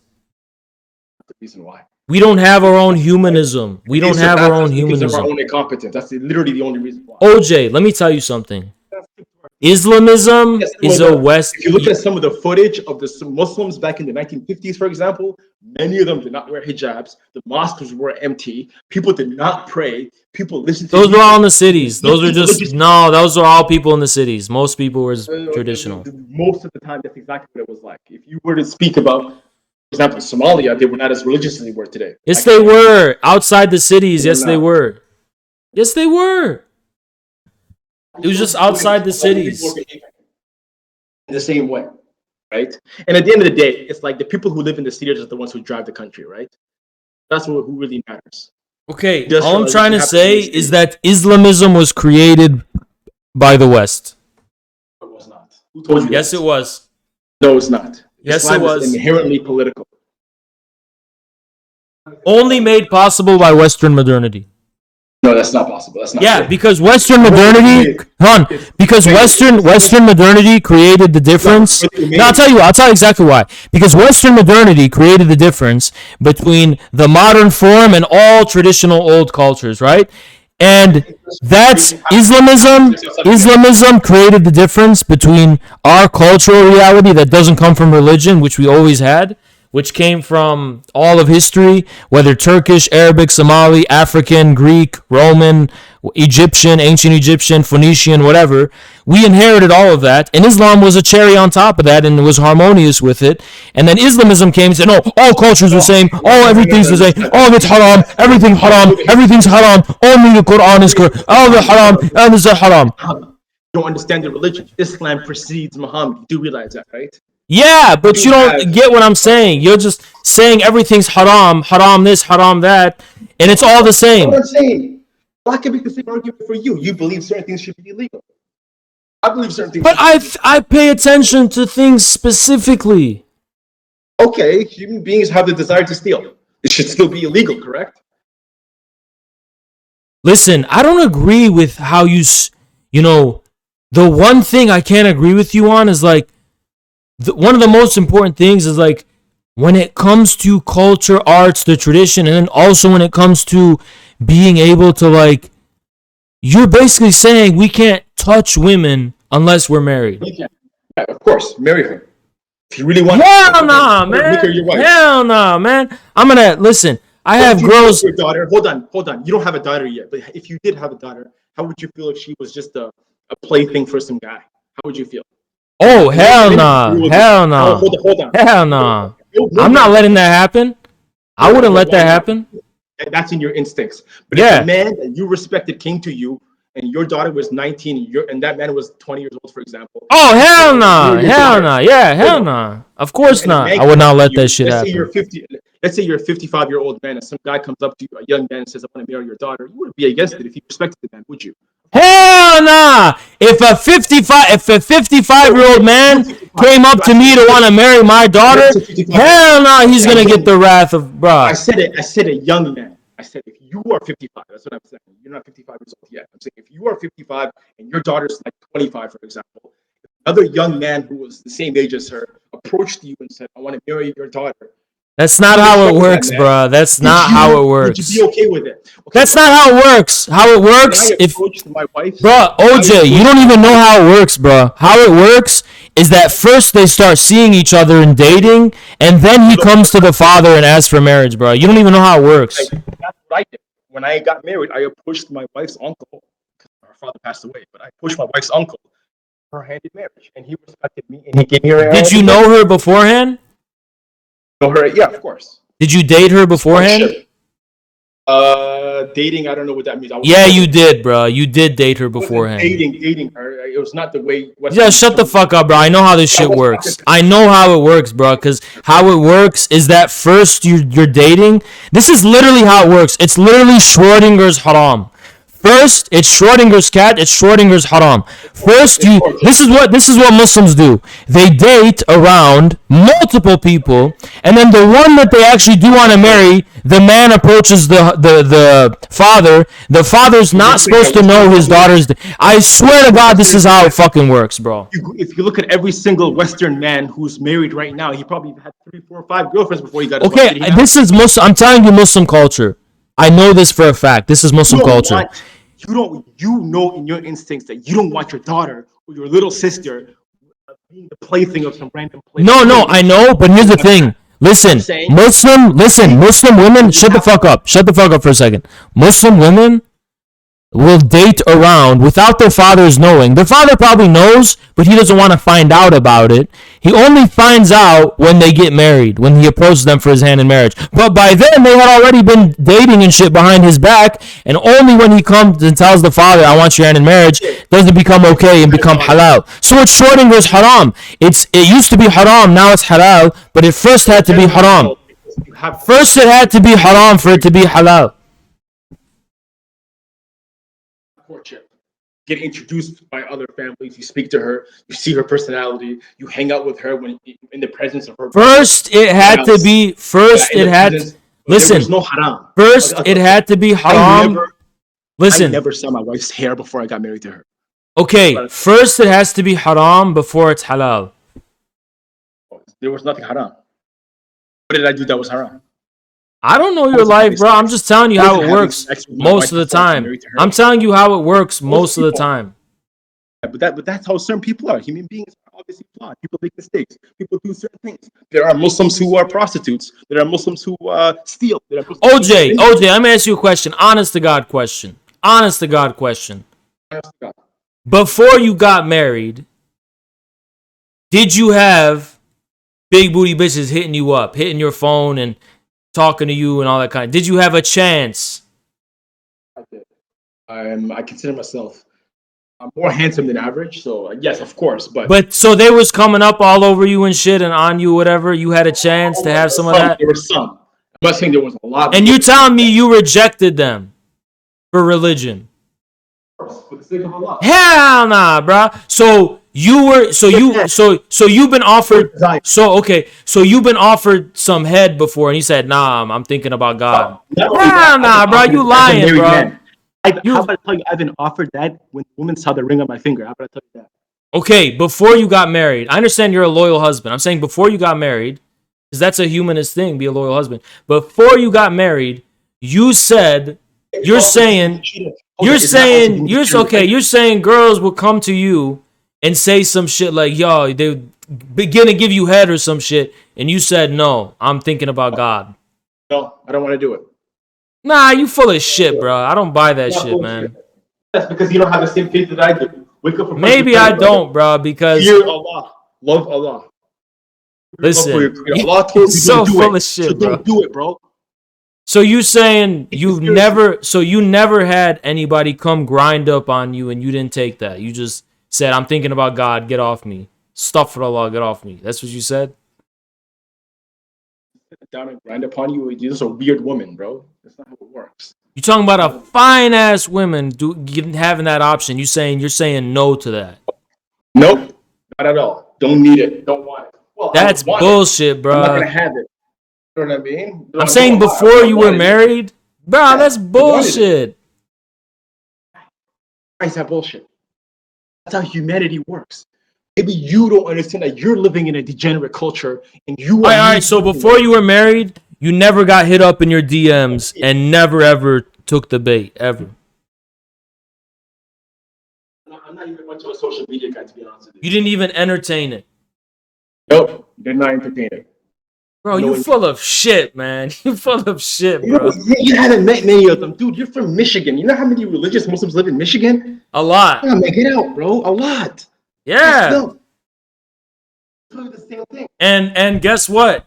Big booty bitches turned me to shaitan, and I can't do nothing about it, bro. So what makes you different from an animal then? You're just indulging in your desires. I don't understand. What makes you a man? What is the essence of humanity? Let me tell you something, bro. Essence of humanity is self-control. Yeah. No, it is a choice. That's what it Hold means on. to be self-control. No. What if I told you it's a choice? What if I told you it is a choice? I made that choice because I believe in it. You believe in having premarital sex? I believe it should be. You think when I'm running game with someone, it's because I believe it should be. I don't know why it should be. I just think it should. This is your problem. It should brag be. about having it sex. should be. I don't brag about shit, bro. Men, I know you brag about it. There are men. One out of 100 girls I talk to, so I'm not bragging about shit. You went to Austin and you bragged about sleeping with. I didn't brag about nothing, motherfucker. I didn't brag about shit. Y'all are the ones who came up on me with all that bullshit. I didn't brag about a fucking thing. Dude, you slipped up. If you had sex outside of marriage, then it was a mistake. Repent from it. Every human being makes mistakes and move on. It's okay. Bro, I didn't make no mistakes, bro. I didn't make no mistakes, motherfucker. I didn't make no mistakes. I don't think it's a mistake. I didn't make a mistake, man. Let me tell you something. Ask the question, what is it about having premarital sex that is the same as industrialization? Because I could point to some of the Western inventors. These men were God-fearing Christians. Were they not? God-fearing Christians who were loyal to their wives. It's because reality's. It's because reality. Let me tell you why.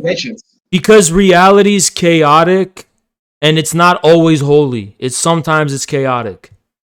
Okay, so you have the man who invented the first Edward Jenner, the guy who invented the first vaccine. The man was a genius, but he was loyal to his wife. He was a Christian, for example. I don't understand. Why can't you be like a God-fearing person and also participate in mathematics and chemistry?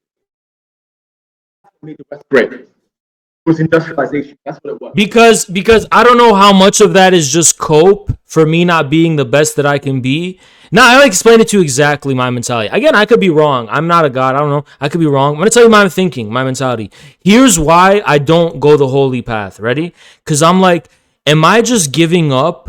Or like, for example, let's say I'm talking about a 10 out of 10 type of model, type of, like fat ass, you know what I mean? Model, 10 out of 10. I'm like, I could just give up and be like, nah, I don't got a chance with that. I'm going to go the path of God. Or I could be like, you know what? I want to see if I could pull that off and have a chance with that. I want to see what, like, if I could be the very best and, you know, catch all the Pokemon. You know what I mean? Like, I want to see if I feel like it's a cop out if I just became religious. And some men have an opposite experience. Some men struggle to talk to girls. Some men don't get any girls to reply. Yeah, and then they become religious. No.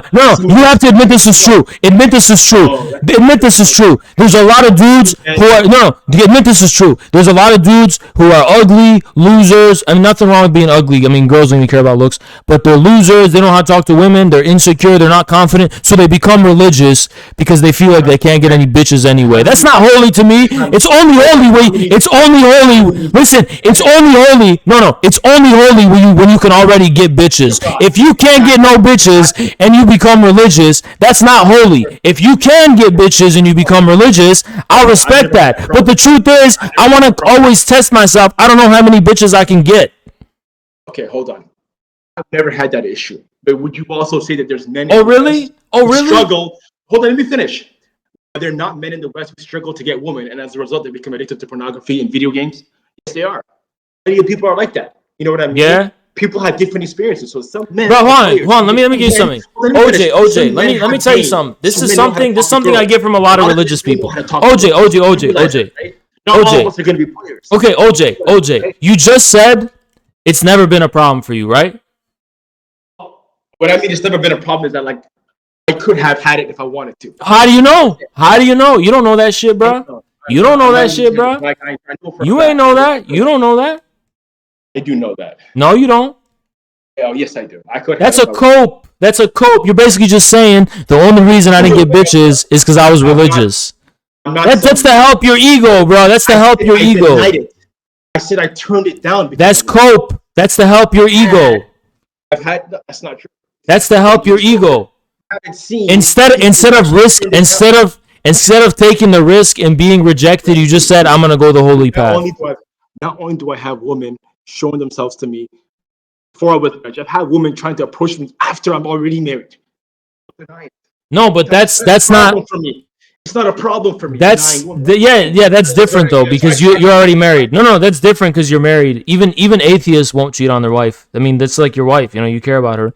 So that's not based on religion though. That's not only based on religion. Okay. Yeah, there are plenty of atheists who are loyal to their wives. I will concede that point. Yes, of course. Yeah, I'm trying to say. Okay, OJ. And as a result, they become porn addicts. OJ, I'm trying to say. Prostitution addicts. OJ, I'm trying to say. I don't believe we can take refuge in the spiritual against the material. I want to walk through the material, which is why I walk through darkness. Spiritual is who we are. That's it. Understand. That's what makes us human. But we live in the material. We eat, drink, and breathe in the material. I don't think we can take refuge. OJ, I'm just giving you my personal opinion and my personal perspective. I could be wrong. I'm not saying I'm a monk. Okay, we're not monks out here. Okay, we don't live in a monastery and spend 90% of our time reading. No, I enjoy my life. I do it within the bounds of Islam. But I'm telling you, even beyond the OJ, even beyond the bounds of Islam, I'm telling you that I don't believe I can take refuge in the spiritual against the material. I have to walk through darkness with demons all around me in order to discover the truth. And if that condemns me to hell, then hell is where I belong, like a child belongs in his mother's arms. What do you mean? So you're just dismissing the existence of like hell? You belong in hell, so you can have sex with big booty bitches. Do you know? No, I'm risking going to hell. I'm risking going to hell.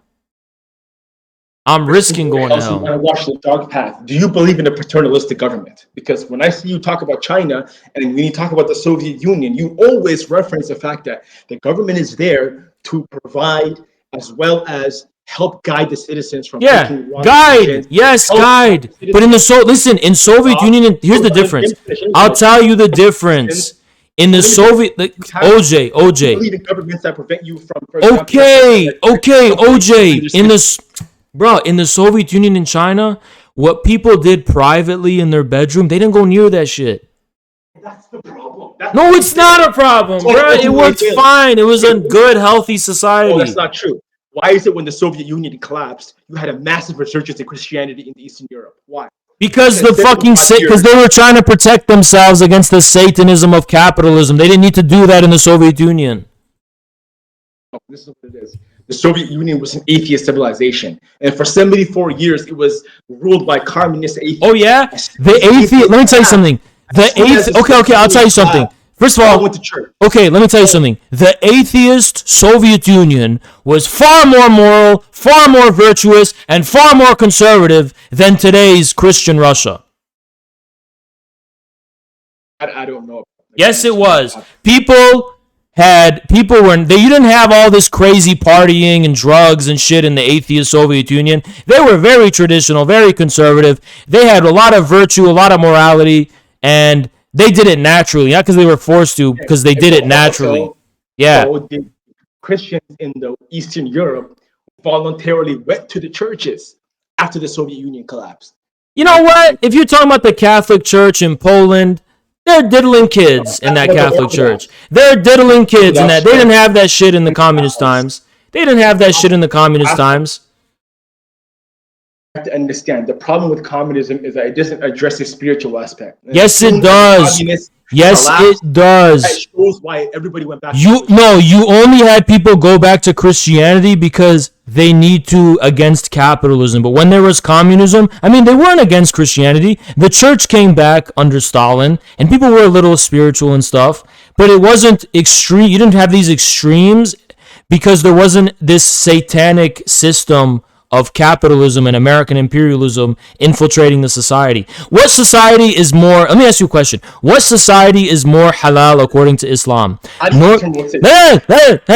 What society is more halal according to Islam? Atheist North Korea or Christian South Korea? Which one is more halal? The morality in the society. I mean, these people literally practically worship the Kim Il-sung. The morality of their society. Which is more moral society?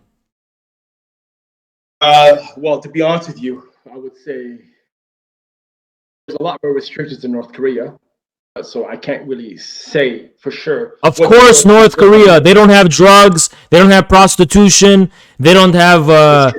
They don't have all that bullshit. They don't have porn. They don't have all that fucking degen shit. They don't have any of that haram shit. So do you believe in restrictions then? Because you're basically admitting that these restrictions help create a. Yeah, I do. Yeah, I do. The one thing I disagree with you about the most out of anything is when it comes to the arts and culture and when it arts and literature and culture and stuff and when it comes to having a hands-off approach on the bedroom, because I do like the ability. I mean, I don't know. I just feel like sex is one of the most important parts of the human experience. Yeah. We need to have regulations behind it. 100%. I don't think we should regulate. Sex destroys families if it's done the wrong way. Yeah, but you know what, bro? Like, for example, like, I've seen. It's nice to be able to. But it's kind of nice to be able to have like. Not like don't publicize it and make it all public, but like it's nice to have flings with people and like have experiences with people and like, you know, have connections and just not commit. That's a shaitan talking to you, bro. I don't know, bro. I don't know. It's nice. It's spiritually nice. People enjoy it, of course. Wouldn't you have to understand that this is the voice? This is a shaitan telling you. I don't, bro. I'm just telling you, it's. Look, I enjoy sleeping in. I do. But I fight against it every morning. Because you're on time. Bruh, I'm just trying to say. You know what I mean? Allah put us on this earth to be men, not to be animals. That's what it is. We don't follow our desires. We follow what God commanded us to do. And then within the bounds of what God commanded us, that's how we live our lives. So I still enjoy architecture. I still enjoy art. I still enjoy poetry. I still read books. I do all of that. I play basketball too. It's all halal. Okay, but I'm just trying to say, I don't think anything's 100% halal. I think we have haram in us. Even just because it's following the rules, don't mean it's Like I'm not just you're following the rules. I do it because I love God. That's what I do. you're lying because you're just talking. Because I love You're just talking about the black letter law. You're just talking about the bright line rule. You're just talking about the written prohibition and the written word. You're not actually talking about the spirit behind it. You motherfucker! If you found out that in the Quran it said it's allowed to have big booty bitches, you would go have big booty bitches without any hesitation whatsoever. It's all based on. I judge my morals based on what the Quran says. Exactly. Yeah, you just listen like a bright line rule, as they say in law school, a black letter law. You don't even care about the spiritual wisdom behind it. You just following the rules. Desires. So you just following the rules, bro. You just following the rules. And that's why in the Middle East they always find ways to circumvent the rules because there's always loopholes. Every rule has a loophole. What about those loopholes? You know it's not haram to sleep in during Ramadan. You can just like sleep during the day and eat at night. It's not haram. It's not prohibited. You still have to pray your prayers on time. So no, I mean, if you want to pray Fajr and go back to bed, that's You can have your alarm for prayer and go back to bed and just sleep in all day and eat normally at night. Yeah, it's not haram. But the whole point is that you're supposed to experience. It's not haram for 12 months out of the year. I can pray Fajr and then go back to sleep if I want to. People have different schedules. Yeah, I'm telling you. I pray my prayers not because the law tells me pray. I pray because I love Allah. Here's what I believe. This is where we're going to disagree. I believe human beings should find out themselves the wisdom behind the laws and prohibitions instead of just listening to them blindly. And do you believe that's also going to lead to humanity destroying itself? No. Because we can no. But there are certain people who No, because wisdom can be transmuted. I don't know the wisdom of why. No. Here's why. I know the wisdom of don't murder someone, don't kill someone. Okay, I get that. I feel that. I understand that intuitively, instinctually. Right. But. So let me shut the fuck up a sec. No. Listen. When my father teach me don't steal, I get the wisdom behind it. I understand the wisdom because I don't like shit stolen from me. Stop interrupting me. But I don't understand the wisdom of why I can't have non-halal chicken McNuggets. I don't get the wisdom behind that. So basically, you're just based on what you think is okay. You're basically following your desire. But I don't get the wisdom. But I don't understand the wisdom. Why should I force myself not to eat non-halal chicken McNuggets? Why? Tell me why. What the fuck what's the wisdom behind it? The only way you'll always follow any single law is based on whether you can understand it. What if there are laws you can't understand? What if there are laws? I think we can understand them all. I think we can actually understand. No. I believe we can all the ones that are correct. We can understand. I'm a humanist. The Soviet Union, for example, they made an economic policy that only big brain economists can understand. Yeah. Just the average layman, you put your faith in the government. Okay, what holy man? Find me a holy man who's understood why I can't have non-halal chicken McNuggets, and I'll listen to him. Find me that mystical holy man, and I'll stop eating them. If he can convince me, I will stop eating non-halal meat. Okay, but I have never been convinced. Okay, what is the difference between non-halal meat and halal meat? You're making it seem as if halal meat tastes bad. Tastes delicious. No, but I don't. It's not around here. Then that's the issue. Is because you're living in a non-Muslim society. That's the problem. So what do you want me to do? BS. Because you live in Michigan, there are probably many halal shops in Michigan. No, I don't live there. I don't live in Dearborn right now.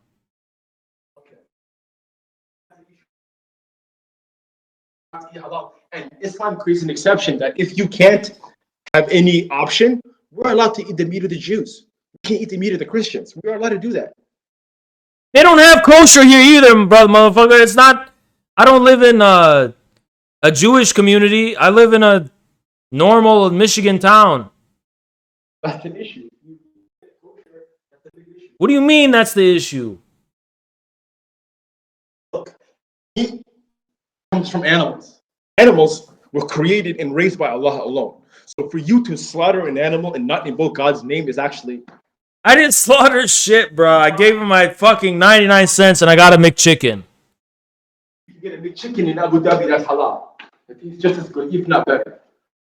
It's not halal. What are you talking about? It is halal. It's halal Big Macs. They don't have them here. That's a business idea, isn't it? For somebody like you. No, because there's not a lot of Muslims here. I'm probably the only Muslim within 5 miles of this place. And you probably can't find a Quranic school either. Of Still course obligated not. to learn the Quran. Yes. That is a drawback of living in a non-Islamic society. You don't have all the services you would want to have, of course. You don't even have a mosque near you. That's fine. I understand that. Doesn't mean that going to mosque is not obligatory. You still need to go to Friday prayer. Because you live in a town that doesn't have a mosque doesn't mean anything. You put yourself in that position. You need to get yourself out of that position. Move to a Muslim community. I don't know, man. I just don't buy it. Get around your own people and worship Allah. And the thing is, I worship Allah because I love Allah. I don't do it out of fear of the state. The state doesn't make me do anything. I get that. I get that, but like, I don't know, man. I don't know. In a paternalistic government, a paternalistic society, do you believe that a government should look out for its interests of its citizens, like preventing opioid abuse, preventing crack, yes, preventing being ripped off by credit card companies? Yes, I do. You want a government to protect people. So why wouldn't we protect from the evil within themselves? And wisdom dictates that we protect people from the evil that exists within themselves, that can destroy human beings. You know what? But listen, I don't see the evil of big booty bitches. I just don't. I see goodness. I see bountifulness. I see flourishment. I see healthiness. I see everything good, man. Do you agree that a large percentage of men, a growing percentage of men under the age of 25 are virgins? They cannot, for some reason, figure out how to get sex with women because they lack game, they lack charisma. There's plenty of men who are like that. So there are some men who are players who enjoy having sex with big booty bitches. But on the other end of the spectrum, there are plenty of men who would like to have sex with big booty bitches, but they can't because they lack the game. You see, you make it seem as if like your experience is everybody else's experience. You don't have these systems for a reason. Every man gets himself a wife. You get it with an arranged marriage, or your family tries to hook you up, or you speak to a girl and you make her your wife, or you marry her after some time. But to have this society where everybody can just have sex with whoever they want, that's just going to lead to inequality. Whereas a few men will have sex with a lot of women, but the vast majority of men, or maybe a majority of men, won't have any sex at all. That's a dog-eat-dog world. And that is the issue. All right, can I say this? All right, I'll say this. Thank you, Mouse. I'll say this. Okay. Overall, let's stop. What should be promoted in society as the norm, you're right, is marriage. I agree. Marriage should be promoted, and we should not be pressuring people or necessarily promoting casual sex. I understand. I'm just saying when it's happening low key, and I'm not saying we talk about it in public. I'm just saying it's gonna inevitably happen low key.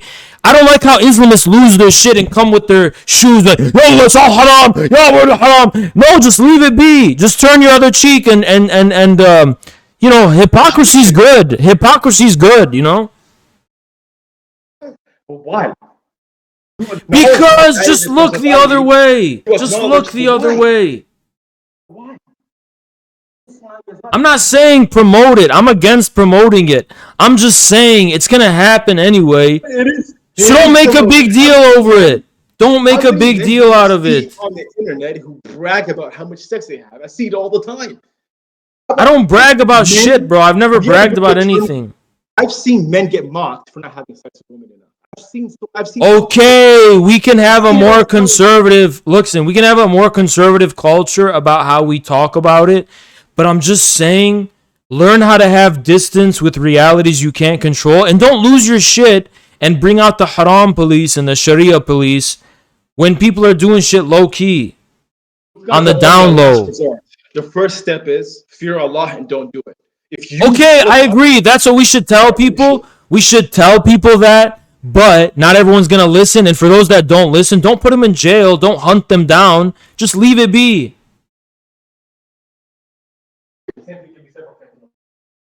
Like fentanyl, you don't have to do fentanyl. And if you deal fentanyl, hey, you know what? Hands off approach. Bro, it's not the same as fentanyl, bro. That is not. You believe in outlawing prostitution. No, I don't. It's not the same as fentanyl and fucking prostitution. Why That's not? not what it is. It's chill conservatism. That's what it is. Forget fentanyl. I'm gonna use a less harmful drug. Like alcohol, for example. Some cultures drink alcohol, like they have wine. Our culture has wine and shit. Okay, they drink alcohol in Russia, and look what it did. Look what Russia. Okay, look, destroys bro, you Russian don't society. understand. You don't The understand. average What I'm Russian man lives to the age of like 56. Bro, and then every dies time I try to explain some shit, you're like, what? It's haram. You know what I'm saying? It's haram. You know what I'm saying? You don't do it over I'll here. give you an example. And because I love Alcohol Allah. is And it's part of against Russian what Allah culture. said. And Allah said this. And he's like, bro, I can't even talk to you. I'll Man. show you the wisdom. Alcohol is okay in Russia. It's permitted in Russia. It's destroyed Russia. Russian men die at the age of 56. Can you tell me why? Okay, bro. I'm against alcohol. I'm just saying, don't throw people in jail for not agreeing with you. How do you enforce the law without having laws? Because you can promote things without enforcing it by force. That's what I'm trying to say. You can lead by moral example. You can bro. You can. You're right. They didn't do that successfully. But listen, you can. Bro, you can successfully inspire people to have good morals without forcing them to at gunpoint. Yes, just like that's what Islam teaches you. Love Allah, pray to Allah, be a man. Don't follow your desires, and you won't have these issues. And bro, but I feel like you don't inspire people. Hold on. I'm inspired when I read the Quran. No, okay. You know what, OJ, you don't inspire anybody. You don't inspire people with poems and music and beauty. You just wave your finger and go, Allah said this, and you first fear Allah. Bro, you are literally, it's like a gang. You're talking about like you better fear my shit, bitch. 35th Street Bloods, motherfucker. You better fear us. We're gonna pull up, bitch. You're treating God like he's a gang leader, bro, and you're like a mafia. Yeah, you'll be sleeping with the fishes if you don't listen. And God said this, you better listen right here, you motherfucker, you. Bro, that's what you sound like. You sound like Joe Pesci. You sound like a mob enforcer for God. Literally every single country. If you don't pay your taxes, if you don't obey the speeding limits, then you go to jail. That's literally every single country. Bro. Every single law relies on force. Bro. I don't believe your approach, bro. I don't believe in your approach. Limits. What happens? Man with a gun pulls you over. That's not the same, bro. Religion is not the same as fucking laws. Speed limits are for worldly human reasons. That's why we have them. Religious law is about. And we have religious laws for a reason as well. No, it's not the same thing, bro. It's not the same thing. Why is it not the same thing? Because our laws are about things like life and death and shit. Religious laws are about morality and spirituality. You can't afford spirituality with material force, bro. And you dodge your taxes, what happens? Okay, that's material. That's material. Leave material laws for the material world. Have spiritual inspiration for the spiritual world. That's what I believe in. All types of laws that prohibit things. America still outlaws cocaine. Because cocaine's fucking. Because cocaine damages public health. There are plenty of men who have cocaine and they have a good time. Is that not true? It damages their health. No, but there are plenty of men who have a good time taking cocaine. Yes or no? They are the part of True. Yeah, but it damages their health. It's unhealthy. Who are you to talk on behalf of them? I'm my own man, right? It is fucking medically unhealthy. Hamburgers are unhealthy, man. Lots of things are unhealthy. Yeah, but cocaine.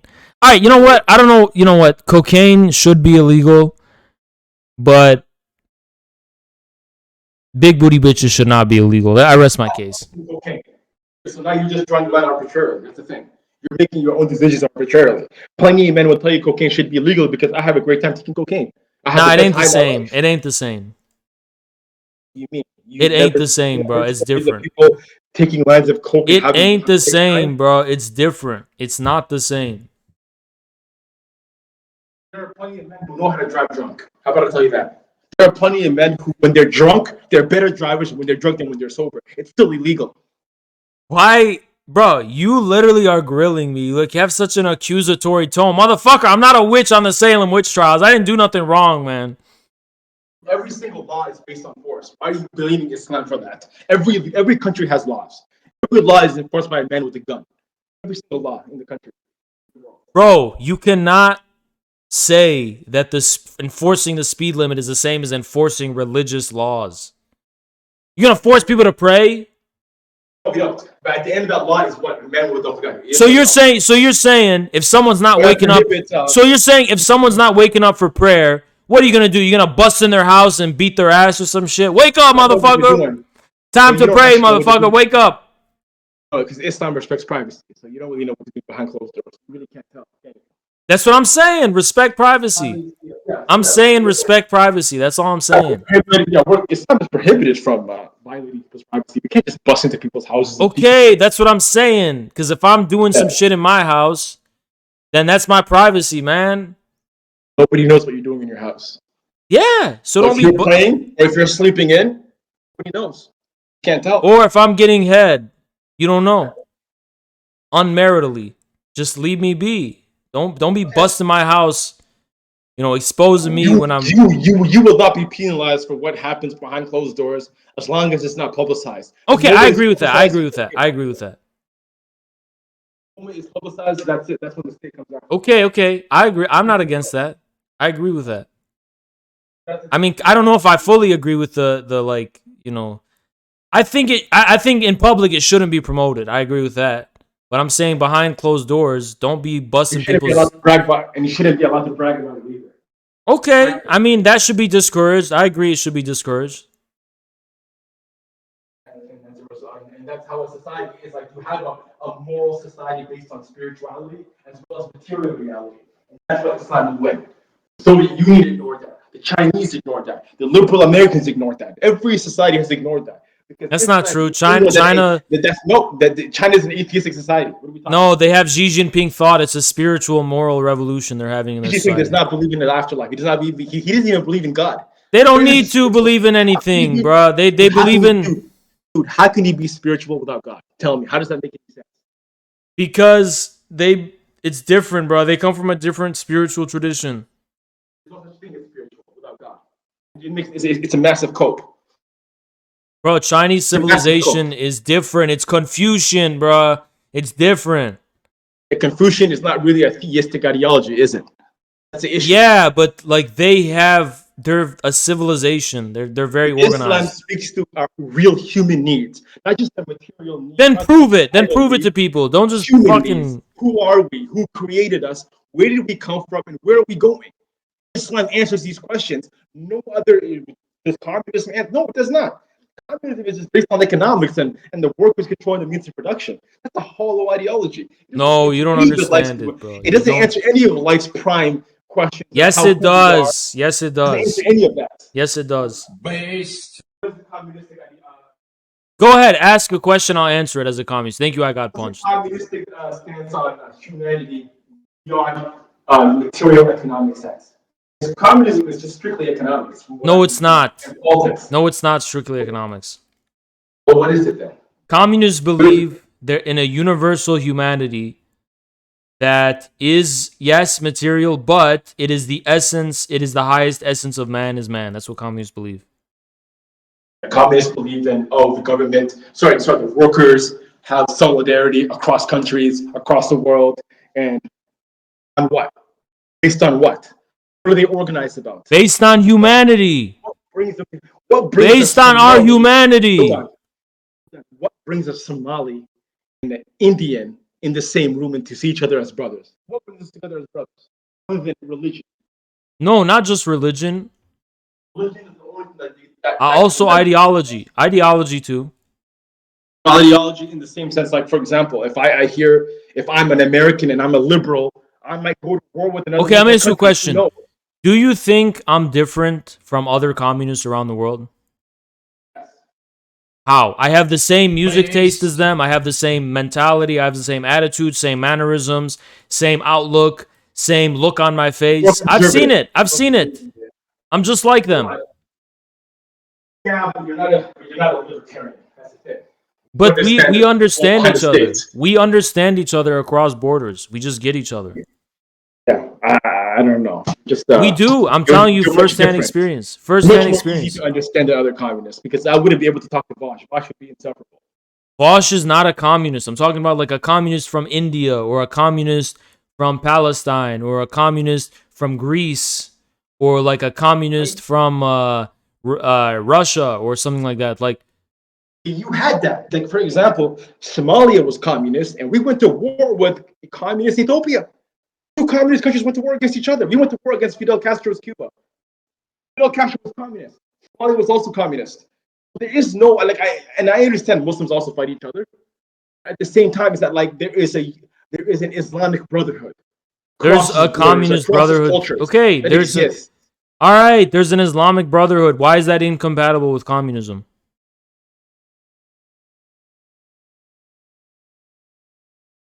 It's not incompatible. Communism is the atheistic materialist ideology. No, oh my God, that's a misunderstanding. Yeah. All right. Listen, communism is Islam rediscovered through Europe. That's not true. Yeah, it is. It's just an economic ideology. That's all it is. No, it's not just an economic ideology. It's an entire different view. Okay. So I've heard Chinese communists in the current day speaking about Africans in the most racist, most denigrating way. Okay, there's racist people who love in Xi China. Jinping, who loved Mao, but when they look at me as a black African, they see me as Don't say anything bad. Don't say anything bad. They see me as somebody who's different from them. Okay, unite me and him. That's racism. It's not. You know, communists are against racism, right? Okay, well, that's not maybe. Yeah, it is true. Communists are against racism. Islam is explicitly anti-racist. Yeah, it is. We were some of the first anti-racists, as a matter of fact. When I see an Arab, Indian, I see him as my brother. Oh, don't get me started with this shit. Hold on. The most racist people are Arabs and Muslim Arabs. Yes, but you know who they are? Actually, it's not the Akis, bro. It's not the Islamists. It's the secular Yes, it is, bro. They're racist as hell. They're all racist. What the fuck are you talking about, bro? Muslims are super racist. Dude, these are like secular Arabs who are. No, they're not. Even when they're religious, they're racist. Was a secular Arab, somebody who's like Gaddafi. Gaddafi was a racist. If you heard what Gaddafi said behind closed doors, it would shock you. Yeah, but at least there wasn't slavery going on in Libya. Okay, but he was an absolute racist. He might have personally been a racist, but he was fighting against European neocolonialism to promote an African currency. That's total nonsense. No, it ain't. Just saying those words. Nobody actually proved that he was able to do that. Bruh, the Libyan Islamists were racist as hell. They enslaved Africans. What are you talking about? What are you talking about? No, they weren't. Yes, they were. They were fucking racist, bro. They literally hated Africans. You don't know what you're talking about, bro. They hated Africans. Those were just Arabs. You're making it seem as if every Arab is supposed to be religious. No, they're not. Libyan Islamists who hated Gaddafi. They were racist as hell. Well, that's not true. That's actually not true. Go to any Islamist organization, not one of them supported racism at all. They were all racist. The only ideology which is anti-racism. They were all okay. OJ, we're gonna have to save this for another time because this shit been going on too long. What's your final remarks? My final remarks is Islam is the future, and I strongly recommend that you start reading the Islamic literature, not just communist literature. You need to go into the Islamic literature as well. There's plenty of stuff there to read, and it's all free, no copyright. All right, bro. Well, you made your best case. I'll let the chat think for themselves and decide. Al-Ghazali, Ibn Taymiyyah, Ahmed Ibn Hanbal. Take your pick. There's many authors. And I hope you enjoy that. All right, bro. Well, I'll have you on another time. I'm going to end the stream soon, so. All right. All right, man. Take care. We're wrapping up. Take care. Damn, bro. That shit went on a long time.